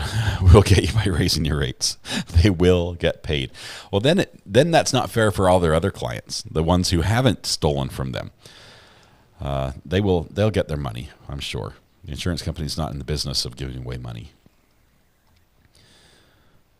Relationships, family, everything. Anytime there's a misunderstanding, most likely Most likely communication would go a long way to solving it. If we just assume that the other person meant the worst or what we thought they meant, it's usually, I mean, think of it this way. When something, something's coming up in life and you're like, oh no, I dread this. I've got to give a presentation. It's going to be awful. I'm going to, I'll forget to get dressed that morning. My worst fears will come true. Everyone's going to hate me. I'm going to go blank. 99% of the time, all the things we fear in life do not happen. The actual events, when that time, that scary thing, that whatever it was is coming up, it happened. It's not as bad as we imagined in our head. Okay, so we think in our head and we think this is what's going to happen. It's going to be worst case scenario every time. In conversations with people, when we have that same misunderstanding, we do the same thing. We look at them and say, clearly this is what they meant. And we go to worst case scenario and we paint them with a huge brush and it's just a little communication. It's probably not as bad as we think. Seriously. I need some verdict eyebrows. My son was playing with the verdict eyebrows and stuck them together successfully, but there's barely any adhesive left on them. I don't think I could get them. Don't think I could get them to stay very long. Yeah, they're just, I can't even shape them because there's no adhesive. I'll have to get that double sticky glue or liquid nails or something. Can you look up a range of punishment for theft? A Davenport family. Let me take a look in, we're talking about Tennessee, so we have to look at Tennessee law. Tennessee criminal. And it's theft, and it was over 2,500, under 10,000. Under 10K. Okay. Let's see. For 1,000 or less, it's 11 months and 29 days jail time, and a $2,500 fine. Between 1,000 and 2,500, it's 1 to 6 years in jail and a $3,000 fine. Between 2,500 and 10,000, which is where she's at, it's 2 to 12 years incarceration and a $5,000 fine. That's for theft. Wow, that seems steep. That seems steep for what she's done, considering some of the other sentences we've seen for much more, what we would call a much more serious crime. Now let's take a look at the charge for forgery. Let's see. At a minimum, a Class E felony punishable from 1 to 6 years.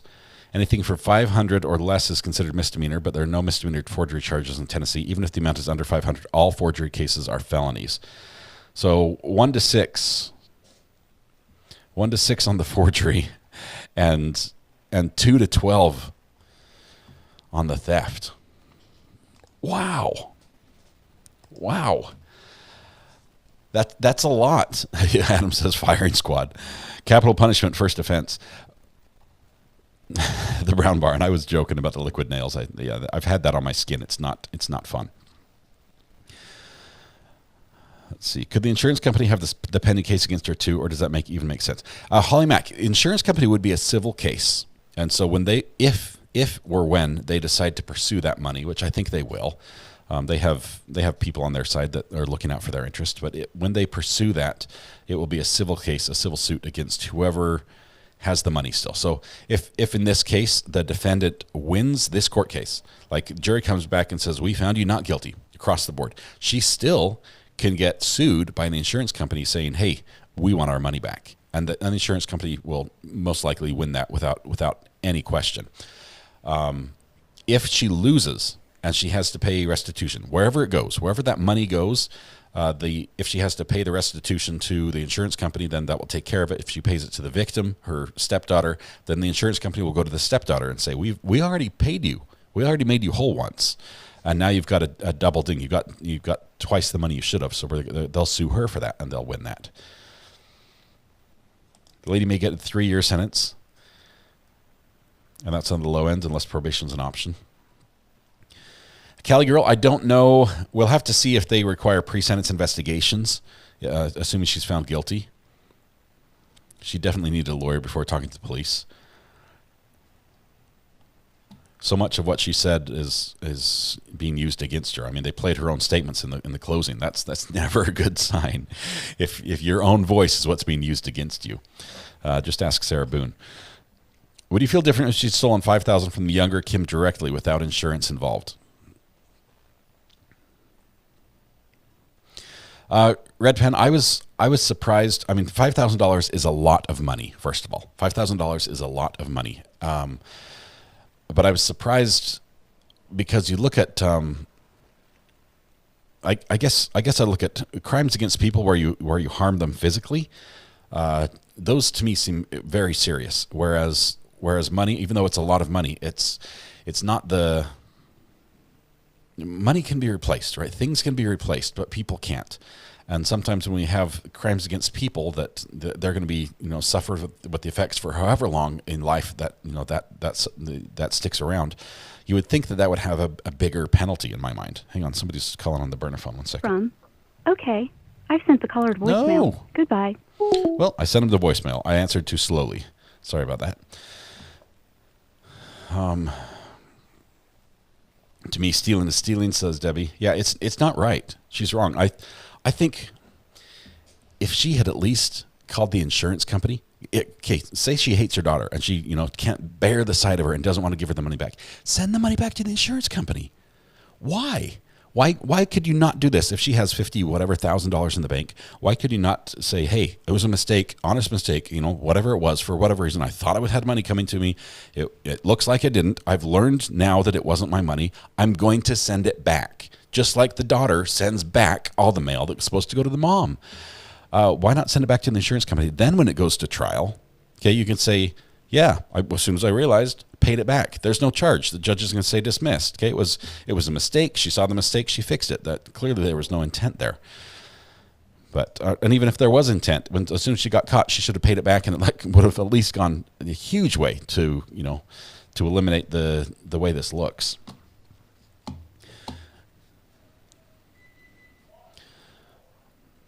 Okay, could you show the verdict timer? Why do I keep making that go away? Yes, we'll do that. Hang on 1 second.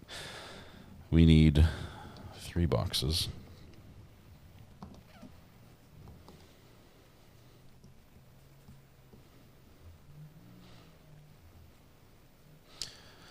Okay, hang on 1 second. We've got to switch the boxes around. Box 1 is 6. Box 2 is 3. I thought I had a better timer than that.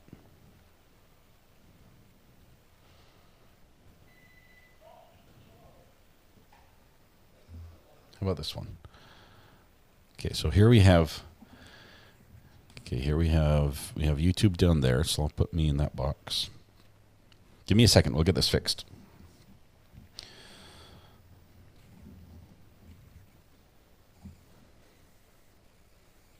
So box 4 is 6. Box 1 is 3. Box 2 is 4.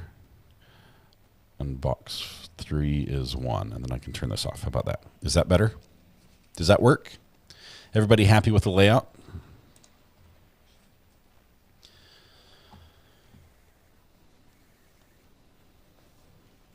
The only thing I steal is people's hearts, says Ricky. Oh, yeah. So we're at 21 minutes. I think we're almost done. They're just finishing up the paperwork, letting the ink dry on the signatures. The red light's going to be buzzing any second now. I almost paid electric bill for previous tenant because I didn't read the name. I say all this, but as I sit currently, I still have to make it right with the state of North Carolina because apparently I did not register my car last year and drove it all year long. And then when I went to register it this year, I found out it wasn't registered for the last year. This speaks to a couple things. First, it speaks to my incredible driving skills because nothing I did during that year's time raised the suspicion in the eyes of the police enough for them to follow and read my plate. Okay, so clearly I'm a really good driver. I'm just gonna claim that right now, but I need to. You can't get a close up of the red light. This is the only camera they're showing us right now, and they control those, unfortunately.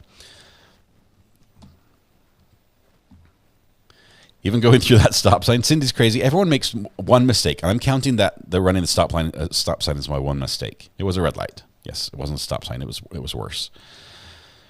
It could have been bad. Don't your kids drive that car? Yes, they do. So clearly, I've taught them well. I mean, I can extend this this praise to them because and still take credit for all of it as well. But yes, my kids drive that car.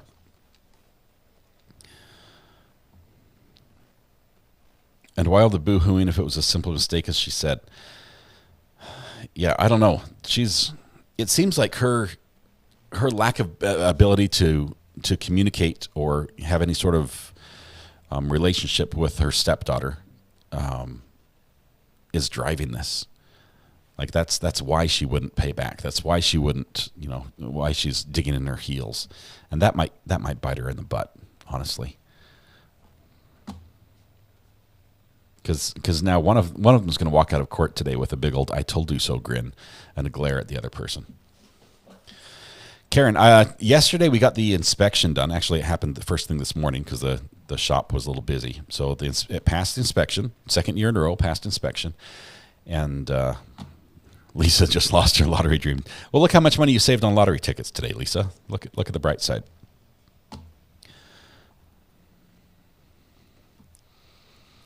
Let's see. I'm streaming CrimeCon while we wait. That is awesome. I've seen some awesome stuff out of CrimeCon. I didn't know about what it would be like. Maybe next year we might go, even though it's sort of a meet and greet. But that might be something. I don't know. Isn't it like really expensive? Can somebody tell me what the price of admission is to CrimeCon? Obviously, you need to stay in a hotel, which they're gonna milk you for all you're worth. I saw a couple people showing them their hotel rooms and how they were not impressed with them.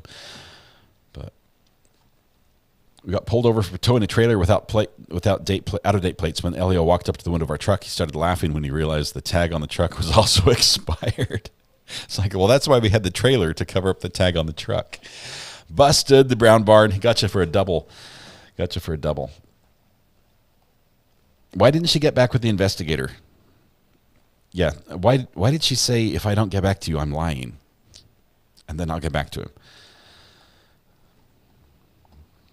Yeah. There may be a dad joke or two slid in there. I don't have any planned right now, but dad jokes happen. They just present themselves and we run with them. Is the car legal now? Michelle, I think we're getting closer. I'm not sure if Mrs. R.A., one of us is supposed to pay the tax online and then register it. And we tried to do it yesterday, but they said we haven't been entered in the system as having our car inspected within the last 90 days. So we got the inspection done, and I think we can do that next step. So it should be legit. Virginia, I just didn't plan that far ahead. That's why. Whoa, VIP Platinum is $1,600, $300 to get in the door at CrimeCon. You can't say I know a guy or carry somebody's bags or something to get in. I tell you, I know where the con is in CrimeCon. That is expensive. Wow. Grace says I was blocked, not sure why. I don't know, Grace. Sometimes it's accidental. If you said something offensive, you might have gotten a timeout, but usually it's accidental. I see you now. Lowest price was $349. Red Pen says, I did not buy her mental state due to her losses. She was just out to get the girl anyhow. And the good insurance gods delivered her a way to do that and benefit to the tune of $5,000. Do you know if Matthew Harris is out of town? Debbie, he's been really busy dealing with a very big case. He sort of let us know on the mod chat how things are going. So he's been tied up quite a bit. I think he did release a new video. Check his video. I think one came out this week as well. It's a crime how much it costs. How much to have a booth? I'm afraid to ask, Gaily May. A booth at CrimeCon must be a small fortune. I'd have to sell a child or something. See if insurance will pay for it. How about one of you get an insurance check in my name, send it to my house, I'll cash it to pay for the booth. This is what we've learned today. Let's see, Kenny. I think we're going to come back with a split verdict, with a guilty on theft and a not guilty on forgery, which is crazy because that means that's a 2-year minimum. It's a long time. Crime doesn't pay, you guys.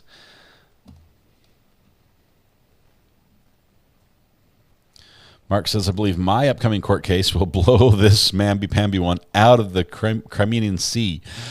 Mark, it's coming soon. For someone with $50K in the bank, she's made it known she can't live without her second job. Yeah, that didn't add up a little bit. Most people don't have $50,000 in the bank. There are many people that have some retirement built up, but usually that's not readily accessible. The way she described it is basically, I've got $50K in checking. You know, I have no need for this money, but I have to work 2 jobs. So something's not adding up there. Let's see. Karen says, because of you, Recovery Addict, now sub to 8 channels, including Weather Watch, and a bunch of live court streams like Judge Boyd, Judge Simpson for the days you're not live. We love this channel. Kevin H. Bacon, thank you very much. That is awesome. There are some great channels out there. I'm glad I can tip you off about them. If I find any more, I'll let you know, because 8 is not enough. You'll need more. Yes, Virginia says, yes, we would rat you out. Thank you. I appreciate that. Red Pen says guilty on the forgery too. Just my take. She knew who that was meant for and took advantage of the situation.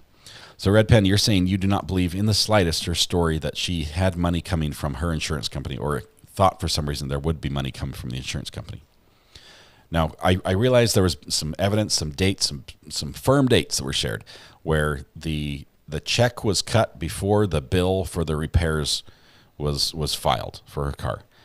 But is it not possible that there could have been an estimate on the repairs and that was submitted to the insurance? Because I've done this, submitted an estimate to the insurance, and then insurance pays out and then the work is done. That, to me, those dates didn't seem like an open and shut exclusion of that version of the story. It still seems plausible in my mind. Kenny says, I think she's lying about the $50K. Most people don't have $50K in general. Donna is still in the running. You got 5 minutes, Donna. 5 minutes, and we'll see. The Creative Bee said, I just ordered my orange Prison Break hoodie, feeling the fall and need for the comfort. Wonderful. I'm getting pictures of people in their orange Prison Break hoodies on the burner phone, and it is great. Old Kiwi Chick says, how do you find videos? I will tell you that YouTube's algorithm is very powerful, and once it knows what you're looking for, it will suggest things that are similar to it. And so it builds those by saying the things you're looking for, the type of people or the people that look for the things you're looking for also look for these things. And so it'll suggest, say like Samantha, one of our great mods on here. Say she's on YouTube and likes a whole bunch of different places, court streams. And then I like one of the ones she likes. YouTube will suggest one of the ones Samantha likes without telling me Samantha watches this. They'll just say, maybe you also want this. So the algorithm is powerful. I do a lot of searching on my own, and there are different ways to do that. But quite a few of the channels I follow are because someone had sent me a tip on the burner phone and said, hey, you've got to check this out. You've got to see this court or follow this channel. It's wonderful. Kelly says, don't forget about Brandy Churchwell's channel. Yes, I think that's one of them that he's subscribed to. Diane McMillan says she was only married for 2 months and thought the house and everything should be hers. Okay, yes. And that initially when I heard that, I'm like, whoa, this seems like a Tommy type situation, right? Where we have, these quick marriages and then life insurance. And I don't know if that's the case, but she says she lived there for years, like 12 years. And just got married at the very end. So that makes a little more sense. And she says that her husband never liked the daughter and didn't even know about the daughter until she was 10 or something. Like, woo. But when she says he never even liked her, he loved me and didn't like her, but he left the house to her. So something's not adding up a little bit. Yeah, got to think about that one. Michelle says 70-mile-per-hour winds for that storm Ophelia now. Is that the one off our coast right now? KQD. See, you're falling the victim of the algorithm. When it tells you to subscribe, you're doing it. And so, let's see. Virginia, all of us who love true crime hope the police never look at our searches, because we hear something in court where we're like, what was her Google search? And she searched for this. We're like, I wonder what that brought up. And we do it ourselves. And we're like, oh, now we know. And now we're on the FBI's most wanted list.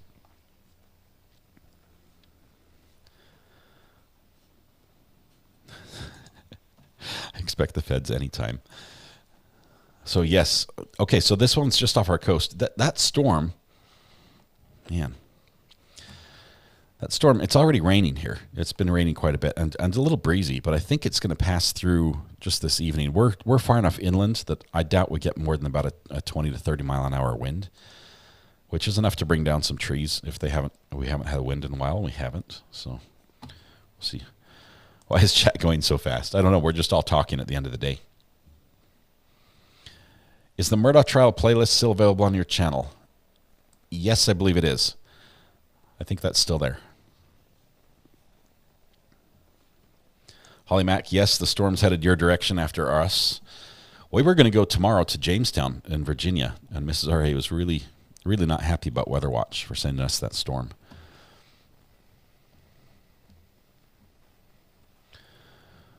Okay. Virginia says, my son is a police officer, and I'm always asking him questions about things I see on here. And he's like, Mom, don't Google that. It's time for branches to come down from that tree. Oh, that scares me. Our big tree is, yeah. I hope they don't. How did her husband pass? Aunt Betsy, I don't know. I think her sister passed from COVID, she said, but we don't know what the story was on the husband, just that he did pass recently. Linda, oh my goodness. Linda, this is when I started, and I made a big mistake. When I started with YouTube, doing live streaming, I started with Daryl Brooks. You guys were amazing. It exploded. We got, within like 4 days, we hit 1,000 subscribers and had like over 5,000 watch hours. It was amazing, just unbelievable. I applied for the monetization side of YouTube, and they denied me. Came back denied, and a denial from YouTube is not like, it's not very informative. It's sort of like a blanket, oh, we denied you, check the rules, and it was probably for one of these things. And so you check the rules, and you're trying to interpret how those rules might apply to your channel. And I thought for some reason that the fact that there are other channels that were also streaming the Daryl Brooks trial, I thought that it was because I had copied, we were doing the same thing, basically, because we had multiple channels with the same base content, that they said, no, we're not going to accept those watch hours. And so I didn't download and save. I deleted all my Daryl Brooks footage. And it turns out that later, after I had done all that, and I'm looking through, I realized that what they actually had a problem with was one of my videos that I had posted to TikTok. And it's a video I shot myself on my camera using a little scientific little demonstration of a little cup with the ball chain that jumps out of the cup. It's a little neat science phenomenon. And that, because it had been so viral on TikTok, I had like 16 million views, they said I was reusing content from another social media channel, and that was the issue. So I deleted that one off YouTube, and then they accepted me. But because of that, I lost all my Daryl Brooks coverage where we started, which is sad because I wish I could go back now and see the first comments I got from so many of you, which were so supportive when I had no clue. I still have no clue what I'm doing, but when I had even less clue what I was doing, and just how much fun it was just to get started. So it's a sad thing. I live and learn, but let's see. Debbie says, you once said you could help me get a transcript from my late brother having to go to trial. Could you still help if I send you the info on the burner phone? I can help you with the information. Transcripts are very expensive, but I can help you find where the information, how you file for that. I copyright claimed myself. Basically, I did. Adam says, I remember my first comment. Who's this punk? No. What was your comment? I'm curious. And Adam, I heard you shout it out on Dr. G's channel last night. I'm not sure if he nailed the pronunciation of your last name like I do, but I did hear you get shouted out on that one. We, the jury, we're waiting for a verdict in this trial out of Tennessee. It's a one-day trial. This is a forgery and theft trial between family members. There's a mom and a stepdaughter who share the same name, who used to live in the same house. There's hard feelings between the two. They don't talk. They don't communicate. It's not a good situation. The daughter ends up getting the house after the husband passes away. The mom has to move out. The daughter has somebody crash into her culvert and mailbox and ends up getting an insurance check from the same company that the mom has car insurance with. The mom at the same time claims to be expecting an insurance check for some repairs she had done on her car after she had to have it towed, which she called her insurance company to have it towed. And so the mom gets the check because the mail was forwarded to the mom in the mom's name, which is the same as the daughter's name. The mail was forwarded, it goes from the other house, goes to the mom's house. She gets the check from her insurance company. She cashes it, and now she's being charged for forgery and theft. There's a little bit more to it than that, but that's where we're at. It's been a quick one-day trial, and it's been a lot of fun to follow. Andriella says, I only found you because Rakita Law was having problems. Rakita Law, one of the OGs when it comes to LawTube. Fantastic. I like to visit there as well. Although I will say sometimes when the adult beverages flow on that channel, I have to say I'll come back later. This is getting a little wild. But let's see. Throw blanket, Printify throw blanket. Can you check it out, please? There's only one listed on their website. Jackie, I've tried to make a Printify throw blanket. My problem is I paid a fair amount of money to have a high resolution commands blanket made. As far as not the blanket, but as far as the imagery and all the layout and everything like that. And I'm not happy with how the one I paid for ends up on the throw blanket, because you end up having most of the commands be sort of cropped off, and you miss either the last letter or the explanation point at the front because of how the image has to lay on the blanket. I still need to work on that, but we'll see if we can get that done. How do they do a murder trial? Is 2 days there? This is a one-day trial. There's a murder trial coming up in 2 days. I think it's attempted murder. That was a good rundown. I should clip that one. That was the best one I've ever done, Sheila. I found you trying to escape the talking heads and commercials. Twubble. You bring up something that needs to be talked about, unfortunately. YouTube is changing its policies when it comes to monetized channels, and my channel's monetized. I don't make an apology for that. If I was not monetized, I could not do this. There's no way I could continue to provide food for my family and pay for my power bill and everything else if I wasn't monetized. I need to do that to be able to continue. That being said, I want your experience watching this to be as enjoyable as possible, and I don't like ads, and I don't think you guys like ads either. So I've tried from the very beginning, and I've said this, I want as little ads as possible, and the ads they do show, I want them to be skippable so that you can just click through them as much as possible. Well, YouTube has sent me an email to let me know that they are changing their policy on monetized channels. So instead of me being in control and saying, I don't want ads to play mid-roll, I don't want ads to play that aren't skippable. And they're saying, you know what, we've decided it would be in the interest of everybody if we choose how the ads are presented on your channel. So we're switching. And so, unfortunately, I'll be honest with you, it will end up with better for me financially. But that was not my goal. My goal was to make it better for you guys. And unfortunately, it is going to the point where there will be ads. The only way to get out of it now is paying YouTube for YouTube Premium.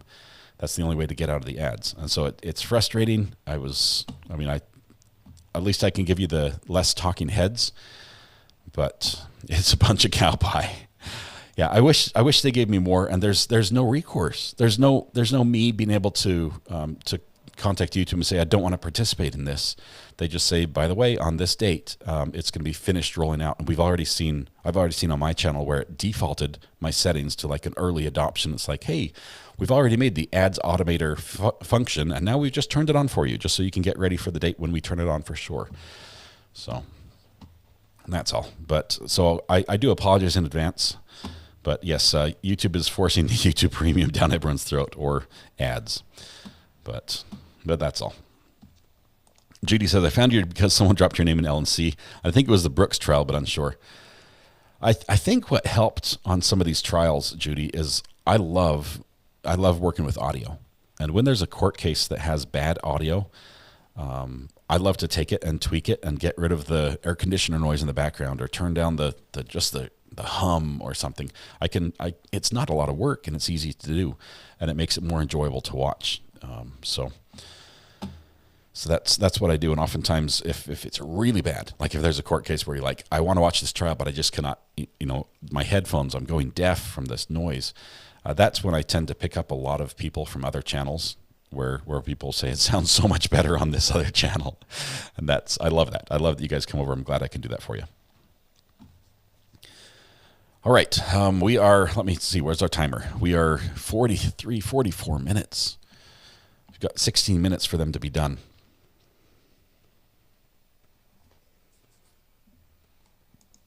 Amazon Prime is going to run ads for ad-free. It'll be another $3 a month. Yeah. I have nothing to say about YouTube Premium bad as well. I will tell you, I love it. It serves me very well. The product is everything I've guaranteed. And honestly, I don't have anything really bad to say about YouTube because they made this possible. I've worked in a large-scale computer environment where you're entering rooms with servers, okay? Cooled floors, ceilings, airlock, you name it. I've been there and seen just some incredible setups. YouTube has that, and I don't.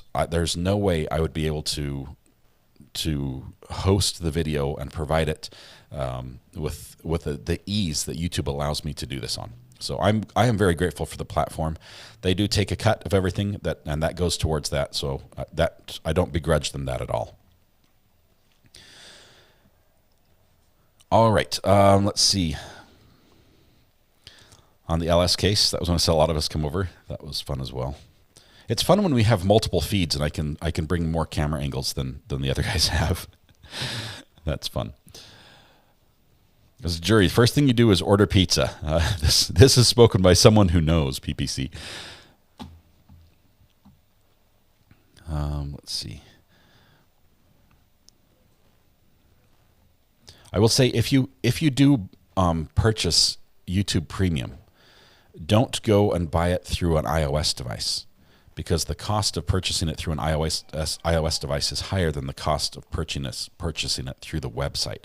So even if you have to go down to your local library and log into your account, make sure you log out when you're done, and pay that way. It's cheaper that way. And the same with if you're into the social media, you're on the X platform, the former Twitter.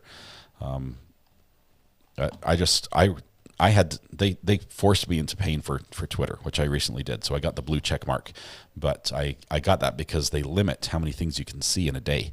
And sometimes, especially when we're following breaking news, where there's a lot of chatter in the area, like we had with the manhunt, and I'm trying to follow all the different people who are doing this. 1,000 tweets can go like that, and suddenly my feed's frozen, and it's like, well, you've seen all you get to see today. So for me, that works out. But I suddenly want a shrubbery, says Lisa. A shrubbery. Student Prime saves a ton of money when you get that when you can.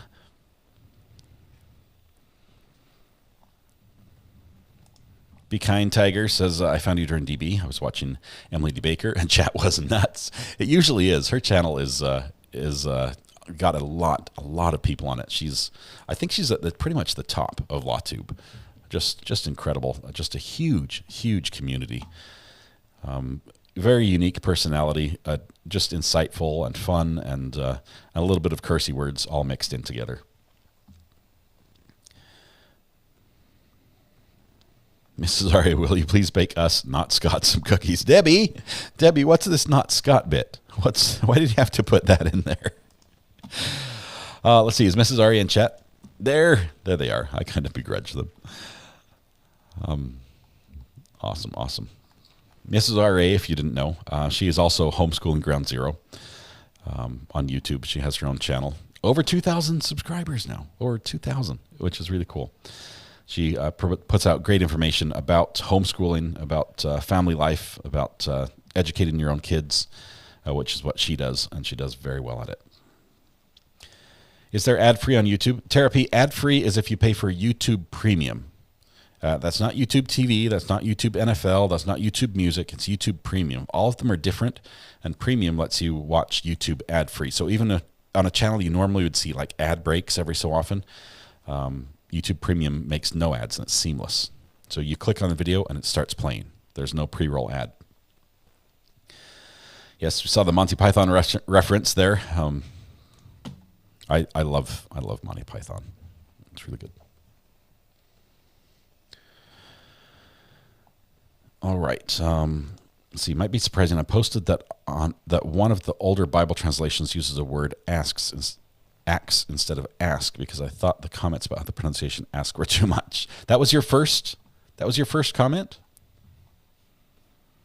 Adam? Yeah, the first comment, you were educating us. That's amazing. Holly Max says, I never heard of Emily or Grizzly until I found you all earlier. All great channels. There are so many, honestly. There are so many people that just love this genre, that love true crime, that love doing this, that just are good people. And you can get your variety. There's so many different approaches. There's so many people that do this, and it's awesome. I think it makes the whole community better.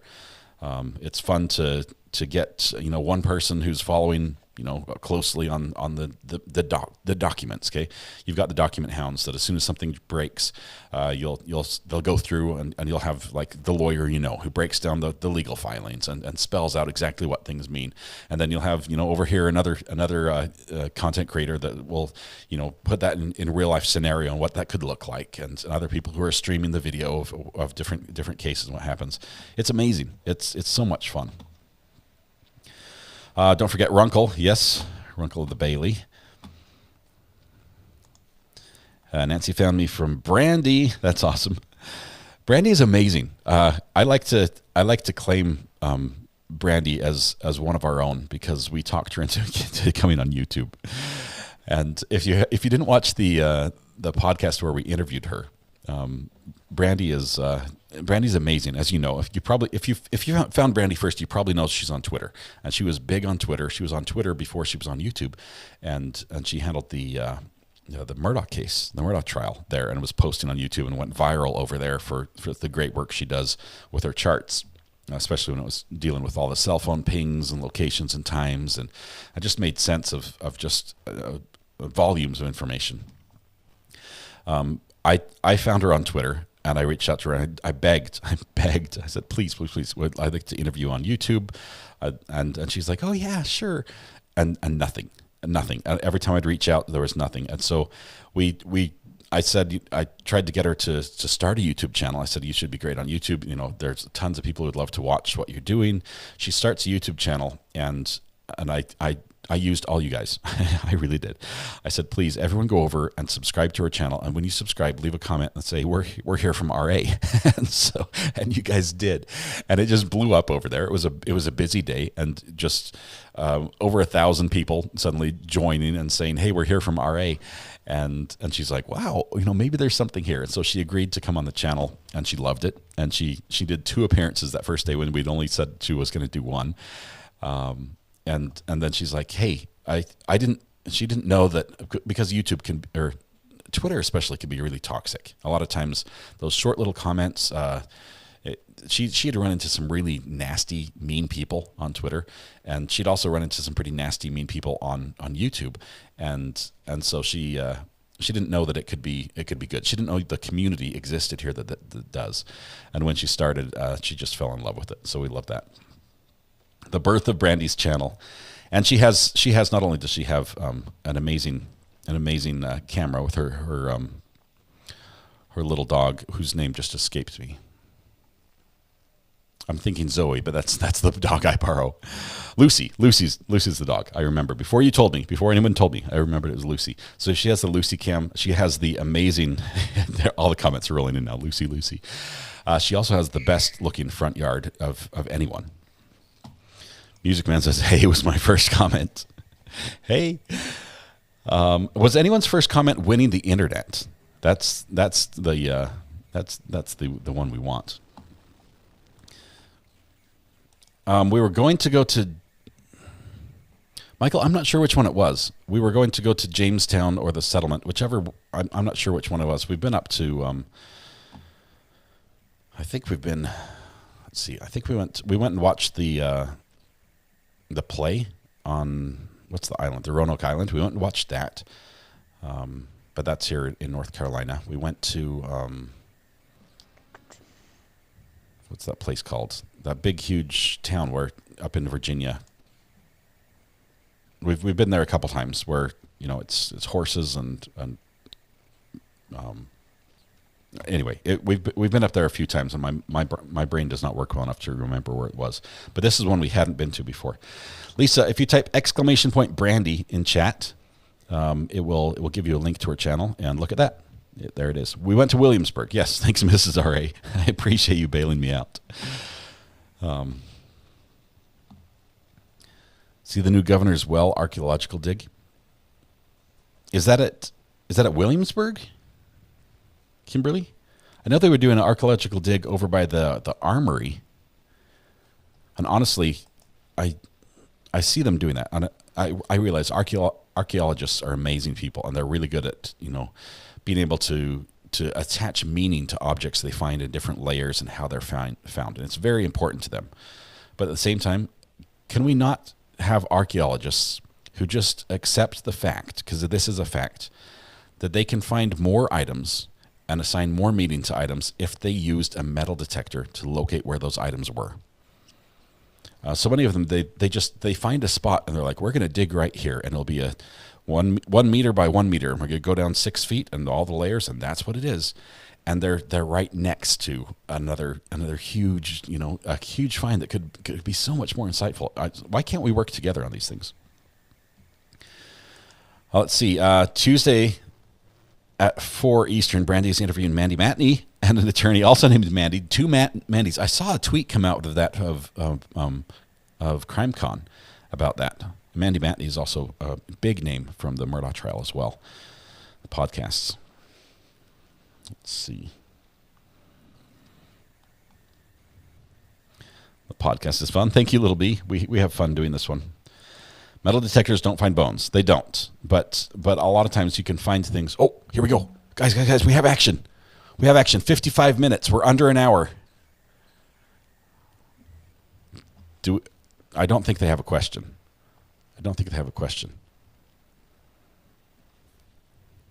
We told them they had 1 hour because dinner time's coming.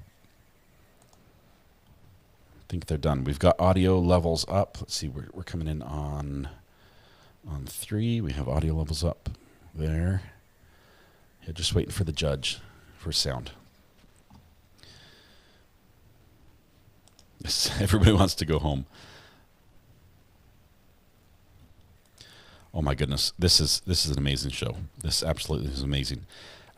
Tamara, I will tell you that this show, if you've never been metal detecting and watching that show, all right, it's funny, it's hilarious.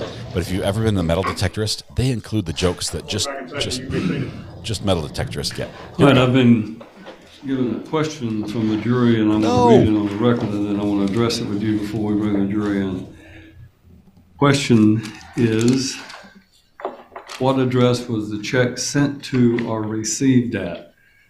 Now, that's a factual question unless it was part of the stipulation. I don't recall it being one way or the other part of the stipulation. Does anyone recall the stipulation was that the check that was sent was, in fact, I believe the copy of the check that was being demonstrated was, in fact, the check that was issued by the insurance company, and that was not the dispute. So my normal route would be to bring the jury in and tell them that that's a factual question and that they have to decide based upon the evidence that they heard the facts, and they decide what they think the proof showed. So unless someone has any other suggestion or objection to that, that is what I will tell them. I'll tell you what's. It was addressed to the victim, but it was forwarded to the defendant. They're asking if was it sent to the old house or to the new house. All right, bring the jury in. Here comes the jury. Is this good for the defense or good for prosecution here? If the answer is it was sent to the daughter's address, that would indicate probably good for the prosecution. But at the same time, it was sent to the daughter's address and forwarded by the postal service to the mom's address.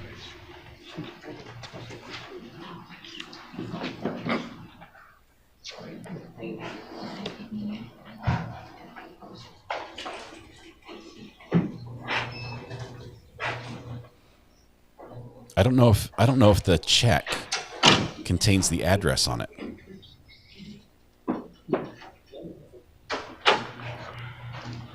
All right, ladies and gentlemen, I have been handed a question that one of you has submitted, and the question I'm going to read for the record is, what address was the check sent to or received at? That is a factual question that I cannot give you an answer, because to do so, the proof has been closed. All of the evidence that you have to decide this case has been given to you.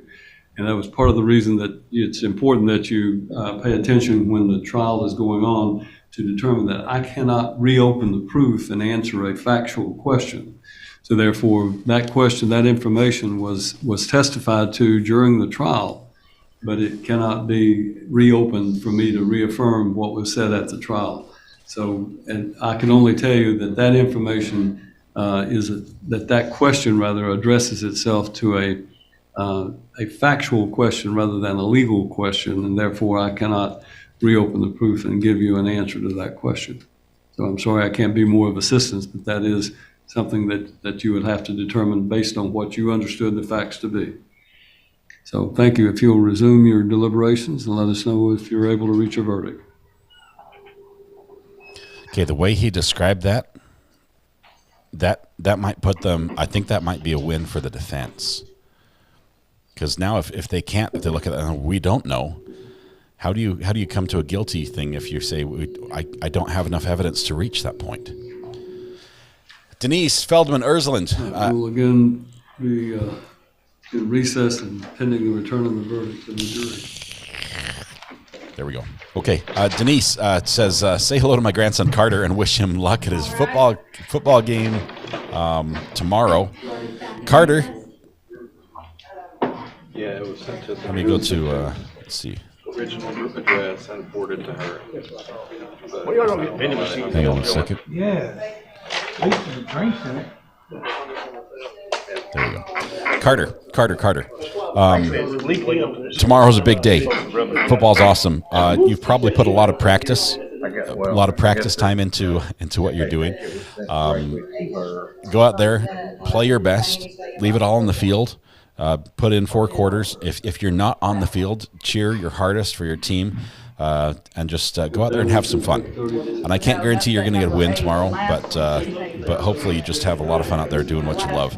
And congratulations. Good luck. Hope you guys do get a win, and have fun out there, Carter. Thank you so much. And point out and like, take this out. That doesn't matter. That doesn't matter. Armchair, we sit there in armchair quarterbacks. Yeah, like. I can look at a warrant or a report and go, I need these 3 sentences. Got another hot mic because the judge is still here. And here goes our audio.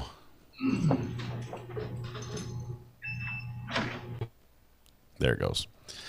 Because the judge just walked out. All right, so let's see. I Am Captivating says, had to check my status. Whoop, whoop. Love it here. Yes, yellow courthouse. 6 months. Thank you very much for your support. I'm Captivating. I appreciate that. It's a lot of fun to have you here. Wouldn't be the same without you. All right. Somebody says, what is her channel? Which one are you talking about? You talking about Brandy? Can I zoom in on the defendant? I can't very well. I mean, I could go like this, and you can see her a little bit. Well, let's see. I could, but it would be really blurry, and it's a little difficult to get there. But let's keep this going. So now we're over an hour, which is awful. I'd say less than 15 minutes now. Less than 15. Ducklingy, do you think it's on purpose? Ooh, pan tilt zoom. There we go. Yeah, I do think. I think she purposefully did not pay the money back, and there was plenty of ample time for her to do that. They didn't take notes. They should have. They should have taken notes. The judge is going to destroy the notes after they're done.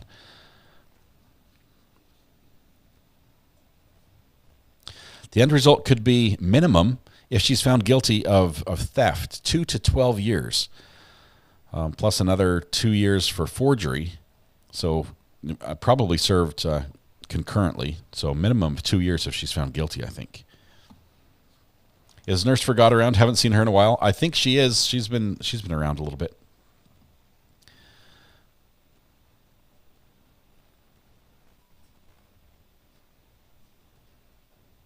Okay.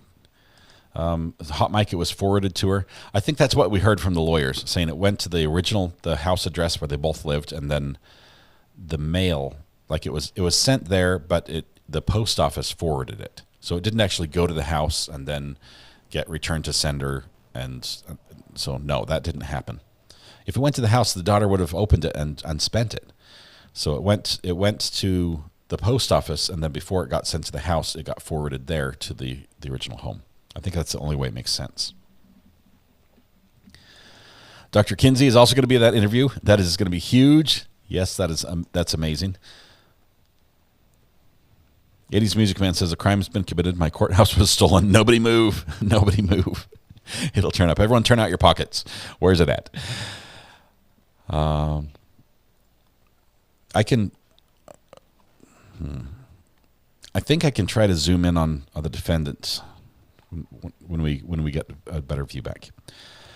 Jennifer says, I'm new to this channel. What is Take Your Seat? Jennifer, one of the things we do for members just one of the ways we say thank you is we provide virtual seating, which is, it's all the same view, but we like to distinguish the fact that somebody is contributing to the program and helping us do what we do and what we love here. And so we have this little command right here, ! Seat. It's one of the few commands that's only available to members. And when they enter that command, there will be a response from the bot that welcomes them and tells them they have reserved seating on the front row. And that applies to gallery members, to jurors, and to lawyers as well, at the different levels of membership. And so it's a virtual seat. It's just our little way of saying thank you for supporting us. We appreciate you, and it's a fun thing to do. It's a very, very long front row. The row has grown. I don't know how you couldn't build a building with a front row like the row we have. We do have all kinds of fun commands. Most of them begin with these little marks. Some of them trigger audio, like this one is about to trigger, I think. If it works. Wait for it.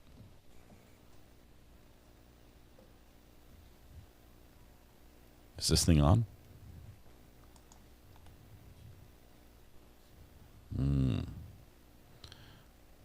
Let me check. Did it shut down? Don't miss the forest from the trees. Yeah, it just jumped up. Sorry, I messed up my screen here a little bit, but I apologize. They seem to have hung up and then they all popped up at the same time. But yeah, we have sound effects. We have I was taking it easy. A lot of the sound effects are from commands, are commands that have come from court cases that we followed previously, or just funny things in the legal world. About stuff that is not relevant. Yeah, there's Judge Manning for you. So we have some of these commands. A walnut. What's the walnut command? Let no dead horse go unbeaten. Walnut is not done yet. Red pen. We need walnut, and that's going to be a thunk I'm not a sound. camel.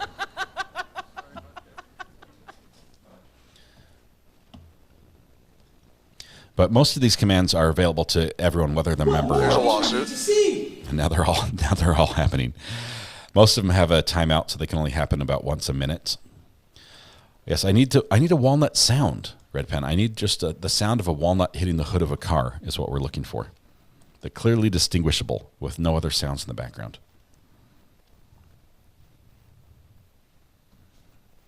You might consider the $50,000 for her quote in this trial. It was rather memorable. It was good, but it was noisy. Scratch all that. That's Oh, that was the only terrible. problem. I apologize. It was recorded on a potato and played through a laptop. It wasn't a clean sound. But are we going to address subject matter jurisdiction? We don't have a walnut command yet, but we do have a custom walnut emoji, which didn't turn out as good as I'd hoped. But we'll get there on the walnut command. Holly Mac, you're going to have to create that sound. You have to set up get a walnut, sacrifice your car for the good of the channel. Let's get a good recording and send it to me on the burner phone. We'll make it happen. Oh, you want it was a walnut? So deadpan? Squirrel. Squirrel. The squirrel command will always be with it was a walnut. They'll go together.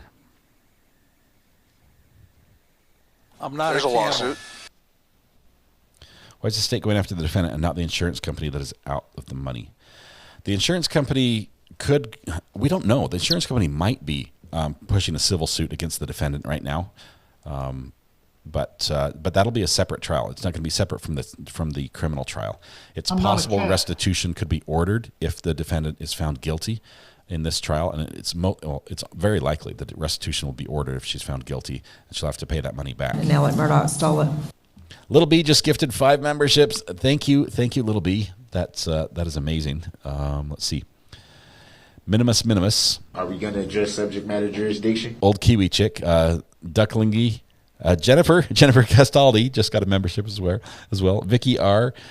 Thank you all, and thank you, Little B, for that. That's awesome. That's really cool.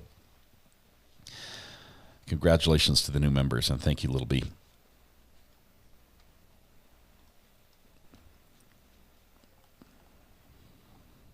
Okay, so we've got like 6 minutes, and they should be done because it's 6:30, and our podcast starts at 8. Let's see. Oh, I see Weather Watch is in the podcast document with me. That's awesome.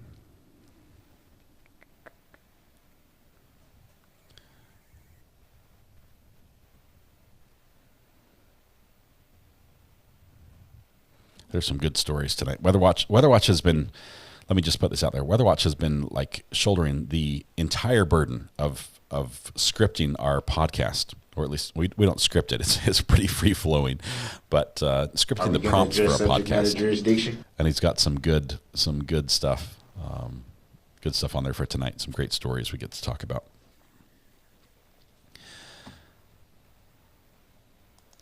Emily says an hour behind in Tennessee, but how late will they go?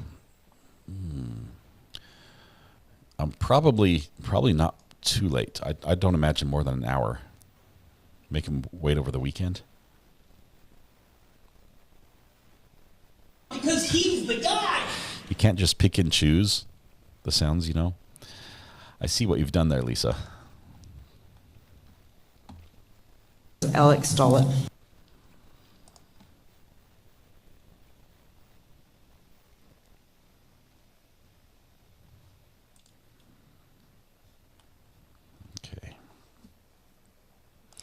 I owe us a story about trick-or-treating. Oh my goodness, is that tonight?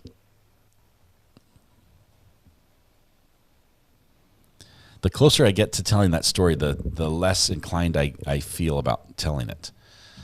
I still have not. I did have a ham and cheese toasted sandwich, which like a Reuben sandwich or something. I had one of those, but it was not on sourdough.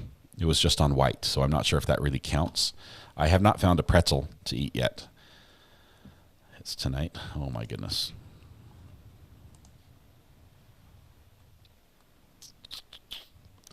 What's the Mrs. RA page again? Terry, great question. You can find that by typing !MRS in chat, and that will bring up my wife's homeschool ground zero. Mrs. RA says, no, do not tell that story.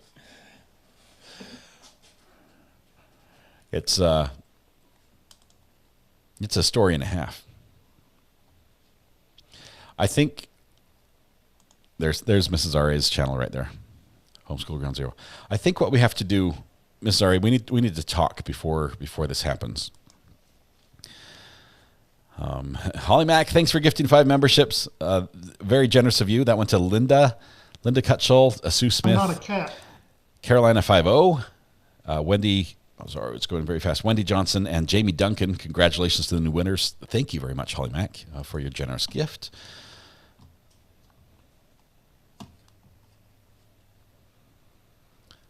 Okay. Red Pen, I will tell you, no amount of pressure on Mrs. R.A. will help this story get told. She is probably one of those most adamant to not tell the story. Is that We correct? need to talk to get our story straight. We might need a lawyer first. We might need a lawyer just to make sure. It was a simple mistake. It was, yeah. Although, listen, in this week in Judge Boyd's court, we heard a kid who said he made a simple mistake, tried to make a joke. It was obviously not the right joke to make, and he ended up with 10 years of probation and all sorts of monitoring. Barely avoided 10 years in the slammer. So you told us it would be tonight. Can we like require a certain number of likes or something before we tell the story? Because it might be the last one we get to tell. I'm just saying it could be the last. This could be the end of the podcast right here, and the channel as we know it.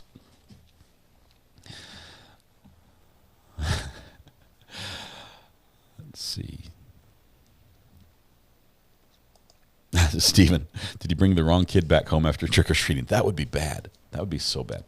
I'll tell you right now that sometimes when you do things that are, as a parent, you think this is a great idea, Is and that then other correct? people see you parenting that way, and they think that was not a very good idea as a parent.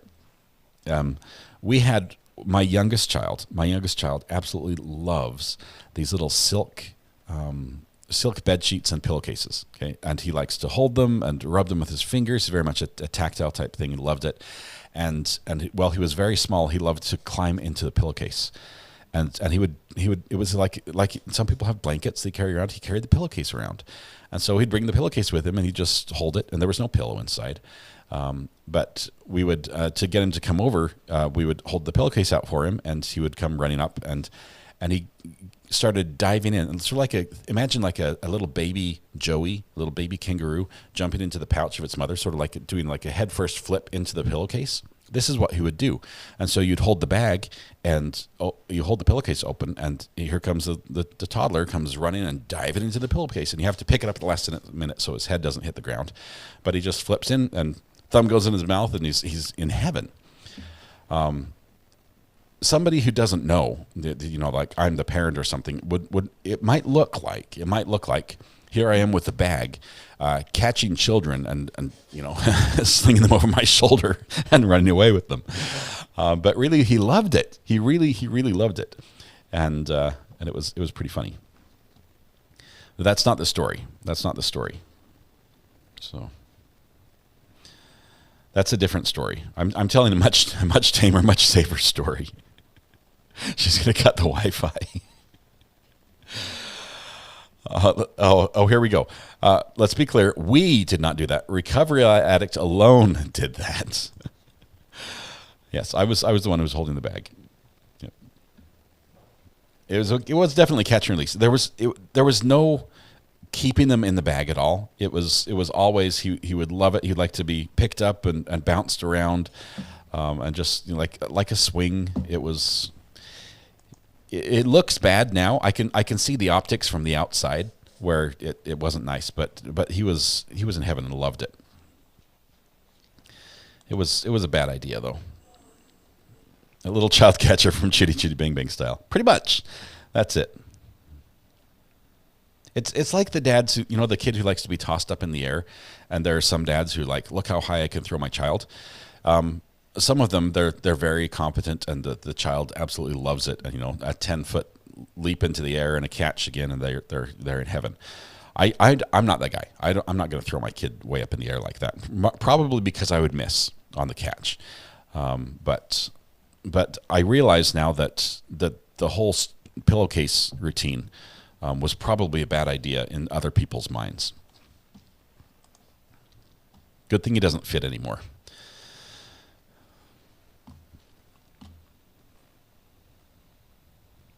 No, Debbie, we're done. Six is a handful. That's good. RX Girl, welcome to the gallery as a new member. Thank you so much. Love having you here. Appreciate that. Look at that. You've got a green courthouse by your name, so at least 3 months of support. I appreciate that. Good to have you back in green. Yes. The important part was it was a pillowcase, not a suitcase. Dr. Dreamy. Yeah. That doesn't satiate your desire for hearing a story. Yeah. What's the Naptown escapee? The child who escapes Nap. Is that what you're talking about? You carried him on a stick like a hobo while trick-or-treating. No. No. It wasn't that bad. Not nearly. I think anybody who actually watched the entire interaction would, at the end, even if at first they're like, whoa, what are you doing? They'd be like, oh, that's cute. Let's see, Weather Watch here. Weather Watch is owning up to it. I tossed my daughter with 10-foot ceiling worth of force in a room with 8-foot ceiling once. Oh no. See, that's no good. Man, I can hear Mrs. R.I. laughing in the room. Did I see your SB comment, Sharon? It's going really fast. I didn't see it. Courtney says, I'm sending you pictures of 2 trespassers we saw on my property today. Yeah, we'll take a look for that. If I recognize them, we'll out them.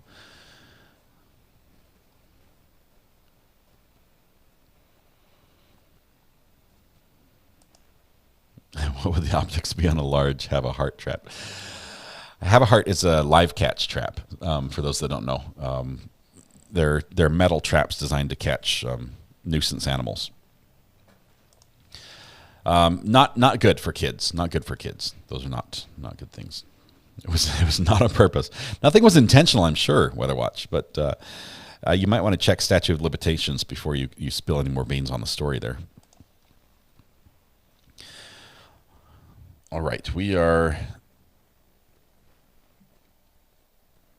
Let's see. Should we Weather Watch? We're in chat together in the document together. Would you like to put that out to the community to see if they have a suggestion where they'd like to ask a question of us for that segment?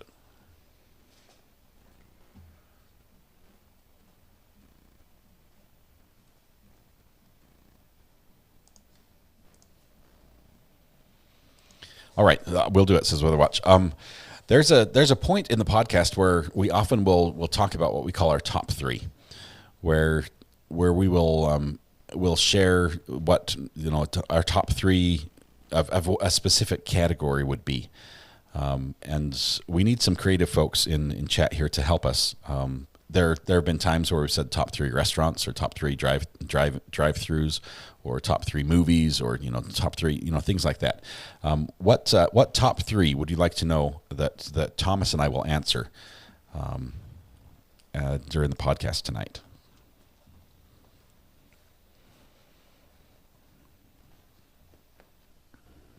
I said, unless I missed something, the last Sarah Boone hearing I saw, they set our trial date for December 11th. I remember that because it's my birthday. Sharon, I believe you. The problem is Orange County Clerk is very slow at updating their page, and I don't see anything after October 2nd. So I think that just hasn't been updated in the records yet. Top 3 Halloween stories, the real ones. Top 3 laws recently broken. No. This is you guys are going the wrong direction. Never mind on the top 3 pranks. Top 3 things you'd like your kids to be known for. Thomas, if you see something on here that stands out, let me know. Top 3 children. There's one. Diet Coke Mama. Oh my goodness. Top 3 most admired people. Let's see. Squirrel. Vacation destinations. music groups. Have we done music before? Pizza places. Top 3 things in nature. Top 3 things you learn to say, not to say to your wife or husband. Oh no. Wow. Oh no. Let's be careful on that one. I don't want to sleep on the couch again. I don't want to sleep on the couch. I've never had to sleep on the couch, but still, just playing it safe. Top 3 times you were shocked by a verdict. Halloween candies. Parenting fails. That's. What's the statute of limitations? I'm just saying. Top 3 North Carolina beaches. We don't want to let the secret out, Janet. Top 3 roads. Pretty much it's all the roads around my community are the ones you want to avoid. Nurse for God, welcome. Just pops in and promptly gifts 5 more memberships because that's what you do. That is awesome. I appreciate that. LG, Cheryl Blackburn, Leah Torriello, Charme Lily, and Dirt McGirt. I struggled with that one, but welcome. All gifted memberships by Nurse for God. Thank you so much, Nurse for God. Nurse for God has earned herself her own emoji, her own special emoji. So thank you very much. Extremely generous supporter on the channel, and not just this channel, but extremely generous supporter across the genre of channels, and just amazing. Nurse for God, thank you for all you do for the greater community as well. True crime books. Top 3 deserted island foods. Top 3 things you wish you could change. These are some good ones. You've got some good ones in here. I like the ones that don't involve me incriminating myself. Fashion fails. Movies. Top 3s, says Walter.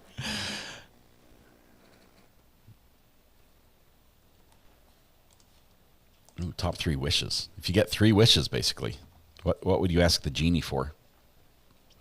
Miracles in your lives. Okay, I'm going to need more than 3. I've been blessed beyond what I deserve. Let's see. Top 3 things you're proud of. Top 3 places to sleep when you're in trouble with your spouse. I don't know. I don't know. Let's see. We've got somebody calling in. Let's Call from Pink Black. Okay, I missed who was calling in. This is Recovery Addict. Who am I on the phone with? This is Hank Blatt. Hey, how are you doing? Good. What's on your mind tonight? It's the top 3 ways, and I just had something funny.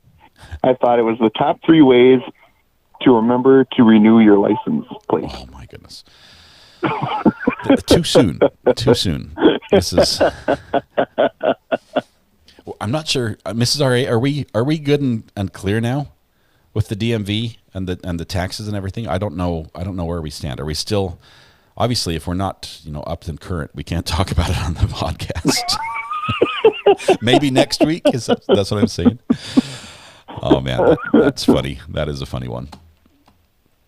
I don't know. So I just thought I'd call in and say that I thought that was pretty funny. Yeah, thank you very much. That's great timing. But we might have to pass just in case the authorities are watching. Thank you. We'll see you on the podcast tonight. See you. Bye. See you. Bye. Oh man. We have to go to the DMV. By that, I'm working tomorrow. Is that going to be you? Yes? No? Maybe so? I guess tomorrow's Saturday. They're going to be closed. So now it's going to be Monday. Monday. All right. I'm thinking they're going to wrap things up here soon. We're approaching an hour and a half. They had one question. I think that question did shut down any future questions, basically saying we gave you all the evidence. You're supposed to just figure it out.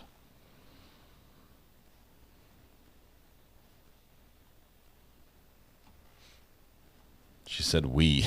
She said we, which means me. That the M was upside down for some reason. Is DMV open on Monday? Courts are closed. That's right. It's Yom Kippur.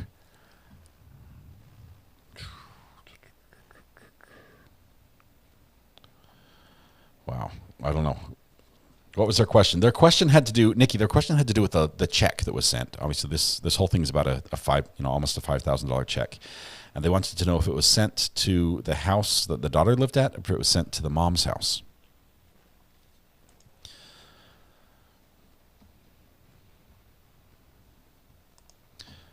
I don't think they are here in North Carolina. We can check. It's open until noon on Saturdays in Illinois. North Carolina, we contracted out to the lowest bidder, and so you get it's a private company providing the services for the DMV, and it's usually not extremely helpful. Grace, I'm not sure what's up with your device. You shouldn't have to log back out and log back in to post a message. You may have multiple devices or multiple apps running. Like if you have YouTube Studio open or Google open and you're logged into a different account, it might be defaulting you to the other account, so you can't comment. Check and see if you have multiple accounts out there. Top 3 things you learned as a kid that you now use as an adult. It's not a federal holiday, but a lot of times the DMV takes any excuse to not work.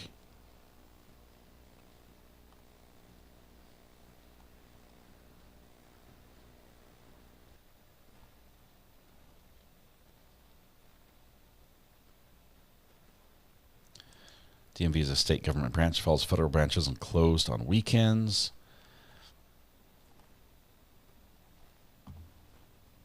Okay. Do we have enough ideas in there, Thomas? Did you pick something you liked? I do.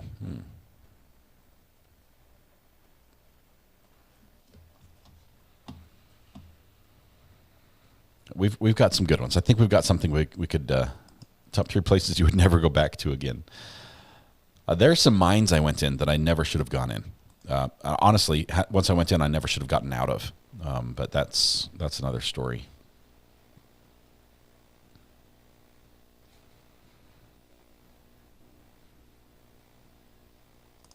Yes. North Carolina is just different when it comes to DMV. That's all I'll say. It's just a different experience.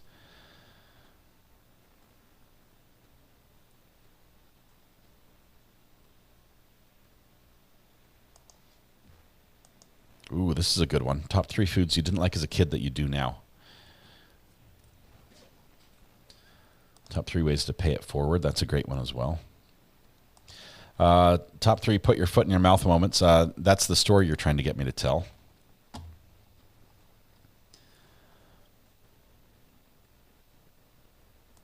Okay, sounds good. Weather Watch, appreciate it. We'll take a look at that. And we'll choose one and roll with it. Thank you everybody in chat for helping us out when we had a little bit of a brain cramp for what we want for that segment. We'll do that. I have to do some reading here as well. Man,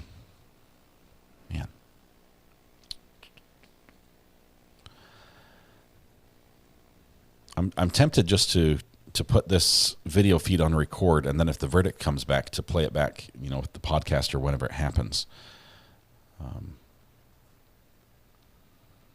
What do you guys think? Do we want to sit here until the verdict comes back?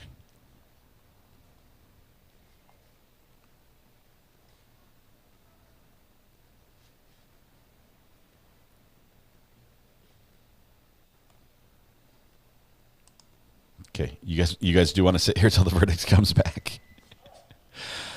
I've got to prep for the podcast. I've got just an hour to do it, and I've dumped a lot on Thomas. Screw it! I'll just start a YouTube channel. Oh man, that was me in the job search. That was me on the job search.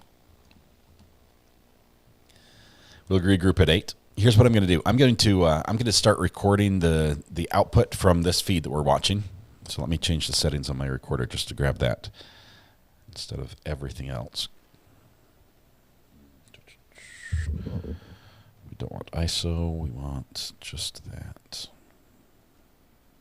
Okay, so I can record for 199 hours without break. So hopefully we'll catch whatever happens here. Let me set that up and we'll record. If I don't think they're done for the day, but that'll give me a break. And if something happens, we will go back and we'll play it during the podcast. Or if either way, we'll have it either way. I imagine if they're not done by the podcast, they will go home for the weekend, and we'll catch them Monday or Tuesday for the update. This judge does not delete his videos like the other people do, so we'd be able to go back and get it either way. But that way, I can prep for the podcast, and everyone can be back in time for that. Just wing it. Yep. As soon as I leave, the verdict does come in. Place your bets now, says Courtney. Yes. For those that are curious, the link to the actual page we're watching. Let's see this. What's the judge's name here? Not seeing that. It's over here.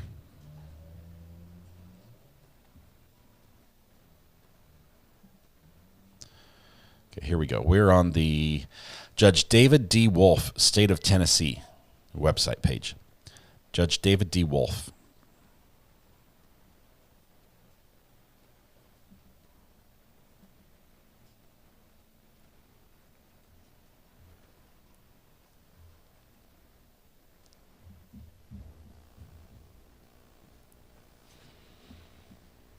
Okay, I can hear it's raining outside because I've got my window open. It sounds beautiful.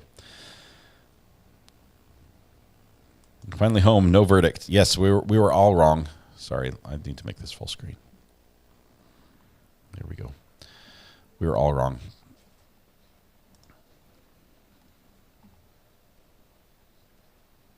The podcast is on this channel, so that's what we're going to do next. We're going to play the podcast tonight at 8 o'clock. So that means you have basically 1 hour before the podcast starts. If you found this channel, click the subscribe button, ring the bell. In 1 hour, we will start. We start on time almost every night, every Friday night. Podcast is every Friday. The podcast is a little different than what we do every day during the week. We talk about things that are a little bit not relevant to this. We talk about some funny stories from the news. We share stories. We talk with you guys and have some friendly banter. It's just a great way to relax from sometimes what's been a stressful week with whether we're following court cases that have been heavy, have been difficult that way, or we just need to get ready for the weekend and kick it off with a bang. So that's what we're going to do. It's fun. It's with one of our amazing mods, Weather Watch, who goes by Weather Watch on the channel, but his name is Thomas. Thomas has proven to be a great friend and super help to me on the channel and off as well. So I love doing this. This will be our 30th episode. And we've had I think we've only skipped like 2 weeks in those 30 episodes because of different work schedules and things like that. So it will be here for you, so you can catch it here. That's the wrong music. Like, that's not familiar. That's not it. Okay. I'm cueing the music, which means the judge is probably going to come back as soon as we shut off the live stream. But we're going to do this anyway. Podcast episode 25 is the best one since Red Pen. You're just saying, just because, you were on it. But we will be back for the podcast in an hour. Thank you very much. Either way, we're going to see what happens with this verdict. I'll record that. Shoot me a text on the burner phone if you see anything happen on the judge's channel as well. Let's see. Tag says, Weather Watch is my bestie, but any more flooding tornadoes are his fault. Yes, we're supposed to get 5 inches of rain out of this storm. 5 inches in like 24 hours. So, all right, tonight when you go home, please hug the people you love. Smile at someone, make their day just a little bit better. Please stay safe till we go live again. 8 o'clock tonight on this channel. For the podcast episode 30. It's going to be great. Thanks, guys. We'll see you in a little bit. Bye.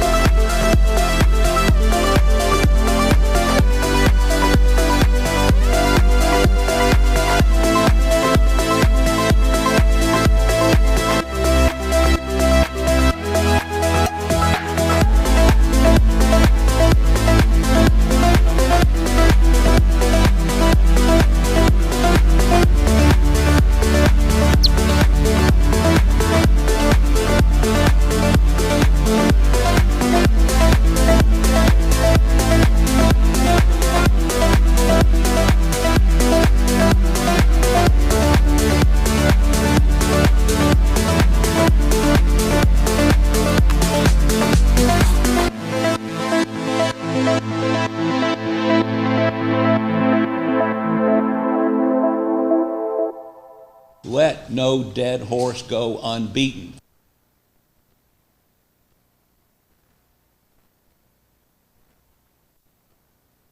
Always Scratch all kick that. back, I was taking it terrible. easy. I apologize.